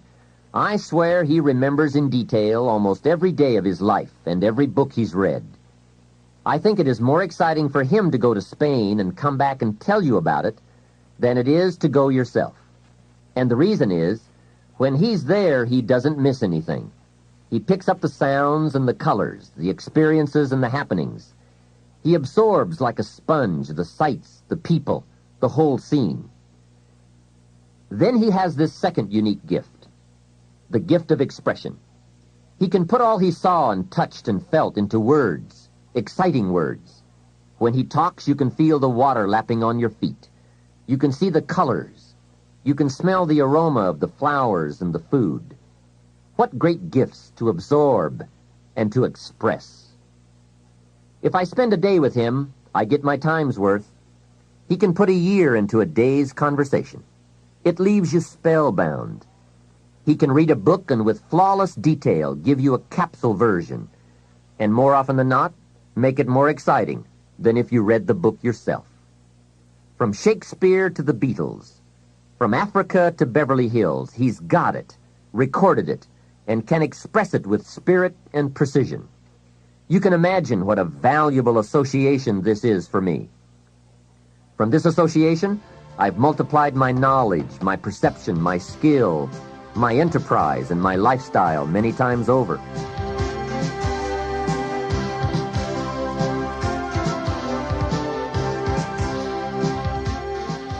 Here's another good question for you. Where do you go for your intellectual feast? Where do you go? Pity the man who has a favorite restaurant, but not a favorite thinker. He's picked out a favorite place to feed his body, but he doesn't have a favorite place to feed his mind. One way to associate with people of influence is through their writings, books, cassette tapes, whatever you can pick up. Maybe you can't meet the person, but you can read his books or listen to his cassettes. Churchill's gone, but he's left some books. Aristotle's gone, but we still have his ideas. Search the catalog for cassettes and libraries for books. Search the magazines, search the documentaries. They are full of chances for association and intellectual feasting. But in addition to reading and listening, we also need a chance to do some talking and sharing. I have some people in my life with whom I spend time on a regular basis, who help me with important life questions, who help me refine my own philosophy, weigh values, and ponder questions about success and lifestyle. We all need associations with people of substance to provide influence concerning major issues, society, money, enterprise, family, government, love, friendship, culture, taste, opportunity, community. Behavior is mostly influenced by ideas, and ideas are mostly influenced by education, and education is mostly influenced by the people with whom we associate. So don't join an easy crowd. Make sure you get around people who can ask the right questions about the latest ideas you've discovered, about your philosophy, your enterprise, your goals, your lifestyle. Go where the demands are high, where the expectations are high, where the spotlight is on to grow, to produce, and to become more than you currently are. One of the great good fortunes of my life was being around Mr. Schoaf those 5 years. During that time, he shared with me, at dinner, on an airplane, at a business conference, in private conversation, with a group, all those ideas that caused me to make the helpful and necessary adjustments in my thoughts and activities. And those daily changes, some so very slight, so very important, added up to such weighty sums in 1 year, 3 years, and 5 years. A big part of the value of this association was having Mr. Schoaf repeat the ideas over and over. You just can't hear basics, fundamentals, major pieces of the philosophy of life too often. Another part was Mr. Schoaf's unique ability to check and measure my progress. That is so important. Measurable progress, and having someone to monitor that progress. I will never forget my first list of goals that I put together after Mr. Schoaf's breakfast lecture on setting goals. My list contained only 4 or 5 items. When I showed it to him, he said, "Is this your list?" I said, "Yes." Then he started asking those very wise questions that all people of success and substance are inclined to ask. He asked, "How about your health goals?" I didn't have any of those on my list. He asked, "How about your investment goals?" Those were lacking. "How about your travel goals, your family goals? How about your goals for gifts and sharing? Who would you like to meet? What would you like to become? What skills would you like to develop? Did you ever want to write a book, a poem? Would you like to be a sophisticated person of power and influence and culture? How about education for your children? Would you like to be debt-free? How about a splendid library stocked with the best of books? Would you like to make some new friends? Did you ever want to parachute out of an airplane? Fly a glider? Own a music library? Would you like to see New York? Visit Paris? Explore Rome? Do you need a ranch someday? A cabin in the mountains? Is there something you'd like to prove? A mark you'd like to make? Wow, what a mind-expanding conversation that was. And this was only one of many to come over those 5 years. What fantastic help it is to have someone who can ask the right questions. Remember, it's not just the answers that are important. It's the questions. Some of the most valuable influence comes from people with the awareness and skill to ask the major questions. Here's a project you might consider. Choose 2 or 3 people for whom you have a great respect. Ask each of them to make a list of the major questions they would ask if they wanted to help someone make the best choice that would lead to a successful and happy life. If you get 3 lists, you will be surprised at the difference among them. Successful people approach life from a variety of experiences and a variety of attitudes. Now, from these questions, you may get enough homework to get busy on for years to come. Another benefit of my association with Mr. Schoaf was that I kept growing in experience, knowledge, and accomplishment, and was able to bring all that value to the same basic questions. What a learning experience that was. Some of the early questions I had shrugged off, I now saw a growing importance they had. It was really my education that was changing, not the questions. It's like reading the Bible or listening to cassettes. When you have some added, measurable experience, you now bring to the reading and listening a new worth. You now listen and read at a new level. And the substance gleaned, the wisdom gathered from that new level can well be where your fortune and the best of your lifestyle can be developed. One more thought, and that is, strive to become the kind of person that people of quality and substance would want to be associated with. Become a person of skillful language, positive attitude, well-read and well-disciplined.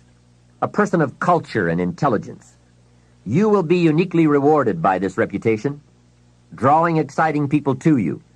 Remember, to attract valuable people, you must be attractive. Association is truly one of the 7 fundamentals to your future wealth and happiness. It has such a major effect on how your life works out. Constantly be aware of the power of influence. Continually weigh your time and your associations and put them to better work for you. Of all the parts of our life we want to work well, perhaps the most important is lifestyle. Mr. Schoaf gave me one of his strongest concepts when he said, "Don't just learn how to earn, learn how to live." And that's what lifestyle is all about, learning how to live. Here's one of the great challenges of life: being happy with what you have while in pursuit of what you want. I have found it a practice well worth exercising with skill. Now consider this. Some people have plenty of beautiful things filling their days, but they get little happiness from them. Some people have money, but they have trouble finding joy in their lives. Imagine a father wads up a $5 bill and throws it at his son, saying, "Here, if you need the darn stuff that bad, take it." Same money, poor style. And remember, it's not the amount that counts. It's the style that counts. Mr. Schoaf taught me lifestyle in those early days, starting with small amounts. He said, imagine that you're getting your shoes shined, and the shoe shine boy has done a fabulous job. You have one of the world's all-time great shines, so you pay him for the shine. Now you consider from the change in your hand what kind of tip to give him. And the question pops into your mind, shall I give him 1 quarter or 2 quarters for my neat shine?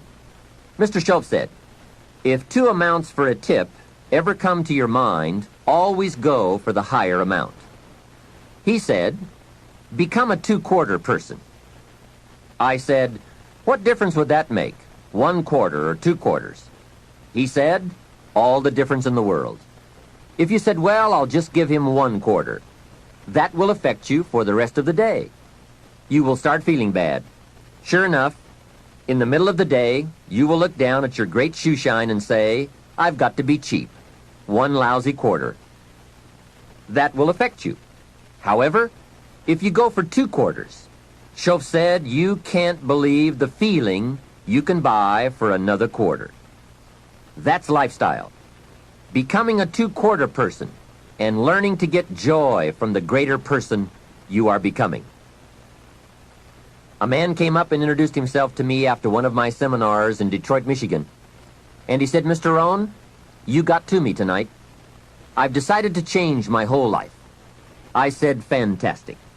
He said, you will hear about it someday. I said, I don't doubt that. Sure enough, a few months later I was back in Detroit for another lecture. And this same man walked up and said, Mr. Rohn, do you remember me? I said, I do. You are the man who said he was going to change his life. He said, that's me, and I've got to tell you a story. Here's the story he told me. After the last seminar, he said, I started thinking about ways to begin changing my life. And I decided to start with my family. I have 2 lovely teenage daughters, the best kids anyone could ask for. They never give me any trouble. However, I've always given them a hard time, especially as teenagers. One of the things they dearly love to do is to go to rock and roll concerts, to see their favorite performers. Now, I've always given them a hard time on this subject. They would ask to go, and I would say, no, I don't want you to go. The music is too loud. You'll ruin your hearing. And besides, it's the wrong crowd. I would always give them a hard time. Then they would beg, please, Daddy, we want to go. We don't give you any trouble. We're good girls. Please let us go. Well, after they had begged long enough, I would reluctantly throw them the money and say, okay, if you have to go that bad. So that's where I decided to start to make some changes in my life. Then he said, here's what I did. Not long ago, I saw this advertisement that one of my daughter's favorite performers was coming to town. Guess what I did? I went down to the concert hall and bought the tickets myself. Later that day, when I saw my girls, I handed them this envelope and said, "Daughters of mine, you may not believe this, but inside this envelope are your tickets to the concert that's coming to town." I knew it was one of their favorites. They could not believe it. Then I told them one more thing. I said, begging days are over. Now my girls really couldn't believe it. Finally, I made them promise not to open the envelope till they got to the concert, and they agreed. Now comes concert time. When they arrive, they open the envelope and hand the tickets to the usher. He says, "Follow me." And he starts down front. They say, "Wait a minute. Something must be wrong." The usher looks at the tickets and says, "Nothing is wrong. Follow me." They walk down front, 10th row, center. Now the girls really cannot believe it. He said, "I stayed up a little late that night, and sure enough, around midnight, my daughters came bursting through the front door. One of them lands in my lap, the other one has her arms around my neck, and they both say, 'You have got to be one of the world's all-time great fathers.'" What a neat story. What a great example of how it's possible, with just a change in attitude and a little thought, to live the good life. Same money, different style. Remember, the challenge is to get joy from your life and what you have to share. It's not the amount that counts. It's the uniqueness, the love, and the attitude that counts. Even people of modest means can experience a sophisticated lifestyle. They simply learn to save up some of their Pepsi money for a bottle of fine wine. Don't spend all your money a quarter at a time. Save up and buy something of special value, something fine, or something that lasts, or something you are proud of, or a gift of value to give to someone special. Even with modest means, you can save your candy money for a concert. And for a sophisticated person, a few may be better than many. Better a few treasures than a house full of junk. Lifestyle is a matter of awareness, values, education, and disciplined taste. It is an art that brings joy as it's practiced, not just a subject to be studied. It is the deliberate decision to savor and enjoy all the experiences and possibilities of life. Lifestyle means expanding your knowledge and experiences from the influence of books, people, films, and new adventures. So take advantage of everything and everyone with whom you come in contact. You can begin expanding your lifestyle today. Think of something you can do today to make you feel richer and better about yourself and your life. Make a phone call. Reserve tickets to a concert. Buy some unique music records. Send flowers. Send a thank you note. Plan a trip of new discovery. Begin to read a classic. I'll bet that within 50 miles of where you are right now, there are some places you have never seen, some foods you have never tasted, experiences you've never had. I grew up in Idaho, and I've never been to Yellowstone Park, and part of it is in Idaho. Thousands of people from all over the world have traveled to Yellowstone. Old Faithful? Doesn't everyone know about Old Faithful? Hey, I've been to Africa, but not to Yellowstone. Isn't it easy to miss something? Isn't it often easier not to do something, see something, experience something? Hey, let's all set a new goal not to miss anything, especially things within our reach, within travel time, walking time, effort time. And that's the key word, effort. Remember, all good things are upstream. A conscious act from a unique thought. That's where the pleasure is. And the act serves as a bridge between dreams and reality. So develop your lifestyle a little more. Your style of seeing, giving, sharing, enjoying. It's not the amount that counts, but the experience of choosing to live with style. I remember saying to Mr. Schoaf one time, if I had more money, I would be happy.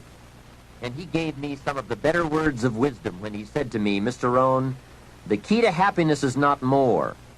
Happiness is an art to be studied and practiced." He said, "More money will only make you more of what you already are.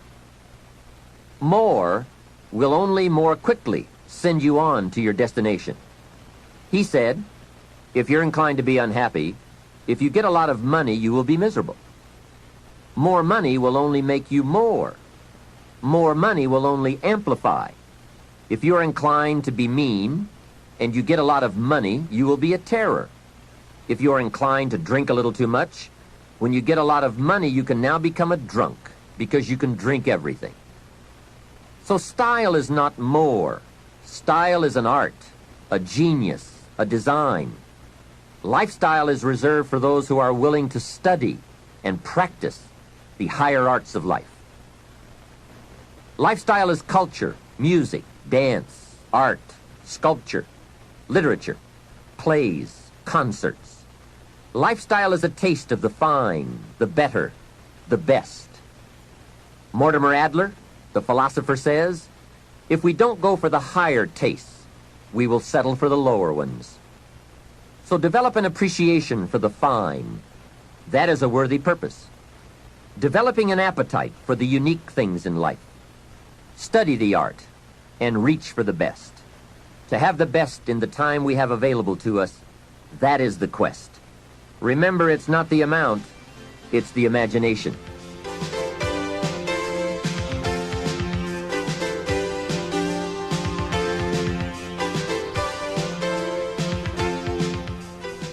My lady and I were on a trip to Carmel, California one sunny summer day to do some shopping and exploring. I stopped to have the car serviced at a gas station. This young man, about 18 or 19, I would guess, came bouncing out to the car with a big smile, and he said, "Can I help you?" I said, "Yes. A full tank of gas, please." Well, not only did he fill the tank with gas, he checked every tire, washed every window, even the moonroof, checked everything, and all the time he was working, he was whistling and singing. My lady and I couldn't believe all the service and his obvious happiness. The young man brought me the bill, and as I was signing it, I said, "Hey, you really have taken good care of us. I appreciate it." And he said, "I really enjoy working. It's fun for me. I get to meet nice people like you." We couldn't believe it. This kid was something else. I said, "My lady and I are going to Carmel, and we want to drink one of those $2 milkshakes on the way up there. Where is the nearest Baskin-Robbins?" He said, "That's a great idea. Baskin-Robbins is just a few blocks away." And he told us where to find it. And he said, "Don't park out front. Park around to the side so your car won't get hit." What a kid. So we drove to Baskin-Robbins, walked in, and checked the flavor board, and ordered milkshakes. However, instead of ordering 2 milkshakes, we ordered 3. Then we drove back to the station. The young kid dashes out to the car again and says, "Hey, I see you got your milkshakes." I said, "Yes, and this one is for you." When I offered it to him through the window, he couldn't believe it. He said, "For me?" I said, "Sure. With all the fantastic service you gave us, I couldn't leave you out of the milkshake deal." He said, "Wow, no one has ever bought me a milkshake." I said, "That's probably true. Have a nice day." Then I buzzed up the window and we drove away. When I looked in the rearview mirror, there he was, holding that milkshake, a big surprised smile on his face. Now, what did that cost me? Only $2. Hey, I've enjoyed and shared the memory of that experience 100 times. For just $2. Remember, it's not the amount that counts. It's the style. That same day, I guess I was feeling extra creative. When my lady and I got to Carmel, I drove straight to the flower shop. We walked inside, and I said to the florist, "I need a long stem red rose for my lady to carry while we go shopping around Carmel." She was some impressed. The florist said, "Well, we sell them by the dozen." I said, "I don't need a dozen. I just need one." He said, "That'll cost you a couple of dollars for just one." I said, "Wonderful. There's nothing worse than a cheap rose." I selected the rose, handed it to my lady, and said, "Here, carry this while we stroll around town." She was impressed. And the cost? $2. Just $2. A couple of hours later, we were having some refreshments, and my lady looked across the table and said, "Jim, I just thought of something." I said, "What's that?" She said, "I think I'm the only lady in Carmel today carrying a rose." I said, "That's probably true." For $2, can you imagine $2? Remember, it's not the amount. Hey, just 2 ideas and a total cost of $4 for unique experiences and sweet memories. Just 2 modest examples of how easy it is to put style in your life. Make sure you don't miss out. Don't miss anything you can enjoy. Be sure you live your life in style. Here's something else to think about. Did you ever hear where the expression tip came from? As in tipping the waiter or waitress in a restaurant. Mr. Schoaf taught me that it began as a symbol for the phrase, to ensure promptness. Now, Schoaf said, if a tip is to ensure promptness, when should you give it? Answer, up front. See, I didn't know that. I said, no, you have lunch, and if you get good service, you leave a good tip. If you get lousy service, no tip. And he said to me, no, Mr. Rohn. Sophisticated people don't take a chance on good service. They ensure good service by giving the money up front. I said, wow, what a way to live. I had never thought of that. So the next time you have someone special to take to lunch, call the waitress over, arm around the shoulders and say, here's $5. Would you take good care of me and my friend? Schoaf said you won't believe what happens. They do what's known as hover. They hover around your table. Without the insurance, you are usually looking around saying, where is my waitress? Has she gone on a break? Same money, different style. One last major point. Life in style is also life in balance. Make sure you pay attention to all the values and dimensions of your life. One is family.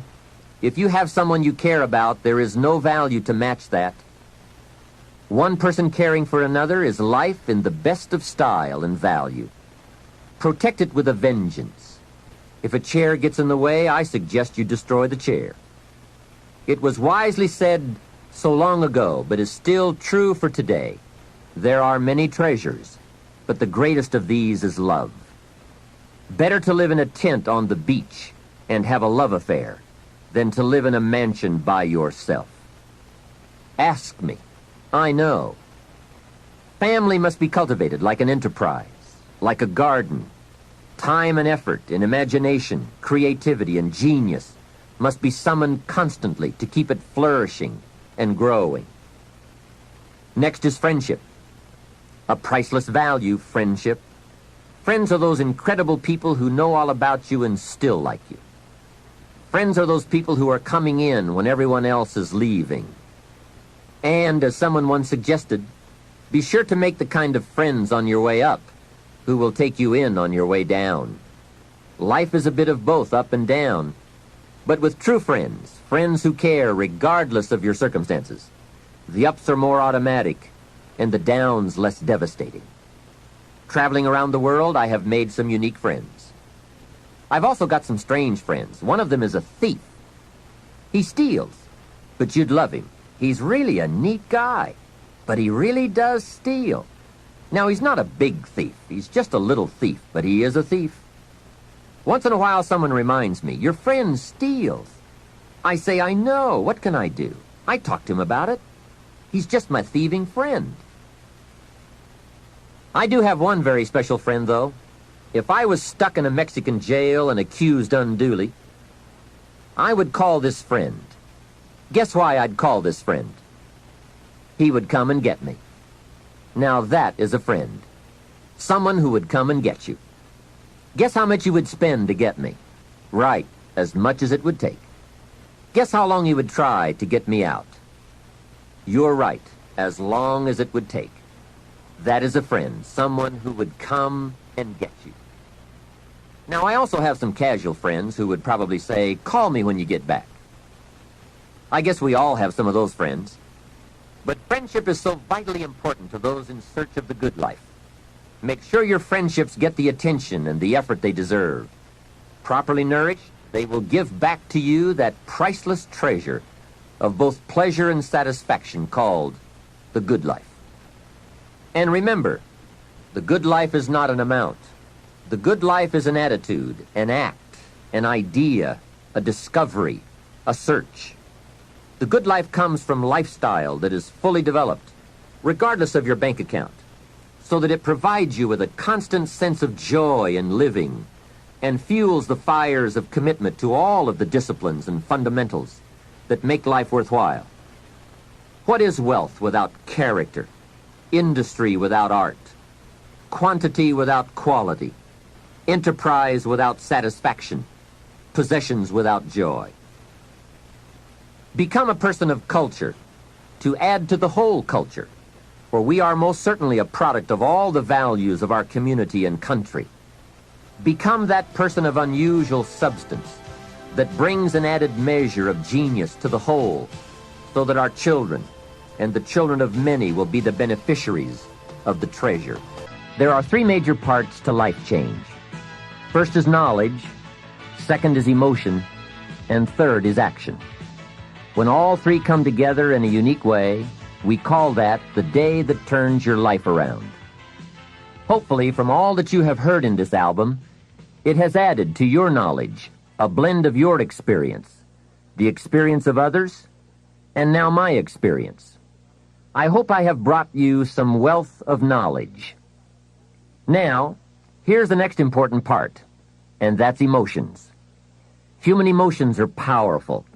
They are so powerful that any one of them can have a dramatic effect on your life in a single day. However, make this careful note. Emotions are tricky. They can go either way on you.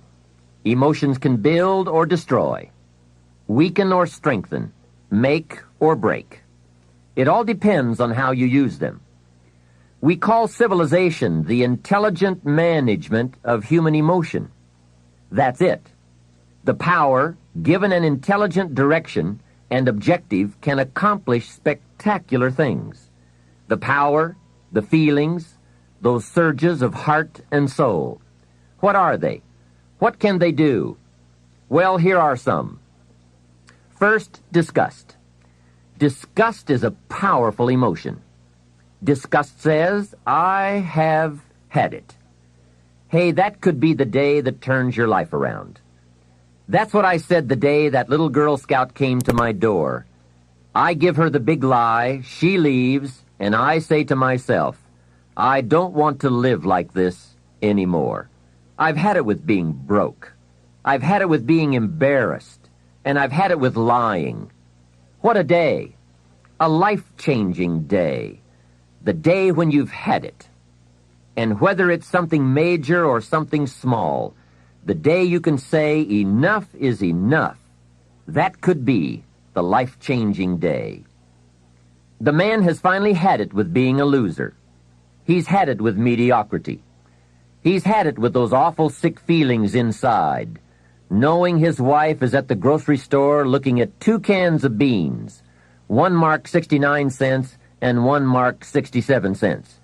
The man knows his wife is going to buy the 67-cent can, and she doesn't even like the brand.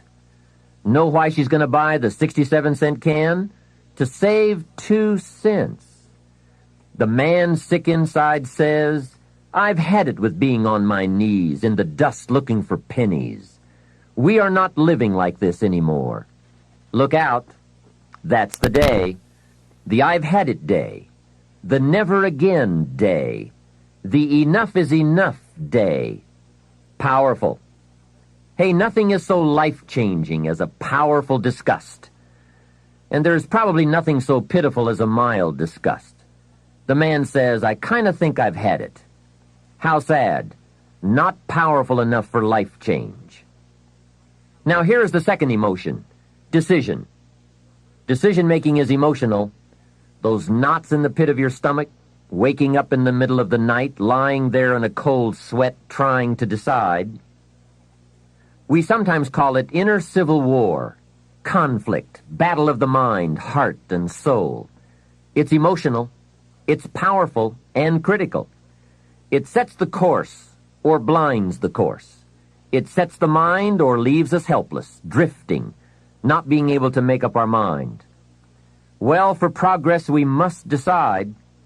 Come to grips with the surges, the tides, the conflicts. The best advice I can give you is, if it's easy, do it easy. If it's hard, do it hard. Just get it done. If after listening to this program you cleaned up a whole list of decisions, that might furnish enough inspiration for the next 10 years. And I might add, sometimes getting on with it is easier than deciding.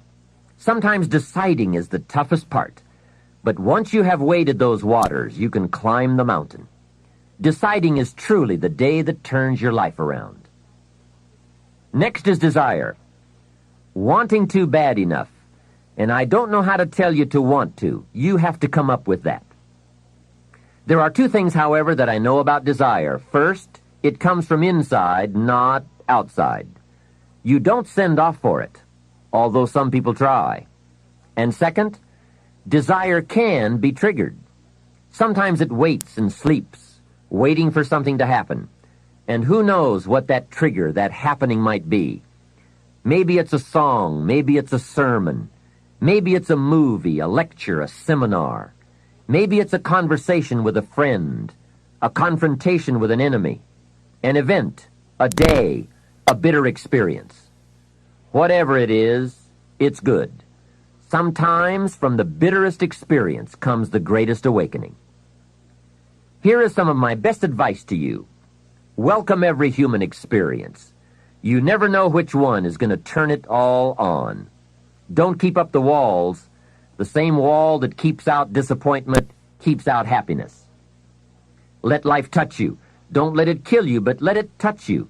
It could be the next touch that makes the day that turns your life around. And here is the last emotion, resolve. Resolve says, I will. Two of the most powerful words in the language, I will. Benjamin Disraeli once said, nothing can resist a human will that will stake even its existence on the extent of its purpose. Shortly put, I'll do it or die. That could be the day. The man says, I will climb the mountain. They've told me it's too high, it's too far, it's too steep, it's too rocky, it's too difficult. But it's my mountain. I will climb it. Pretty soon you will see me waving from the top or dead on the side because I'm not coming back. Hey, that's powerful.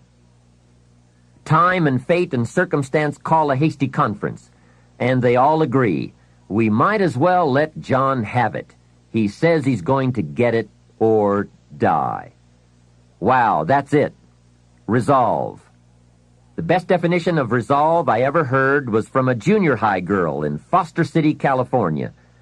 I'm talking to the junior high kids, and I asked the question, who can tell me what resolve means? I got several hands. Some were pretty good, but the last one was the best. She said, I think resolve means promising yourself you will never give up.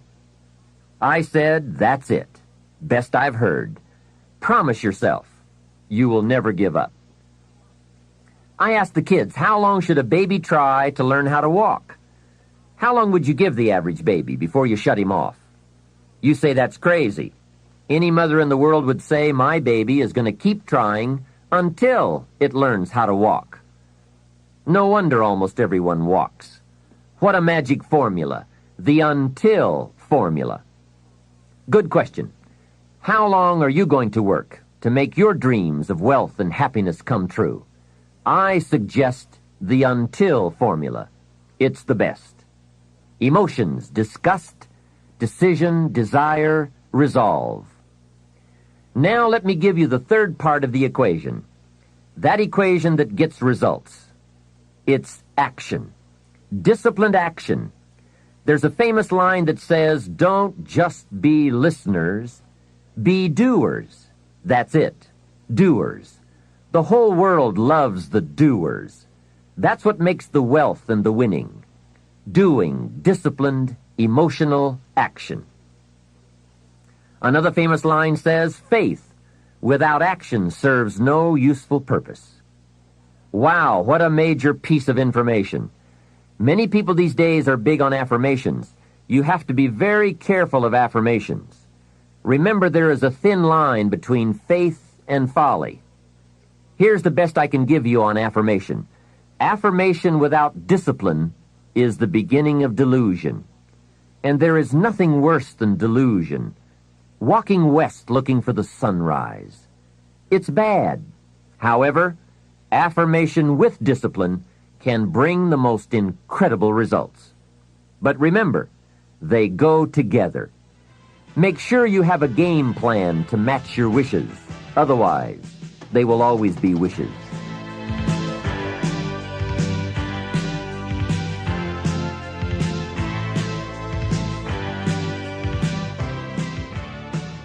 Now, in closing, I ask you to consider these 4 questions.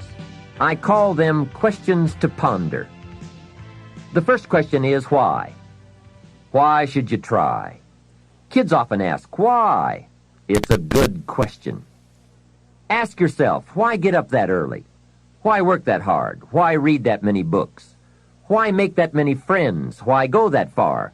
Why earn that much? Why give that much away? Why put yourself through all those disciplines? Why is an excellent question. The best answer I know to the question why is the second question to ponder. Why not? What else are you going to do with your life? Why not see how far you can go, how much you can earn, or read, or share? Why not see what you can become, or how far you can go? Why not? You have to stay here until you go. Why not? The third question goes a bit further. Why not you? Some people have done the most incredible things with a limited start. Why not you? Some people do so well they get to see it all. Why not you? Why not you watching the morning mist rise over the mountains of Scotland, soaking up history in London, or exploring the mysteries of Spain? Why not you having lunch in one of those neat little sidewalk cafes in Paris? There's nothing like a stroll through the Palace of Versailles. Someday you must gaze directly at the Mona Lisa. Why not you on a sailing schooner in the Caribbean? 2 weeks there and you lose all your cares. I can show you where to find the most exquisite seashells in Australia. I know where they are. Why not you? Why not you shopping on Fifth Avenue in New York City, staying at the Waldorf, or having sliced roast goose on a bed of apple strudel at Luchow's? Stop off and drink in an Arizona sunset. Take a quiet walk along the beach with that incredible feeling, knowing you are enjoying the result of a disciplined effort. Why not you, with an unusual awareness to the heartbeat of life? Why not you? The last question is the key to action. Why not now? Why postpone your better future any longer? Get at it today. Get some new books, make a new plan, set a new goal. Ask some new questions, lock onto a new resolve, make a new effort, and do it all now. Another thing is to ask for God's help, which may sound a little strange. This is not a religious program. My personal word would be that humans are unique, but we could all use a little extra help. Of course, it's a two-way street. I think God will do His part if we will do our part. During this program, we have talked about our part. There is a story about a man who took a rock pile and in 2 years turned it into a fabulous garden, and people came from everywhere to see it. One day a man came by, saw the garden, and thought it was fabulous, but he wanted to make sure the gardener did not take all the credit. He had this deep feeling inside that a lot of people leave God out. So he toured the garden and had a chance to meet the gardener. When he met him, he shook his hand and said, "Mr. Gardener, you and the good Lord together have made this beautiful garden." The gardener understood his message and his point, so he said, "I think that's true. If it was not for the sunshine and the rain, and the miracle of the seed and the soil and the seasons, there would be no garden at all." But he said, you know, you should have seen this place a couple of years ago when God had it all by himself. I think that's true. We do play an important part in this challenge called making all we can out of all we have.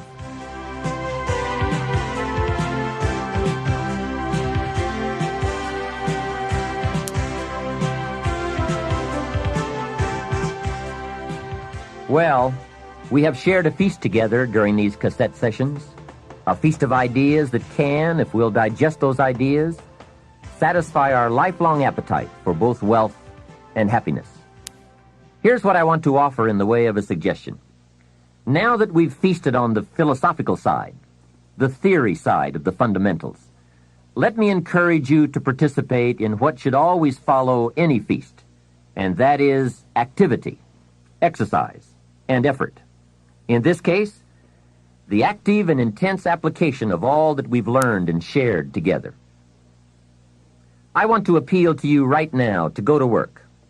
I appeal to you to review your associations with those people around you. I appeal to you to set your goals, to begin the quest for developing yourself, and to embark on a journey leading to your own financial independence by following a well-defined plan. I appeal to you to enjoy your life as you seek to improve it. I give to you my strong appeal to seek knowledge so that your value to yourself and to others might increase. And finally, I appeal to you to discipline yourself for the control and management of the precious commodity of which we are granted only a limited amount, time. Work on all these areas, but by all means work. It is always easier to think than to do. It is easier to promise than to achieve. It is easier to pretend than to produce. It is easier to plan than to act. I ask you not to do what is easy, but to do what will actually bring you the achievements you seek. Those who enjoy wealth but not happiness, those who are happy but not prosperous, as well as those who are neither happy nor wealthy, seem to ignore some or all of the fundamentals we've discussed. They are perhaps too busy, too tired, too preoccupied, too lazy, and perhaps even too rich to give attention to the basics. But don't let that be you. Go to work today on the fundamentals and commit yourself to yourself. The results will be well worth it, I promise. This is Jim Rohn giving you my final appeal. Let's do something remarkable.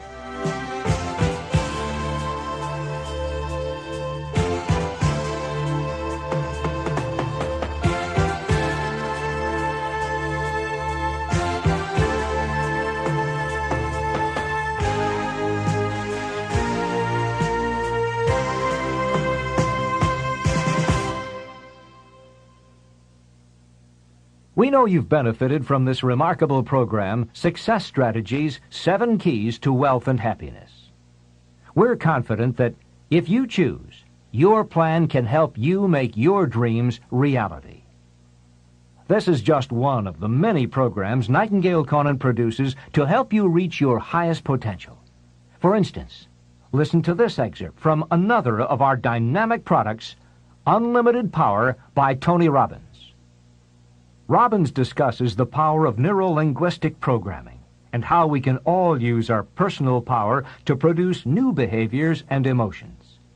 In this segment, he talks about how movie maker Steven Spielberg got his start by using his personal power. He's known he wanted to be involved with movies. He's had a love for movies since he was 13 years old. When he was 17 years old, he decided to go on the Universal Studios tour in California. And he went on the tram and got real bored real fast. He said, I want to see real movies. So he had a thing called personal what? So he got himself to take action. He snuck away from the tram, and he got down to the movie lot, and he actually stepped onto a filming and actually watched some filming going on. He wasn't supposed to be there. But he also had a tool called rapport. And he developed rapport with the director and started talking with this man. And this guy liked this moxie little kid, young kid, right, who seemed to have this real desire, and he loved the creativity and the intensity that he saw in this young man. And so he told him about what it was like to be a producer and a director, and told him it was the greatest career he could ever have, and he should do whatever it took to become one. And then finally the man said, okay, now it's time for you to go, and the security escorted him off the lot. Now, for most people, that would have been, God, what a neat story, huh? You're 17, you get to meet a real director, watch a real filming instead of just going on the tour. But see, once again, this man was totally committed to a dream. And so guess what? Using his personal what? Power, he took action. And the next day, he came up with a plan. He showed up at Universal's lot wearing this one suit that he owned and borrowed his dad's old briefcase, threw in there a candy bar and a couple sandwiches, and he walked by purposely, congruently past the garden and went, "Hey, how's it going, Harry?" Of course, he got the guy's name by reading his name tag. But he was so congruent that Harry just went, "Oh, hi." And he walked right on by. So now he's in the lot where he now goes around meeting people, watching movies, learning, right? Knowing his outcome, taking action, getting some sensory acuting, learning what worked and what didn't work in movie making.